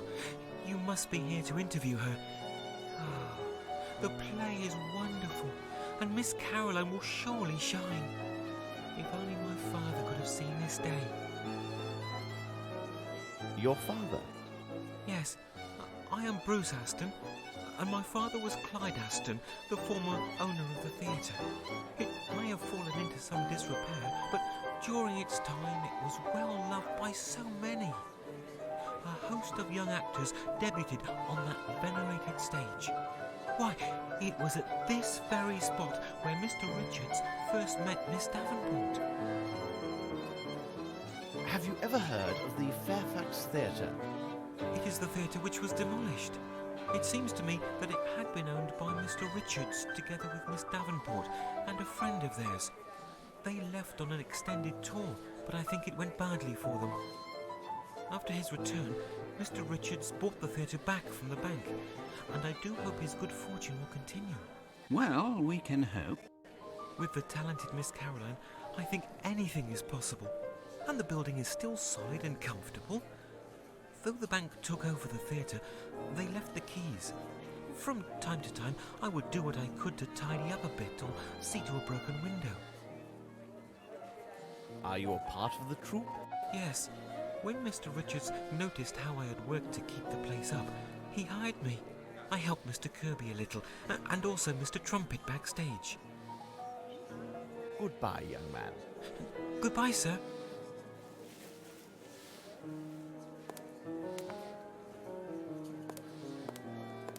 she looks like a ballerina the way she's standing. May I ask you some questions? Naturally, I'm listening to you. Ooh, that makeup. I'm sorry, but your makeup artist needs some help, dude. He overdid some things. You are rehearsing at the moment, aren't you? Even for stage makeup. Rehearsal for the play we are to perform at the month end. Are you critics or reporters? As you know, we just came back from an extended tour. We were a triumph everywhere we performed. Tell us about this international tour. We performed in France, in Switzerland, and even for an Arab prince. We were met with acclaim at every stop. If tragedy had not occurred, we were to appear next in New York. But fate had other plans for us. What sort of tragedy? Oh, surely you must have heard about it. All because of those in our company who assumed the right to reveal every distasteful and intimate detail of a most tragic event. Anything to gain publicity for themselves. It is positively scandalous. But even a professional actor such as myself respects the privileges of the press and the public's right to know. Your sensitivity honors you. Please, continue your story. The events took place in a most sordid place in Brazil named Guacamole or Babiamo or something like that. I still can't stop asking myself what we were doing there in the first place. But to be brief, our talented costumier, Mr. Jeffries, had been having a tete-a-tete with the beautiful Miss Davenport. Unfortunately, she was still very much the mistress of our director, Mr. Richards. I tell you, the tension was unbearable. Really? In the view of a professional, they were the worst hours of my life. Miss Davenport was spending the whole day closeted in her room. Mr. Jeffries trembled so uncontrollably that he was unable to do our makeup. Mr. Richards stepped in, and I must say, he was a pitiful substitute. May you never be so ill-fortuned as to have your face in his large, hairy hands. And then? Our first performance in that town was naturally well received. That very night, a tragedy took place. Mr. Jeffries and Miss Davenport went missing not long after the performance ended. It was impossible to find them. Then we heard that Mr. Richards was arrested on suspicion of murder regarding Miss Davenport and Mr. Jeffries. We were outraged and most indignant. Some entertained thoughts that we would never leave that godforsaken place. How was the matter resolved? Fortunately for Mr. Richards and all of us, the prison warden and local chief of police was an Englishman. Lacking direct evidence or even a corpse, the accusations against Mr. Richards could not stand. He was set free on the spot. I think that had it not been for the intervention of that young expatriate, we might have been stranded in that Amazonian swamp for all eternity. Well, thank you for your assistance. That's all right. Don't hesitate to seek my help. Hey, Linko. Do you want tummy scratches? You're a bit far, girl.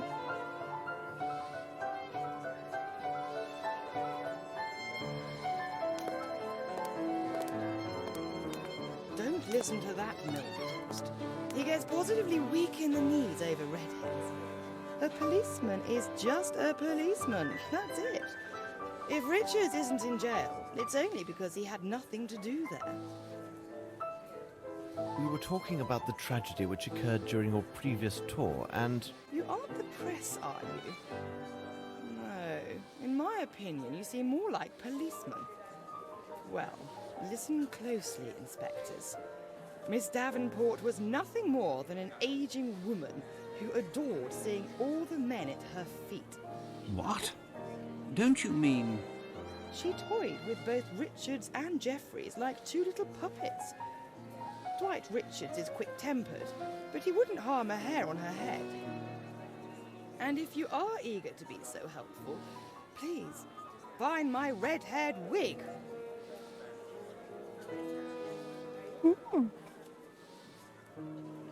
Linko wants scratches. No, don't. No.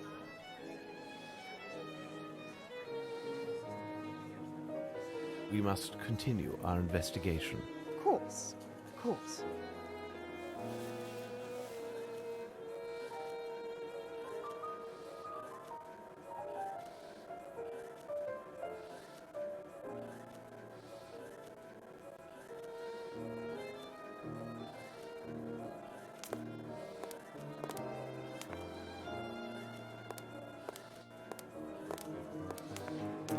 Hello, miss. I'm sorry for disturbing you. Oh, you are welcome. Are you rehearsing the new play? Yes, we are hard at work. Excuse me, did I just hear Mr. Kirby calling you Holmes? Is it really possible that you were the great detective, Sherlock Holmes, and you were Dr. Watson? I'm investigating the facts of the terrible events that occurred during the company's last tour. Oh, I see. You were interested in that case. It's still a complete mystery, even for those who were there. Tell us about Miss Davenport. She was fabulous and positively mesmerised men. She confessed to me that she had been indiscreet with our costumier, Jeffries. She had left Richards before, but she always came back to him. She said he understood her completely without her even saying a word. Until that last time. Forgive an admiring expert, but your earring is absolutely magnificent. Oh, that was a gift from Veronica. She got it along with 2 other matching earrings and a small jewel case. She gave me this one, another to Doris, and kept the most beautiful for herself. Veronica insisted on cleansing it herself weekly with a special cleanser. It was remarkable and kept the earring all sparkling like stars. When I saw her last, Veronica was wearing her earring. She never parted with it. Where can we find Doris? She must be in her dressing room. Goodbye, miss, and thanks. You're welcome, Mr. Holmes.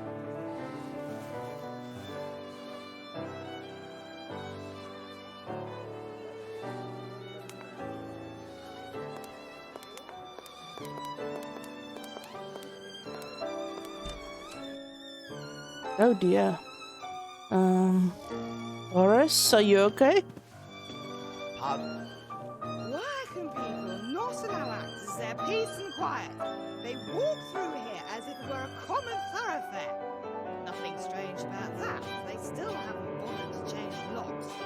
Anyone can enter at will and abuse me. Me, who in the 50s, I was rather good actually. Did you see me? With the best, me. And they just treat me and, oh. Are you rehearsing? Everyone has his own technique.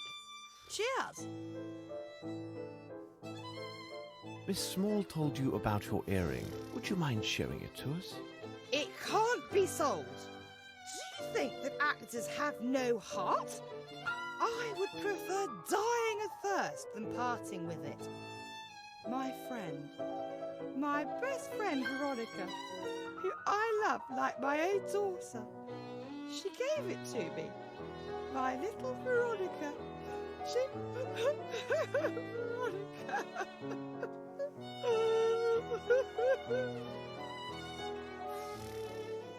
Do you know what has happened to your friend? Left. She left with that Jeffries. Oh, I know what they say. That Richard's murdered them both. Why not? He did everything for them. Everything. She was naught but a common flower girl. And that Jeffries was a mere servant. He made them actors. Yes, actors. Yes.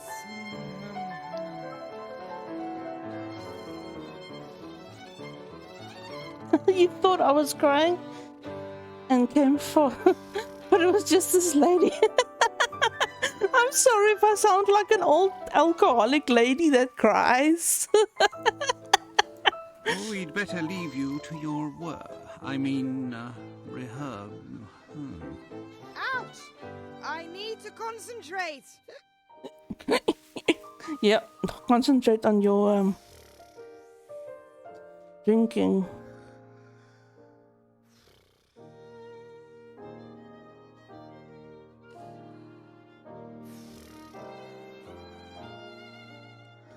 Yeah, Metallic always knows how to make me feel better.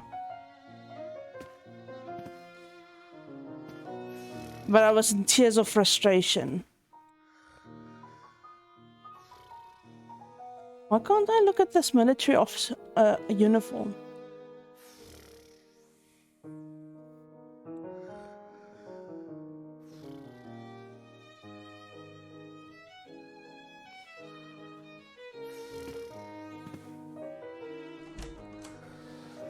That's the door I came through.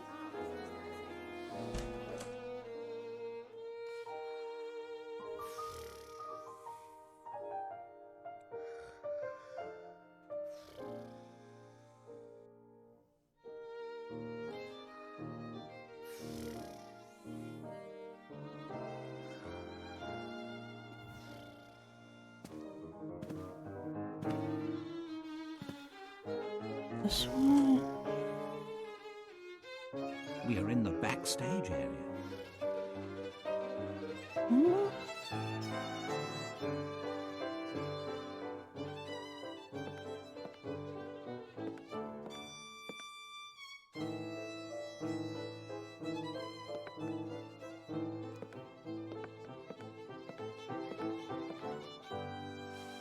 May I ask you a few questions? It all depends on what you're asking. What are you doing? My job, my lord. I'm making this jumble look a bit neater. Could you tell me what happened in Brazil? Yes, my lord, I was there when it happened, but Mr. Richards takes it very personally if we chat about those times, and I won't risk my position without some consideration, if you get my meaning.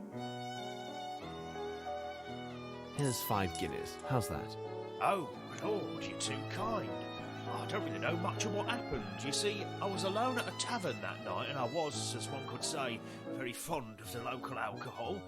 When I returned to our lodgings, I learned that the actress and the costumier had taken to their heels. And what did you do then? I made my way to the inn with all haste to learn what they'd taken in their sudden departure. You must understand my position. I was solely responsible for the security of the luggage and troop properties. Can you then imagine my surprise when I saw that nothing was missing? Absolutely nothing. They hadn't even taken their personal items. I can understand that of a man like Jeffries, but it was most unusual for a lady such as Miss Veronica. So the idea came to me that perhaps they hadn't truly left, you see. And what of Dwight Richards? I learned that Mr. Richards had been seized by the local authorities. It seemed he was under suspicion for the murder of the missing lovers. This was too incredible. And then there's another odd thing that weighs on my mind. When we finally returned to England, Mr. Richards asked me to do him a small personal service. What was strange was that he insisted on keeping the matter confidential and not read a word of it to anyone. What kind of service? Well, there's a small room with an iron door located above the backstage. It was used to store the stage lights and fireworks. He asked me to help him move all of Miss Veronica's personal belongings to the room. Every little thing, without exception. Her large trunk, her dresses, all of it. Where is this room? The end of the passage, but there is one difficulty. You see, Mr. Richards has the only key to the room's iron door, because only he has a complete set of keys to this building. Interesting. Goodbye, my friend. My respects, my lord.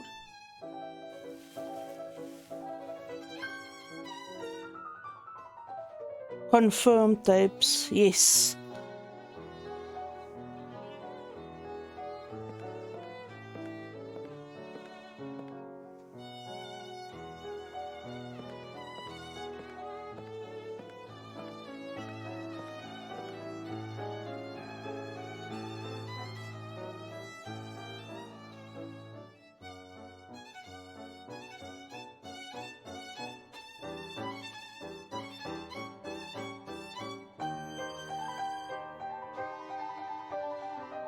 Closed.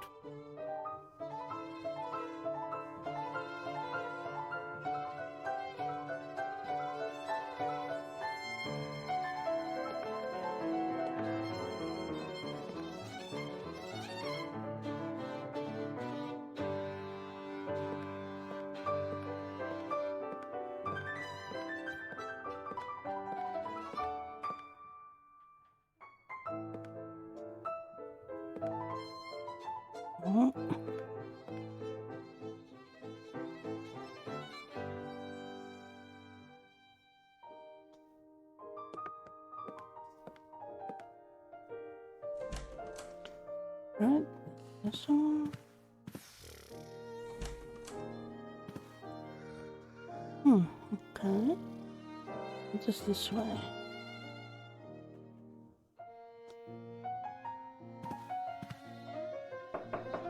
Who is it? Mr. Richards, my name is Sherlock Holmes. You may put away your knife. Rest assured, I am indeed Just wishbone. Sherlock Holmes. Oh dear. Thank you for receiving us, Mr. Richards. Would you mind if I asked you a few questions? I will answer your questions, Mr. Holmes, only because I have heard about you. Oh dear. What shall we do without wishbone?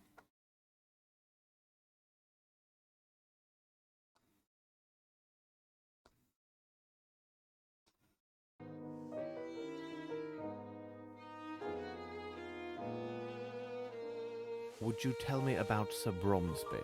I will not lie to you, I hated Bromsby. He is the cause of all my troubles, I swear. I have often dreamed of killing Bromsby with my own 2 hands, but I didn't kill him. Do you know an Asian named Wang Jie? What would he be doing there? Well, in the days of the Fairfax Theatre, I once employed a Chinese fellow who went by that name. However, I was forced to dismiss him because he was a great deal of trouble, and I've never seen him since that time. You retain several keys from the Fairfax Theatre, don't you? Well, I don't understand the purpose of your questions, but yes, there were indeed 2 keys for the Fairfax Theatre main door. When the bank took possession, we gave only one of them to Bromsby's assistant. When asked, we lied and said there was only 1 key. But why? Well, we kept the other one out of spite. We had thoughts of returning in the night and wreaking havoc, but we had no opportunity as we left for abroad after the transfer to go on our tour. I suppose the key may have been lost somewhere along our travels. Interesting. About the disappearance of Miss Davenport. I don't know why you want to talk about it. Does some vile curiosity cause you to torment me in this way?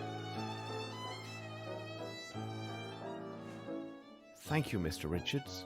It is nothing, Mr. Holmes. I should reveal one of my hints. Oh, this can't be possible. How did you come by this? Dear God, if only someone like yourself had been present that evening.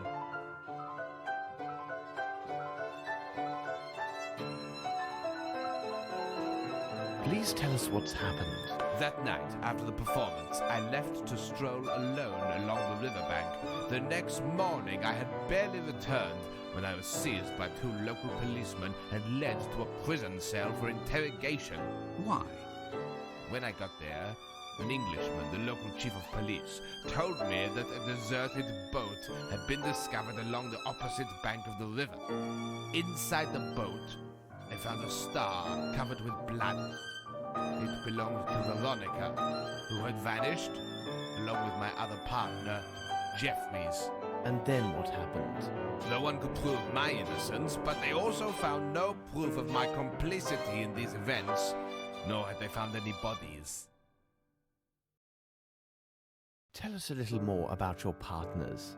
I had met Jeffries while on tour. He was just a young tramp drunkard. Whatever my feelings were then, I feel no pity for him now. He betrayed me. But it wasn't the same with Veronica. I fear the pain caused by these events will forever haunt me. Interesting. Thank you, Mr. Richards. It is nothing, Mr. Holmes. This man is a wonderful actor. Maybe, Watson. Maybe.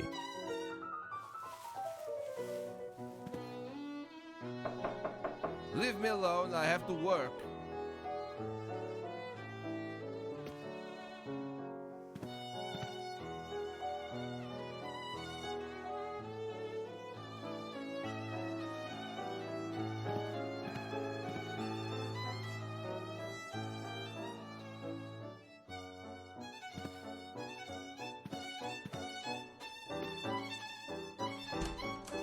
What chaos!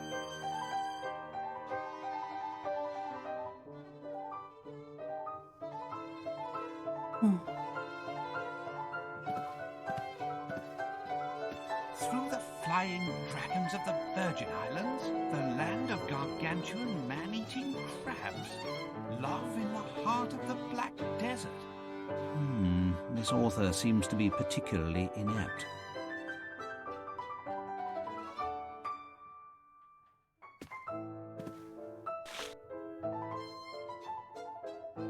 A set of costumes. There are 30 listed.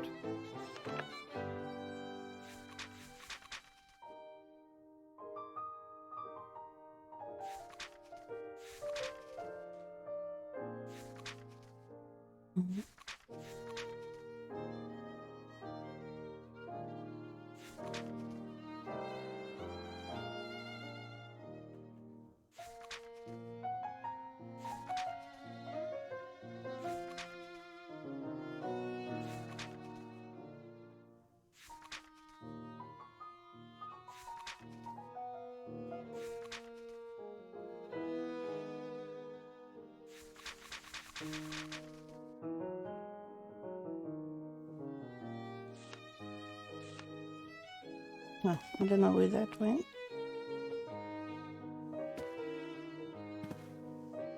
Through the flying dragons of the land of God.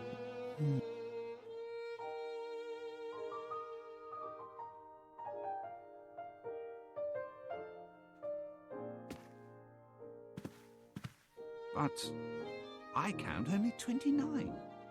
Yes, the artillery officer uniform is missing.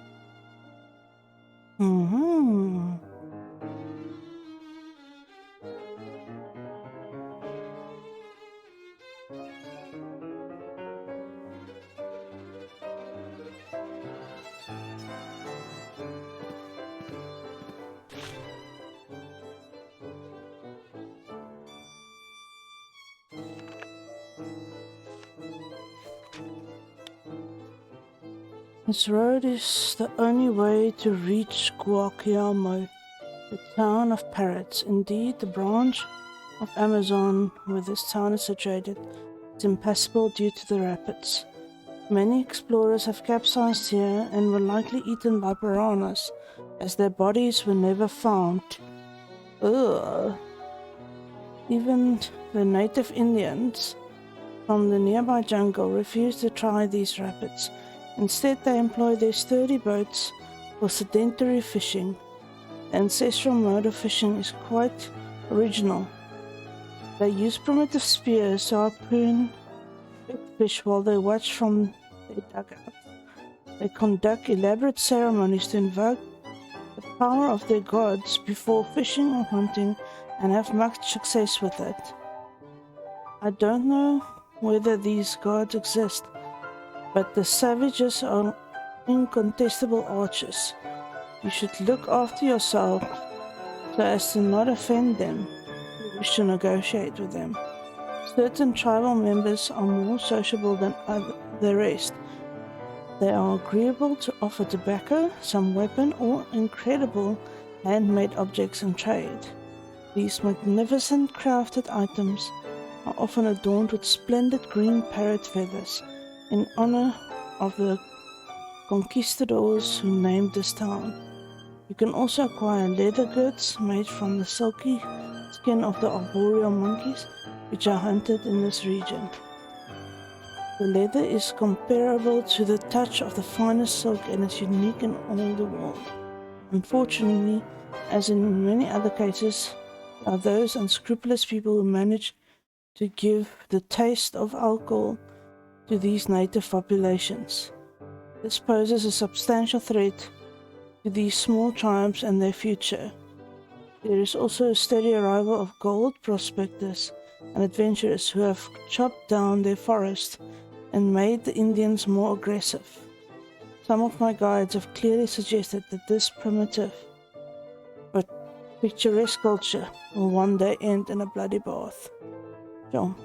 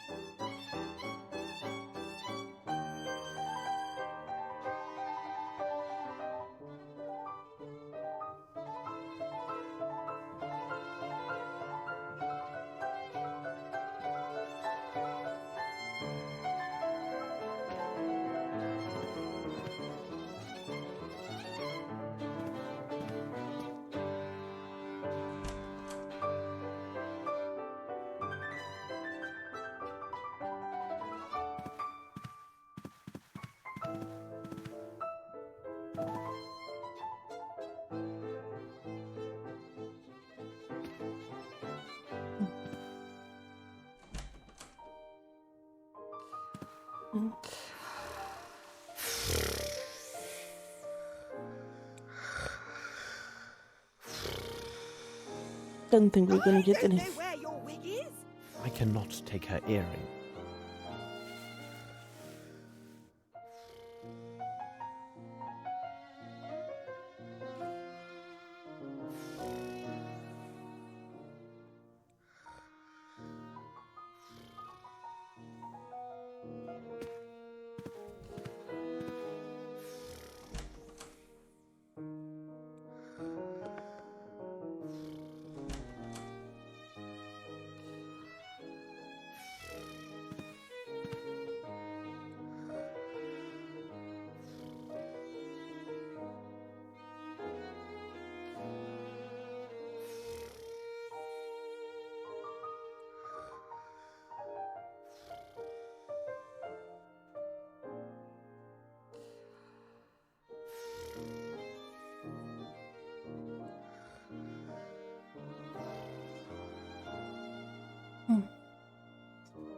Look like this in it.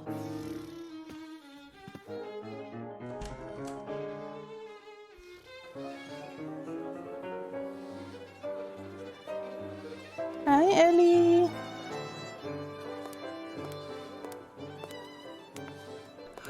She is fabulous, isn't she? Do you have a complete set of keys to the theatre? Oh, yes. Take them. But you will see to their safe return. Goodbye, young man. Goodbye, sir. Interesting. Yes? Nothing more for you? Well, thank you for your assistance. That's all right. Don't hesitate to seek my help.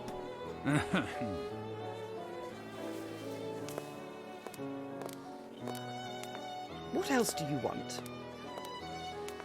We must continue our investigation. Of course. Of course. You have anything more to say?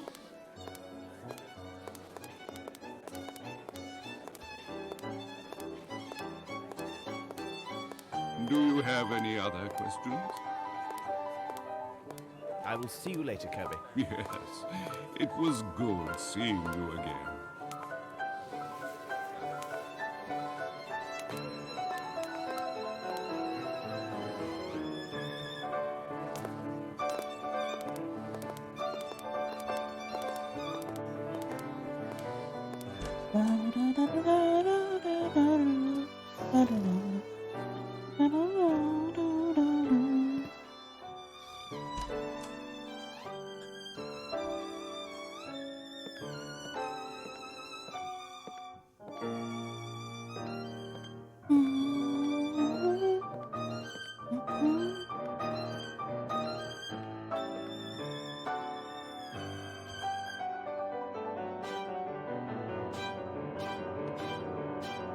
Watson, stay there and inform me if Richards arrives.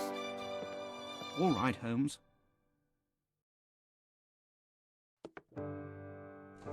Let us see whether we can find other evidence.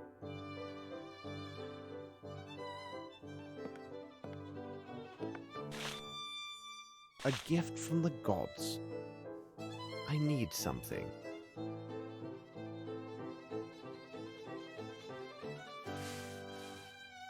Nice pattern made of encrusted nacre. What does it mean?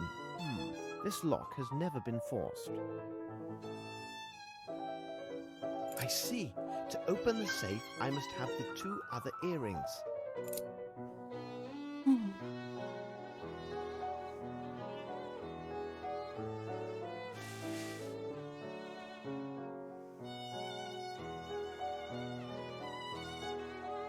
Nothing of any interest here.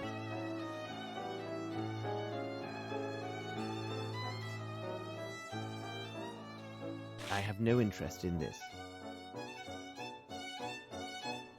That is of no use to me.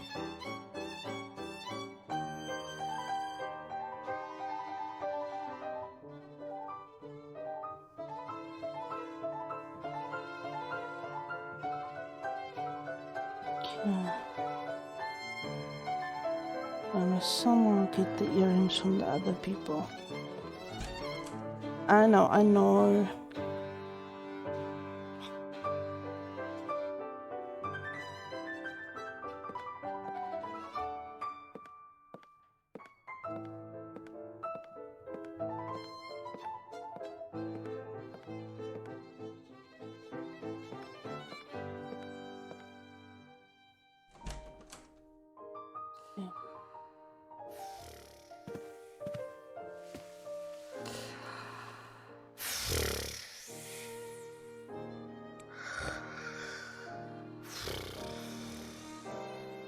don't know where your wig is. These actors.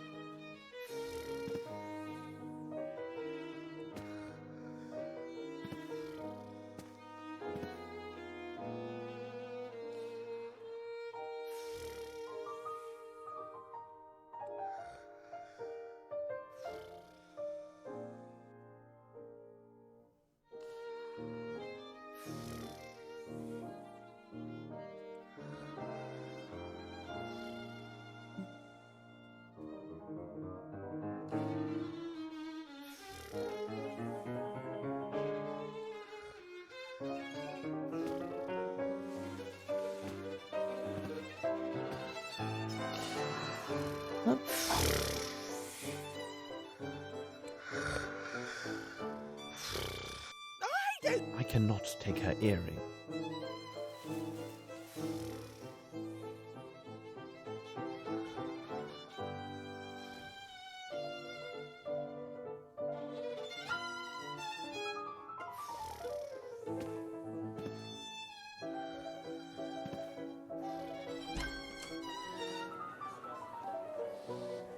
I should show her one of my hints.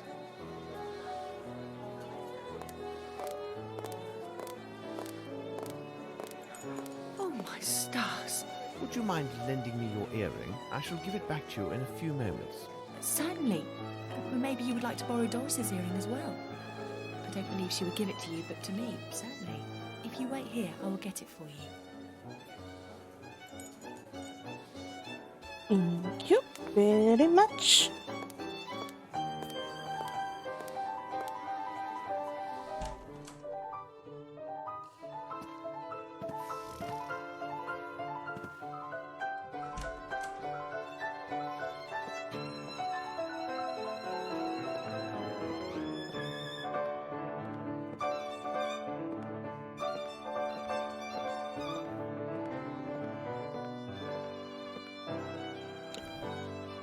Closed.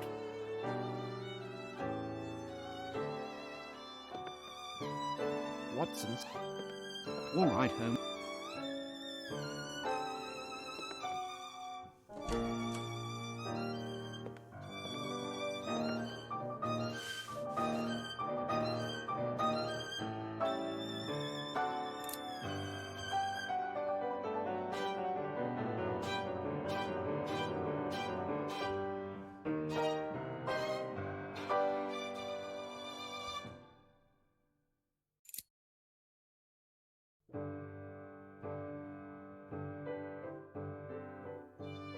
It is elementary. Richards and Miss Davenport standing in front of the old Fairfax Theatre. But who is this third man? Descriptions of exotic landscapes. Nothing of interest. Well, well, gentlemen, you arrive at precisely the right moment. Is your good mood a sign that you have found something of interest? Absolutely, Holmes. It seems to me I caught the right end this time. What? Really?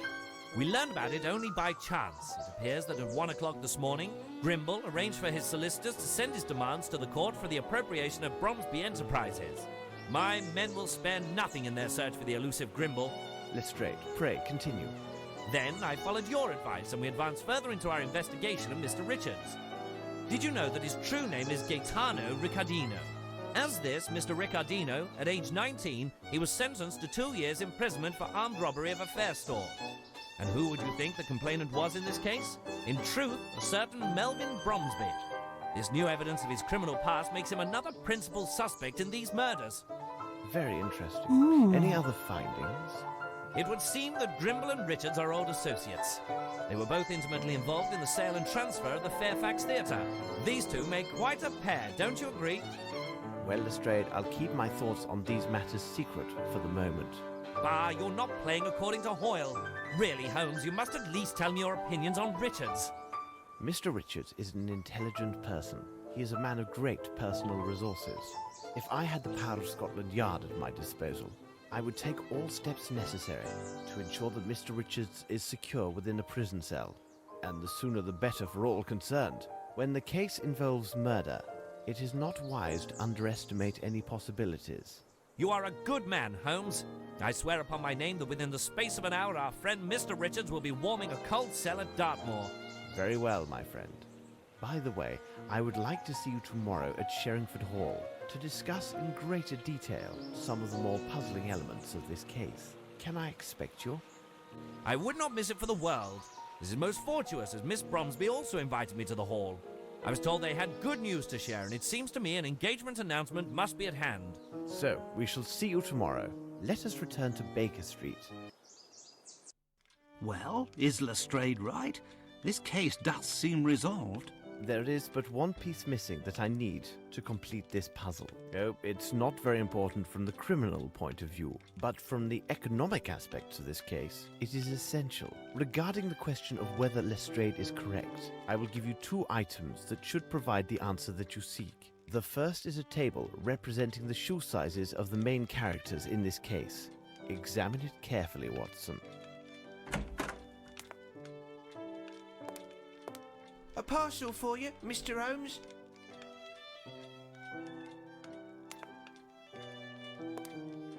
Ah, this would be Mycroft. Here is the final piece, which completes our puzzle, Watson. Would this be the second element? What second element?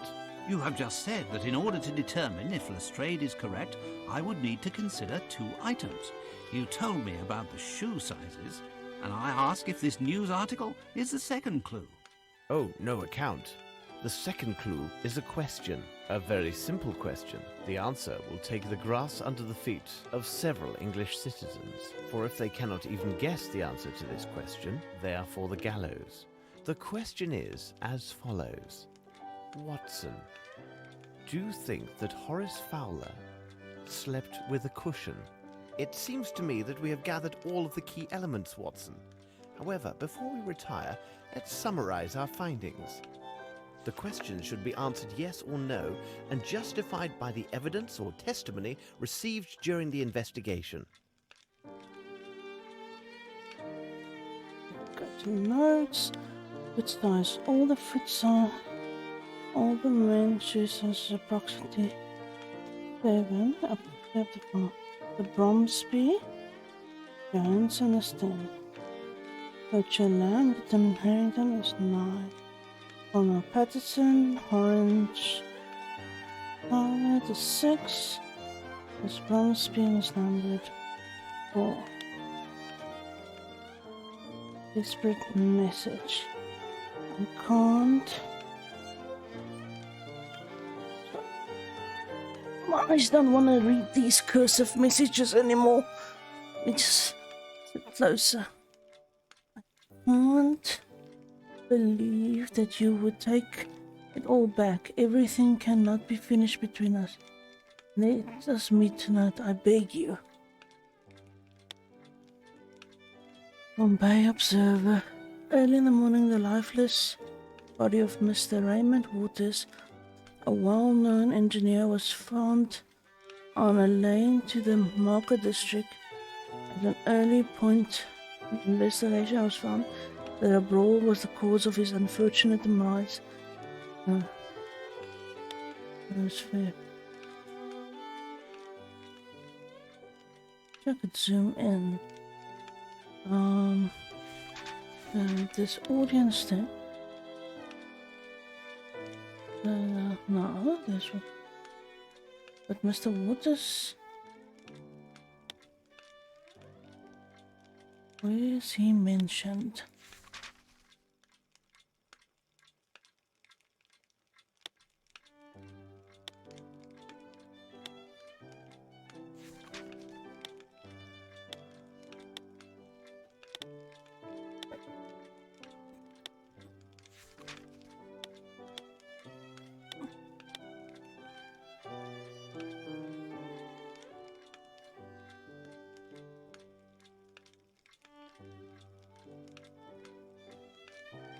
Yuck.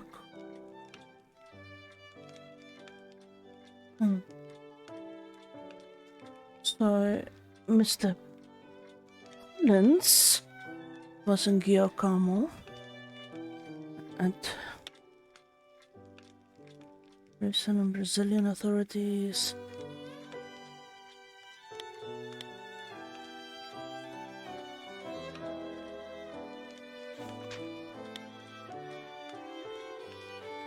your attitude and your behavior that has set us one against the other is vile and condemnable. I had all thought about the Fairfax letters and the soul and your conduct, and it can always come to a bad end.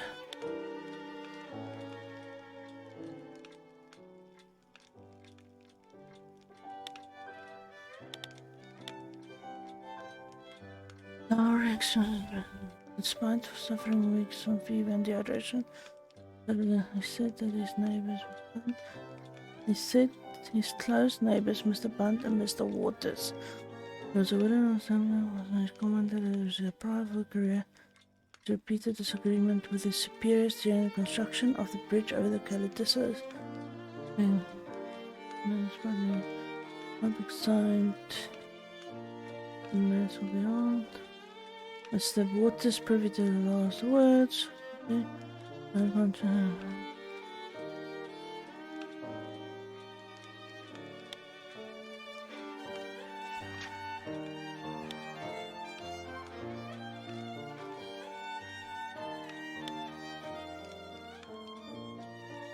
This person looks like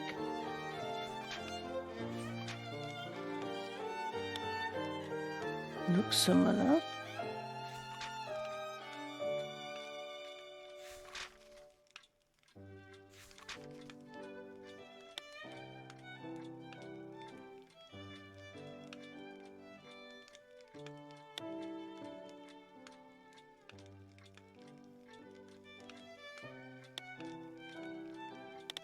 No, can't be his brother because his brother has also light hair.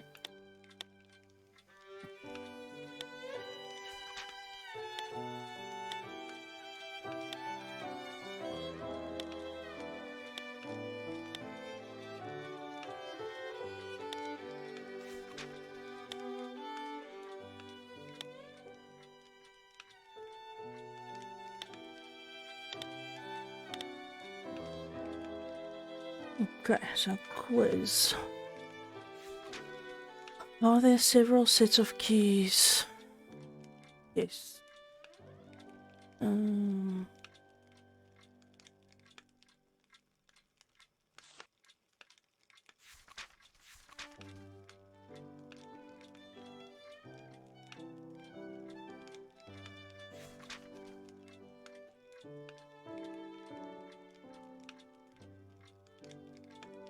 Sullivan.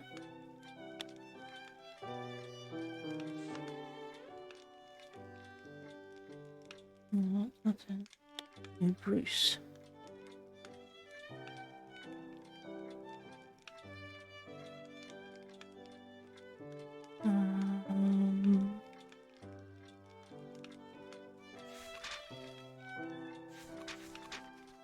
Let me just.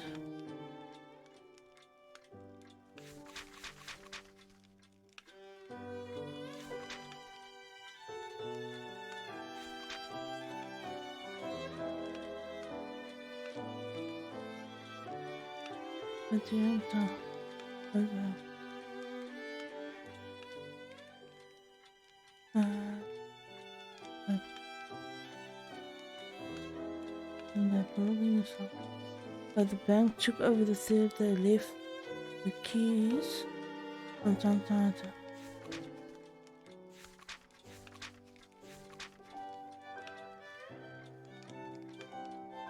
Because he said that, and then the guy behind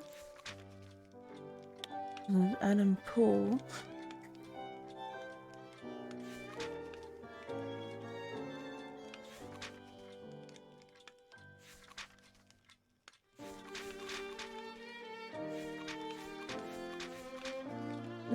The certificate saying Mr. Richards has the only key because he only has the complete set to the building.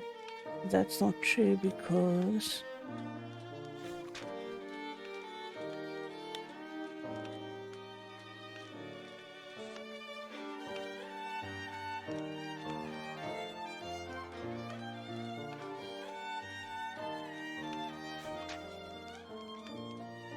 Papa.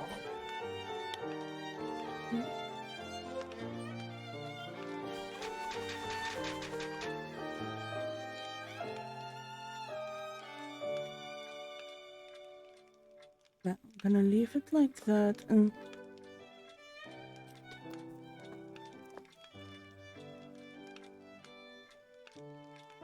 come back to that.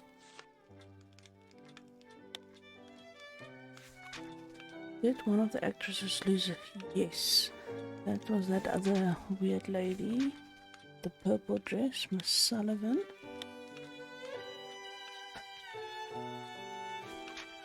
Could the discovery in the dressing room be connected to the case?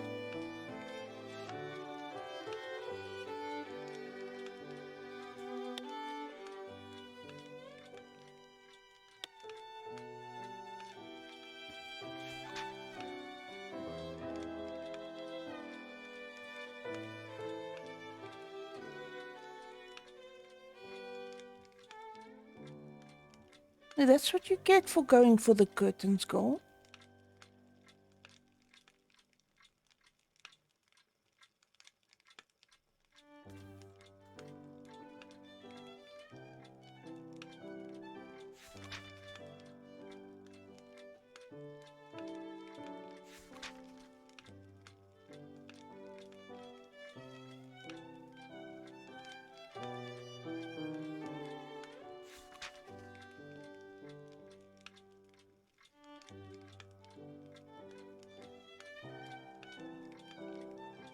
I understand. There should be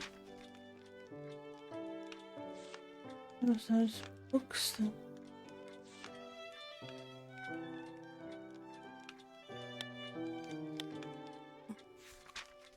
Put the writing on the message to Brown.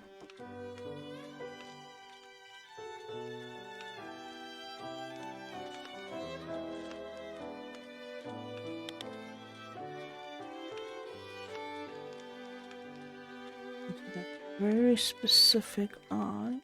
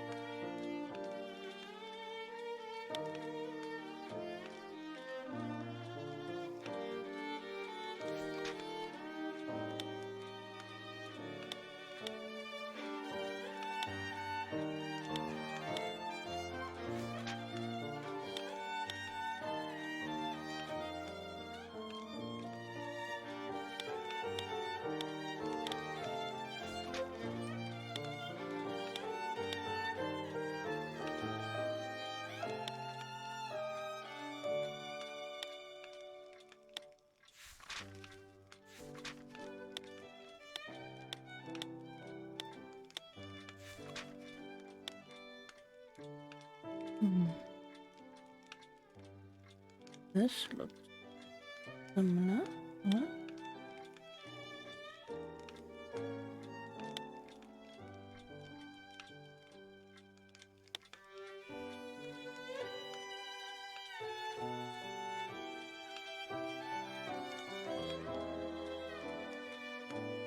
TW.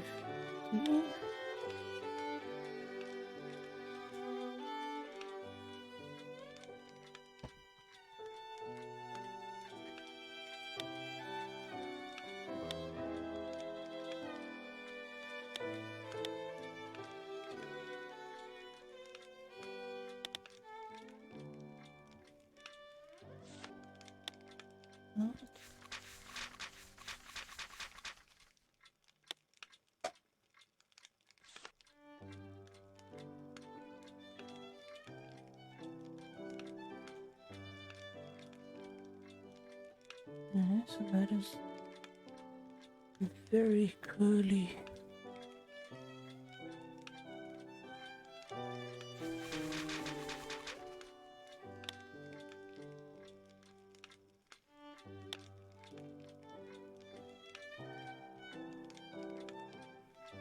Yeah.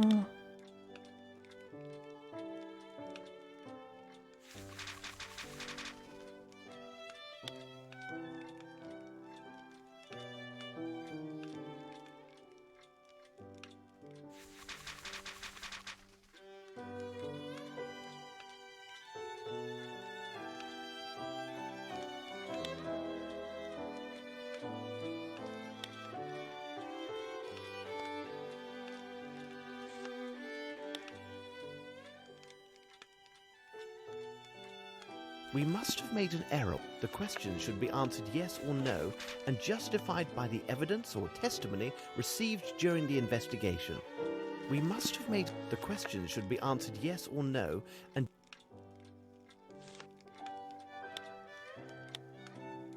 we must have made the question should be answered yes or no and justified by the evidence or testimony received during the investigation.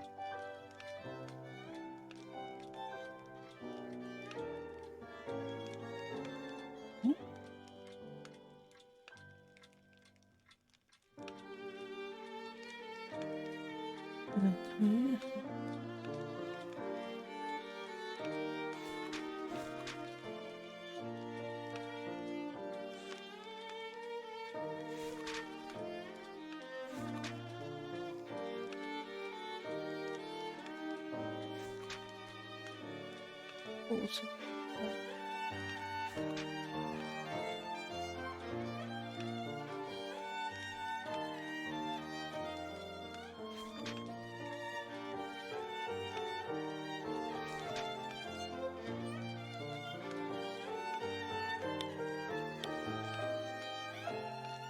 We must have made the question should be answered yes or no and justified by the evidence or testimony received during the investigation.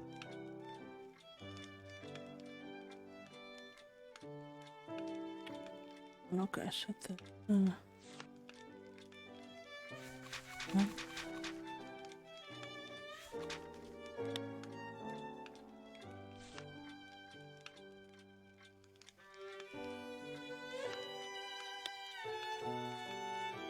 It is simplicity itself, Watson.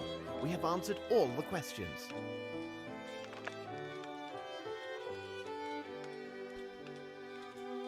Congratulations, you have successfully completed your investigation. The following questions are optional. You do not have to answer them correctly to reach the last step in the game. Alright, so let's guess. Who killed Sir Bromsby?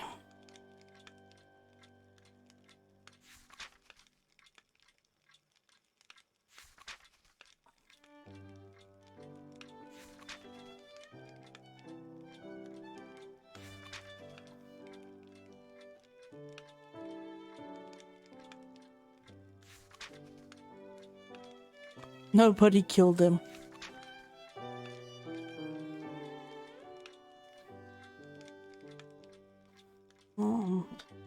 Richards is one of the suspects. Who's the...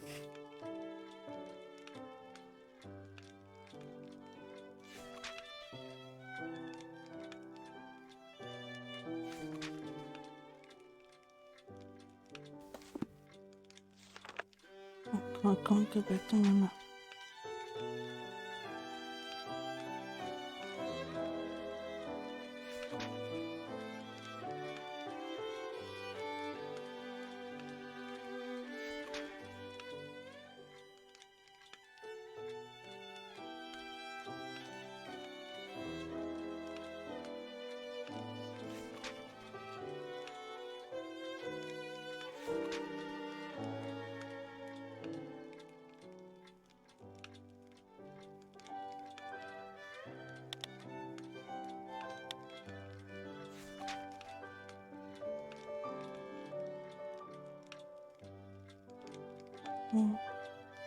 It just feels like it shouldn't be the question marks.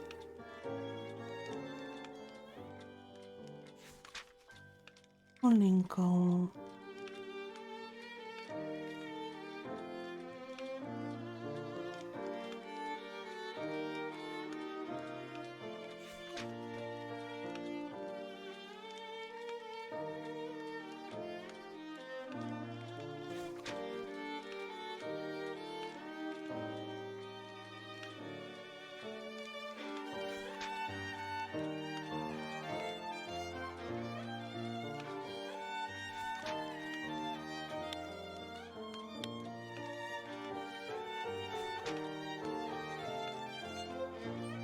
Because he also wore a size 10. Johansson.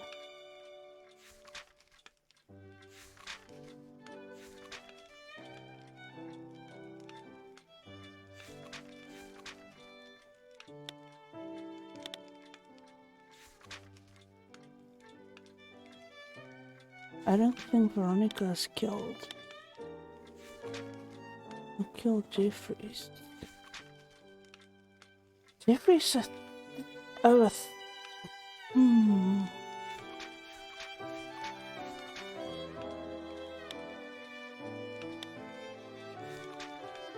Killed Hunter. I think Hunter is Jeffries, maybe. Did not answer correctly. Do you want to proceed to the final?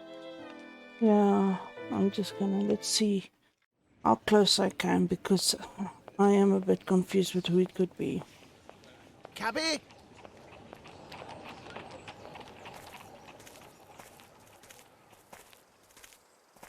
Mr. Holmes, Dr. Watson, I feel relieved that everything is settled. The inspector told me that you were not as useful as you had hoped in this case, but you did your best, and I am grateful to you. Dear Lestrade, well, the inspector deliberately minimized my role in this matter so that I could reveal a secret to you.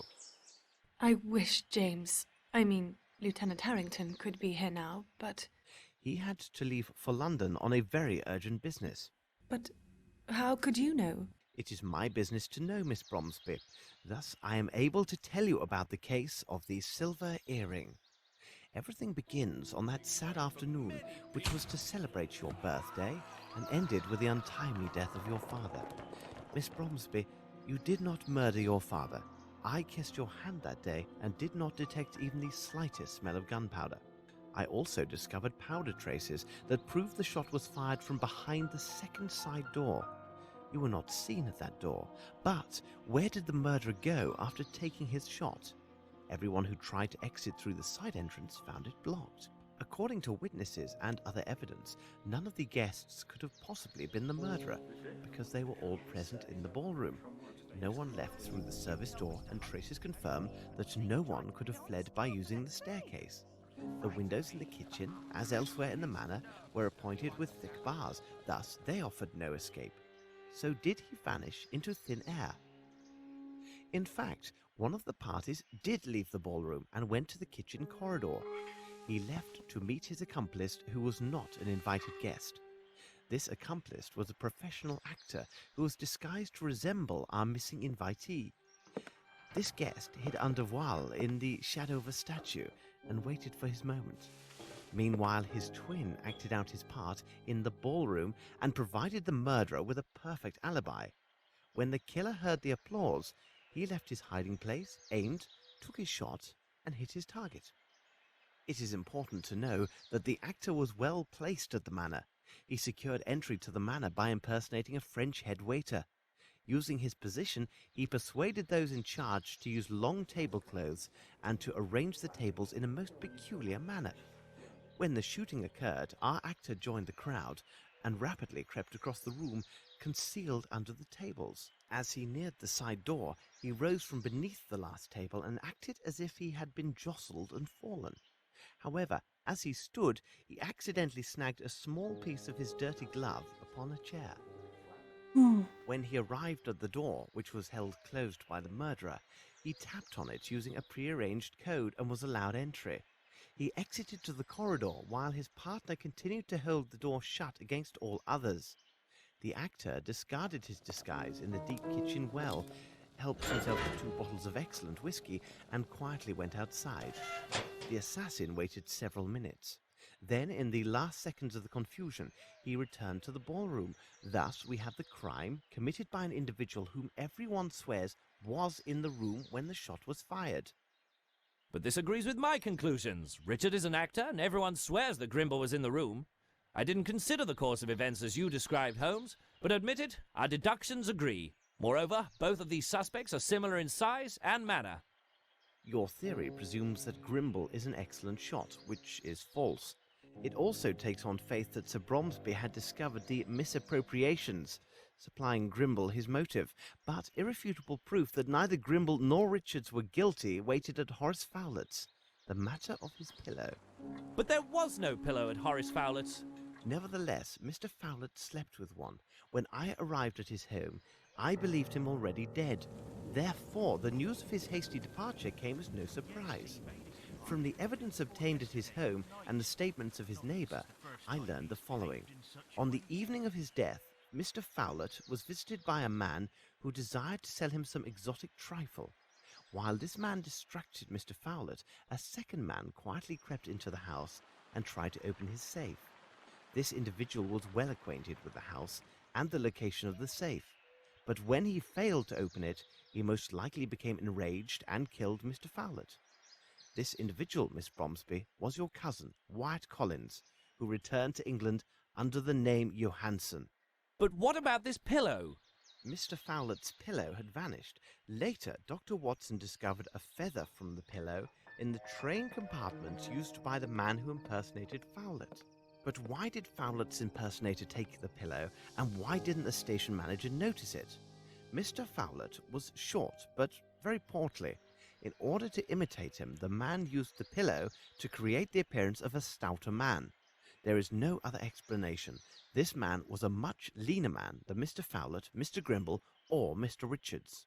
Then, Holmes, who did murder Sir Bromsby? And for what reason? You'll see, Lestrade, when it's a question of multiple murders, except for the deviant ones, there are two primary motives, revenge and greed.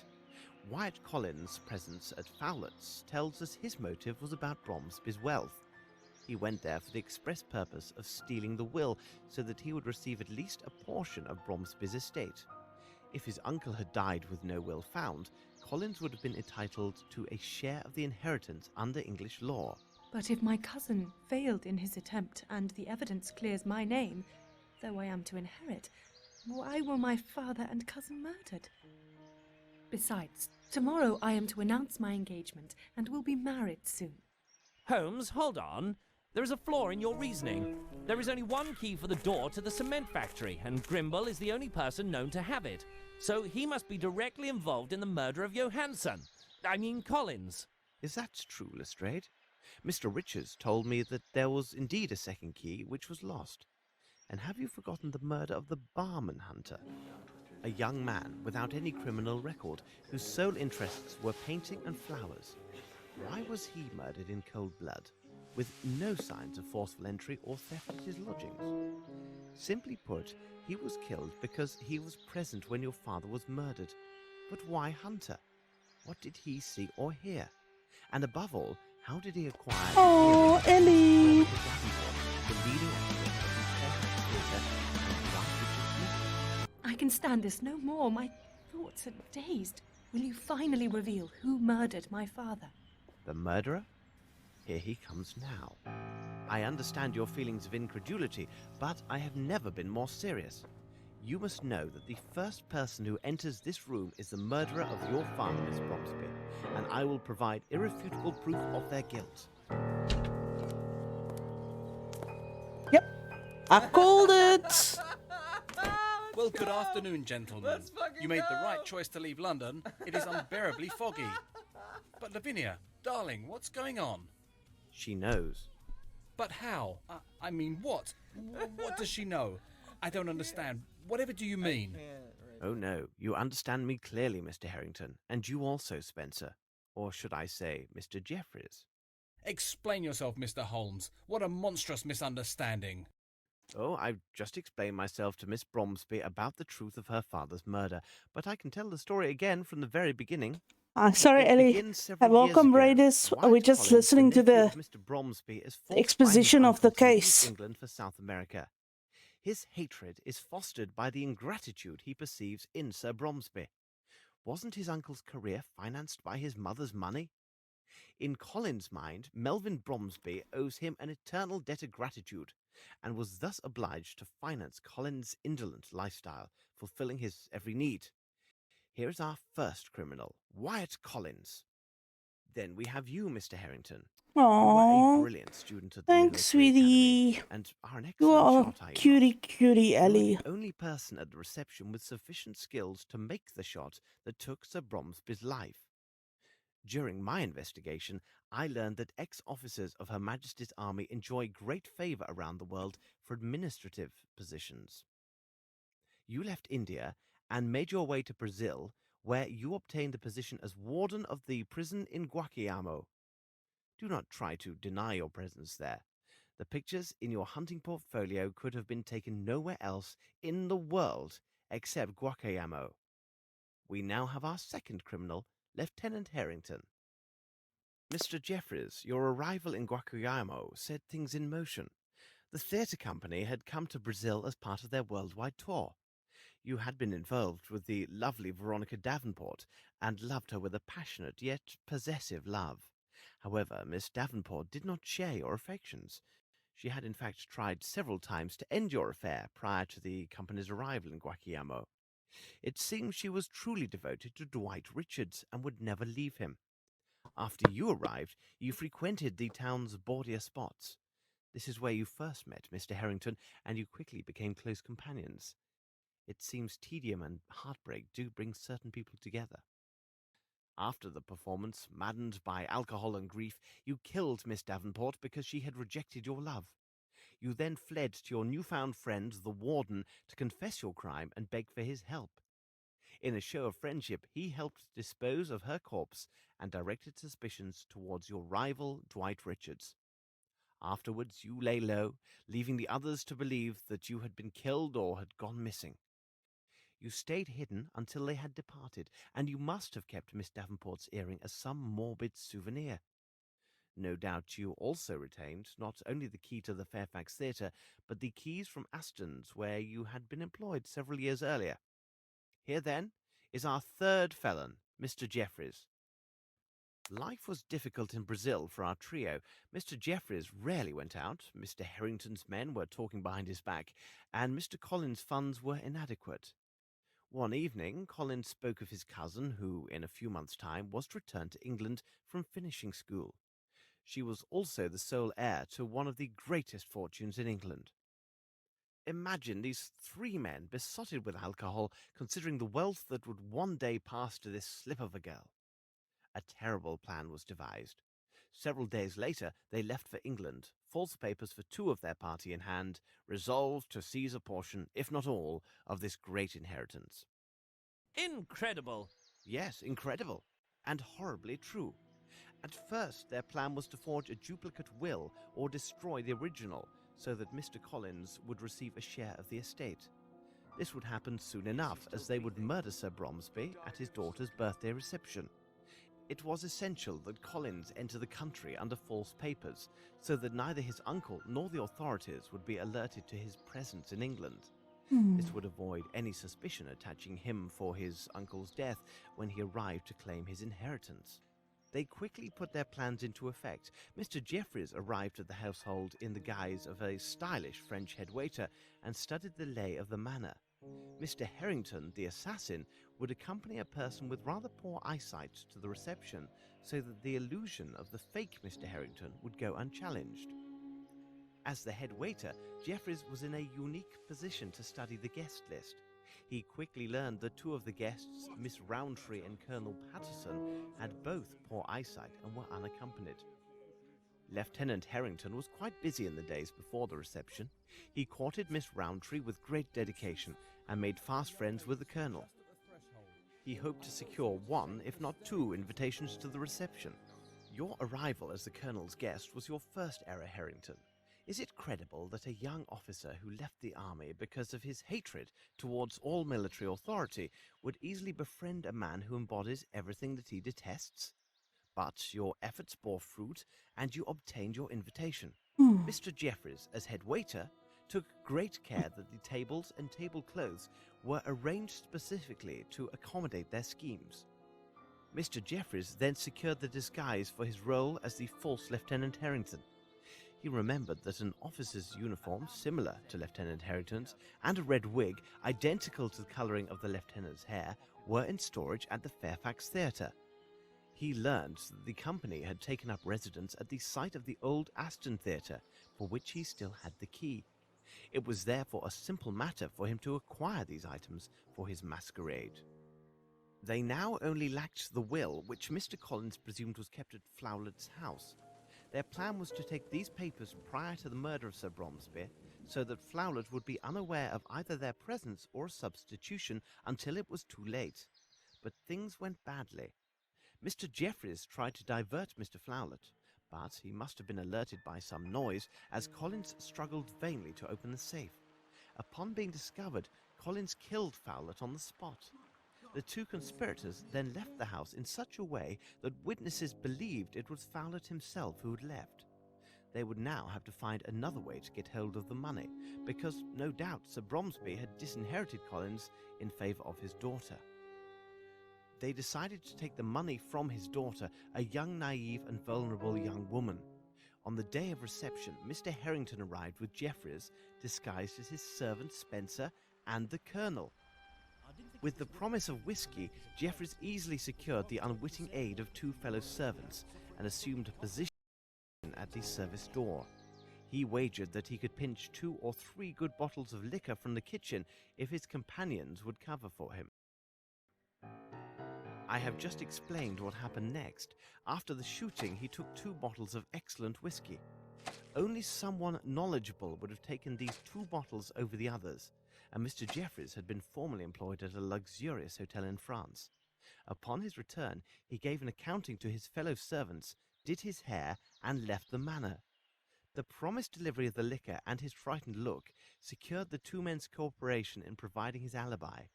They could not have known his true role in these events. The one problem for the conspirators was the barman Simon Hunter. He had perfect eyesight, unlike the Colonel, and realized that the man who claimed to be near the bar at the time of the murder had in fact lied. He hinted as much to Mr. Harrington and most certainly intended blackmail. As they were short on funds, the accomplices gave him Miss Davenport's earring as collateral and pledged to return with the money he demanded. That night, when Lieutenant Harrington visited us in London, he had just come from Simon Hunter's. Hunter had told Harrington that the earring had been pawned and he would not reveal the name of the shop unless Harrington paid him his money. Mr. Harrington ruthlessly killed Hunter, and the earring so precious to Mr. Jeffries was lost. Earlier that morning, Jeffries lured Collins to the cement factory on the pretext of fabricating false evidence against Grimble. But they no longer needed Collins to acquire the Bromsby fortune. Mr. Harrington would wed the young heiress, then, after a reasonable time, they would cause her untimely death, and they would take it all. So Mr. Jeffries murdered Collins and made sure his body was barely recognizable. If he was identified, it would not affect their plans, as they believed leaving the corpse at the cement factory would direct suspicion towards Grimble. When Mr. Harrington came to see us, he learned we were hot on Collins' trail and had traced his movements up to the factory. He assumed we would go there within the hour and left to quickly round up his associates and devise a plan. Jeffries, from his days at the Fairfax Theatre, knew an Asian of questionable talents who had no visible ties with this case and could attack us without drawing suspicion their way. We avoided this attack, and from that moment I was convinced of Lieutenant Harrington's involvement in the conspiracy. The last elements of proof were revealed at the vagrants' camp near the monastery outside of London. Mr. Jeffries had tramped through England in his past and might have thought to hide Collins in the forest near the Richmond's Abbey. The very day that I was there, he tried to destroy all evidence of Collins' murder. Fortunately, he did not manage to destroy everything. It seems Collins, foreseeing his possible death, left a small surprise for his accomplices. It would be easily missed, except by someone who observes all and misses nothing. But this is merely some draft to lull us to sleep, Mr. Holmes. Hmm. Lavinia, surely you can't believe these mad accusations. They arise from nothing. What proof do you offer for what you say? None. Believe what you will, Mr. Harrington. I will warn you that Mr. Collins left a letter written in his own hand, which named yourself and Mr. Jeffries and accused you both of complicity in the murder of his uncle. At this very moment, Inspector Lestrade's men are conducting a search of your rooms. They will find the evidence that, when added to the accusations within this letter, will prove your guilt beyond all doubt. The Chirapaqui cigarettes, your portfolio, as well as a feather from the pillow which was taken from Horace Fowlett's. These items prove my deductions. I suggest we wait here for their arrival with these proofs, and I assure you our wait will be brief. Bravo, Mr. Holmes. Well done. Accept my apologies, my dear Lavinia. I think under the circumstances it would be best if we postponed our engagement. I'm sorry for your father, but what do you expect? We had to give it our best shot. Where is the earring now? You will tell me, where is it? Unless you tell me at once where the earring is, no one will leave this room alive. Don't you understand? You are all going to die.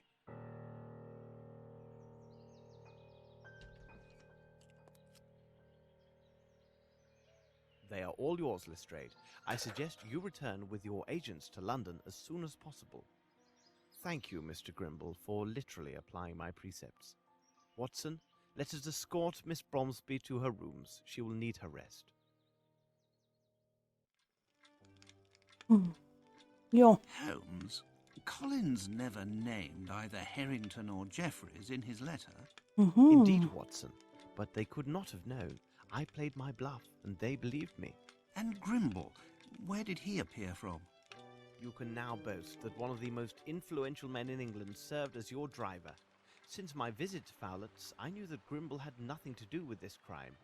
I asked him to assist with the investigation, and it was at my request that he took steps to acquire Bromsby Enterprises. He gained us precious time by forcing Harrington and Jeffries to wait and see if Miss Bromsby would inherit. He ran quite a risk in doing me this favour, because their plot then turned against him. I also asked him to send the letter which lured the two murderers away from the hall. I needed a moment to explain everything to Miss Lavinia. It would be dreadful if she fell into the hands of her father's killer. From the beginning, Grimble was concerned only with saving her inheritance. He never once doubted her innocence. Nevertheless, didn't he misappropriate those funds? Indeed, but not for his own profit. It was solely to protect his friend Bromsby. An ex-architect with whom he had quarrelled, a Mr. Waters, had contacted Sir Bromsby before this intrigue began. Waters learned from Captain Bowie that Sir Bromsby had encouraged certain actions against workers hired to build a bridge in India. That project was the bridge over the Kalidasa Abyss. Waters blackmailed Bromsby from afar. Grimble received the letters and considered them to be quite serious. He knew his hot-tempered friend well and preferred to conceal the blackmail attempt for fear of disastrous consequences. So Grimble made regular payments to Waters in exchange for his silence. Unfortunately, Collins discovered the arrangement while he was working at the cement factory and threatened to reveal everything. Grimble could not afford for that to occur. He managed to rid himself of Collins by sending him to Fowlett. Then it was Bromsby's turn to discover the blackmail by sheer accident. He was angered, but before he could decide his next move, Mr. Waters died suddenly and removed all threat. When Grimble learned that Waters had died, he confessed all to Bromsby. He noted that the money paid was a pittance when measured against Bromsby Enterprises, and that the same amount could now be applied in other ways. India had enriched them so greatly, and Bromsby had been cursed over the harm done to the Indian people in his employment. It was decided that these same funds would now be sent on a monthly basis to a Bombay orphanage in the care of a Sergeant Brahamai. It is possible that Bromsby intended to increase his patronage, and this was the important news he intended to reveal to the press at his daughter's reception. It was she who had harshly reproached him regarding his behavior towards the Indians in his employ. Do you remember the words from that poem which he had written into his notes? It said that the ungrateful always die miserably. Indeed, Holmes. But there is one thing that I still don't understand. Why did you ask Lestrade to put Richards behind bars? He wasn't guilty of any crime, but you treated him as a murderer. I advised Lestrade that it would be prudent to place Richards in custody so we could protect him from harm. Mr. Richards is a wise and intelligent man. He would have recognized Harrington and Jeffries on sight. When he realized that Jeffries was alive and that I possessed the missing earring, he would have drawn the same conclusions as I. So this investigation would have been stopped cold by one or two more murders. I see. Well, Watson, you seem to know everything. Tell me, please, that small missive which I can see on the desk. It contains 2 invitations to the opera's opening night, does it not? If so, we shall finally have our opportunity to hear this marvellous soprano. Well, what do you say, Watson?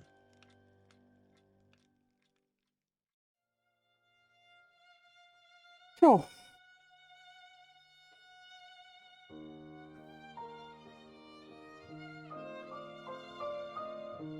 felt like it just completely flipped around at the end. Like, I know I should have stopped streaming over an hour ago, but it's just like, what?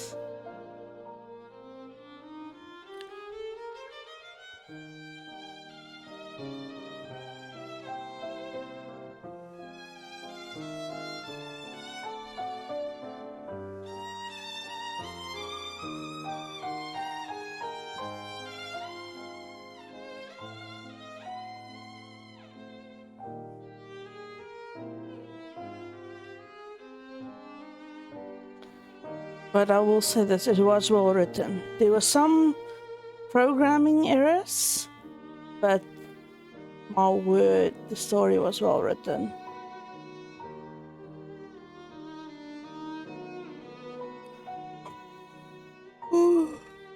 Sorry.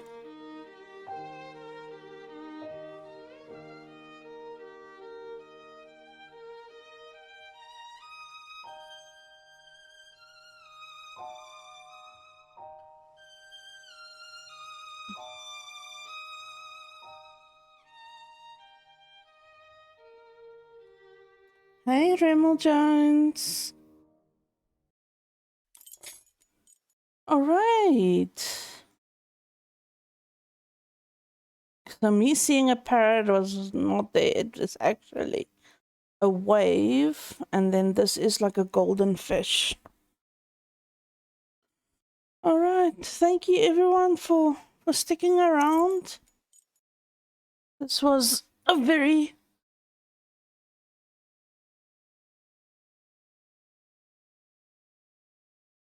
cool.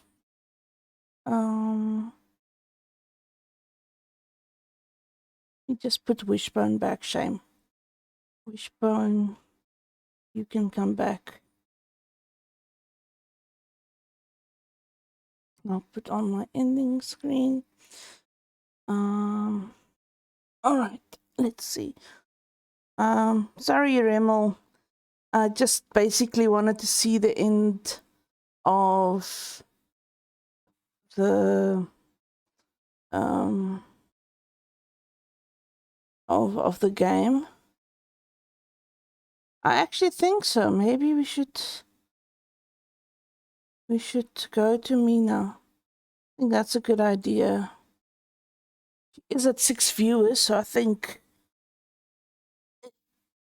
Knack is the other possibility. But I think, I mean, Mina supports us so much and she needs just that little push to affiliate. Yeah, Stab, let's go give her some love. All right, so tomorrow night I will not be streaming.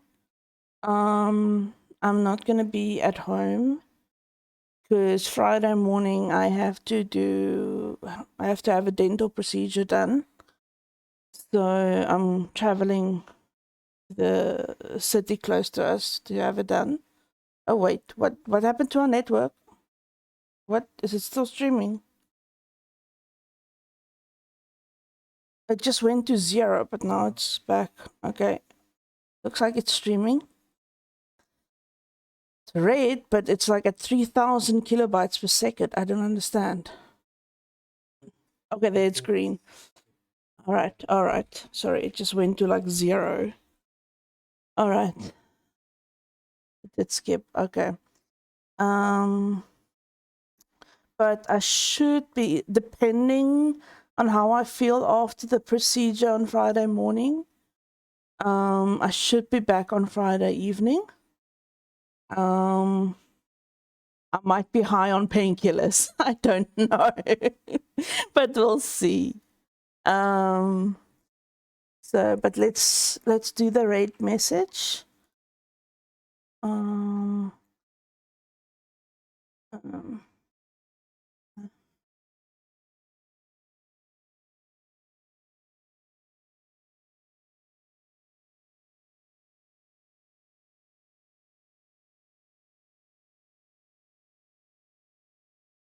Oh, thanks. Oh, you guys are sweet. So, oh, thanks. I'm a little bit scared because I've I'm not usually scared of dentists, but I've heard bad things about root canals, and this, yeah, at least our dentist is good, but I've heard bad things about root canals, and I do not do well with pain. So I am a teeny weeny bit worried.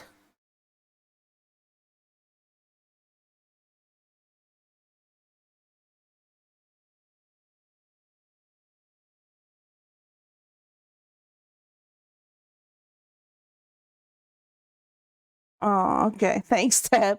Thanks for making me feel a bit more at ease. Stream. All right. So for those of you who can't use the opal heart for any reason, you can use the yeah, I have to get it done because my previous dentist messed up and actually filled the cavity too deep, and now the filling is touching the nerve. So I basically, this dentist has to fix another dentist mess up. I'm very angry with the previous dentist. Flip. Close my chat. Where's my chat?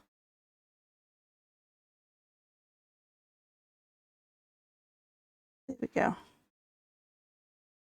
All right. Let's start the raid and then I'll say my thank yous. Mina Silva. Right. All right, so let's see. Ellie Barrel, thank you so much for the raid. Sorry you came in at the end when it was basically just cutscene time. I'm so sorry, I was very quiet. I was just like flabbergasted with the exposition, the ending. But thank you so much for the raid. I really appreciate it. And I hope that whoever is still here from your raid is going to enjoy their time with Mina. Then Metallic Zeman, thank you for always supporting me, for giving me my time check over an hour ago that I had to stop, but I didn't listen. Then Drelsos for the lurk, Stab Addict, and Papa Wolf always being so supportive. Then okay, A-OK, Hello Tonka, Mama RB. I think that's a bot because I can't even pronounce that word. That's just letters. Rimmel Jones, Spiders, What's a Bunny, Xylane. Thank you all for being here. I really appreciate it. Your lurk, your chat, everything's appreciated. And Tapes also for making me laugh if he's still somewhere around. But I'll see you again on the next one. Until then, stay safe, stay beautiful, and I'll see you soon, sprites.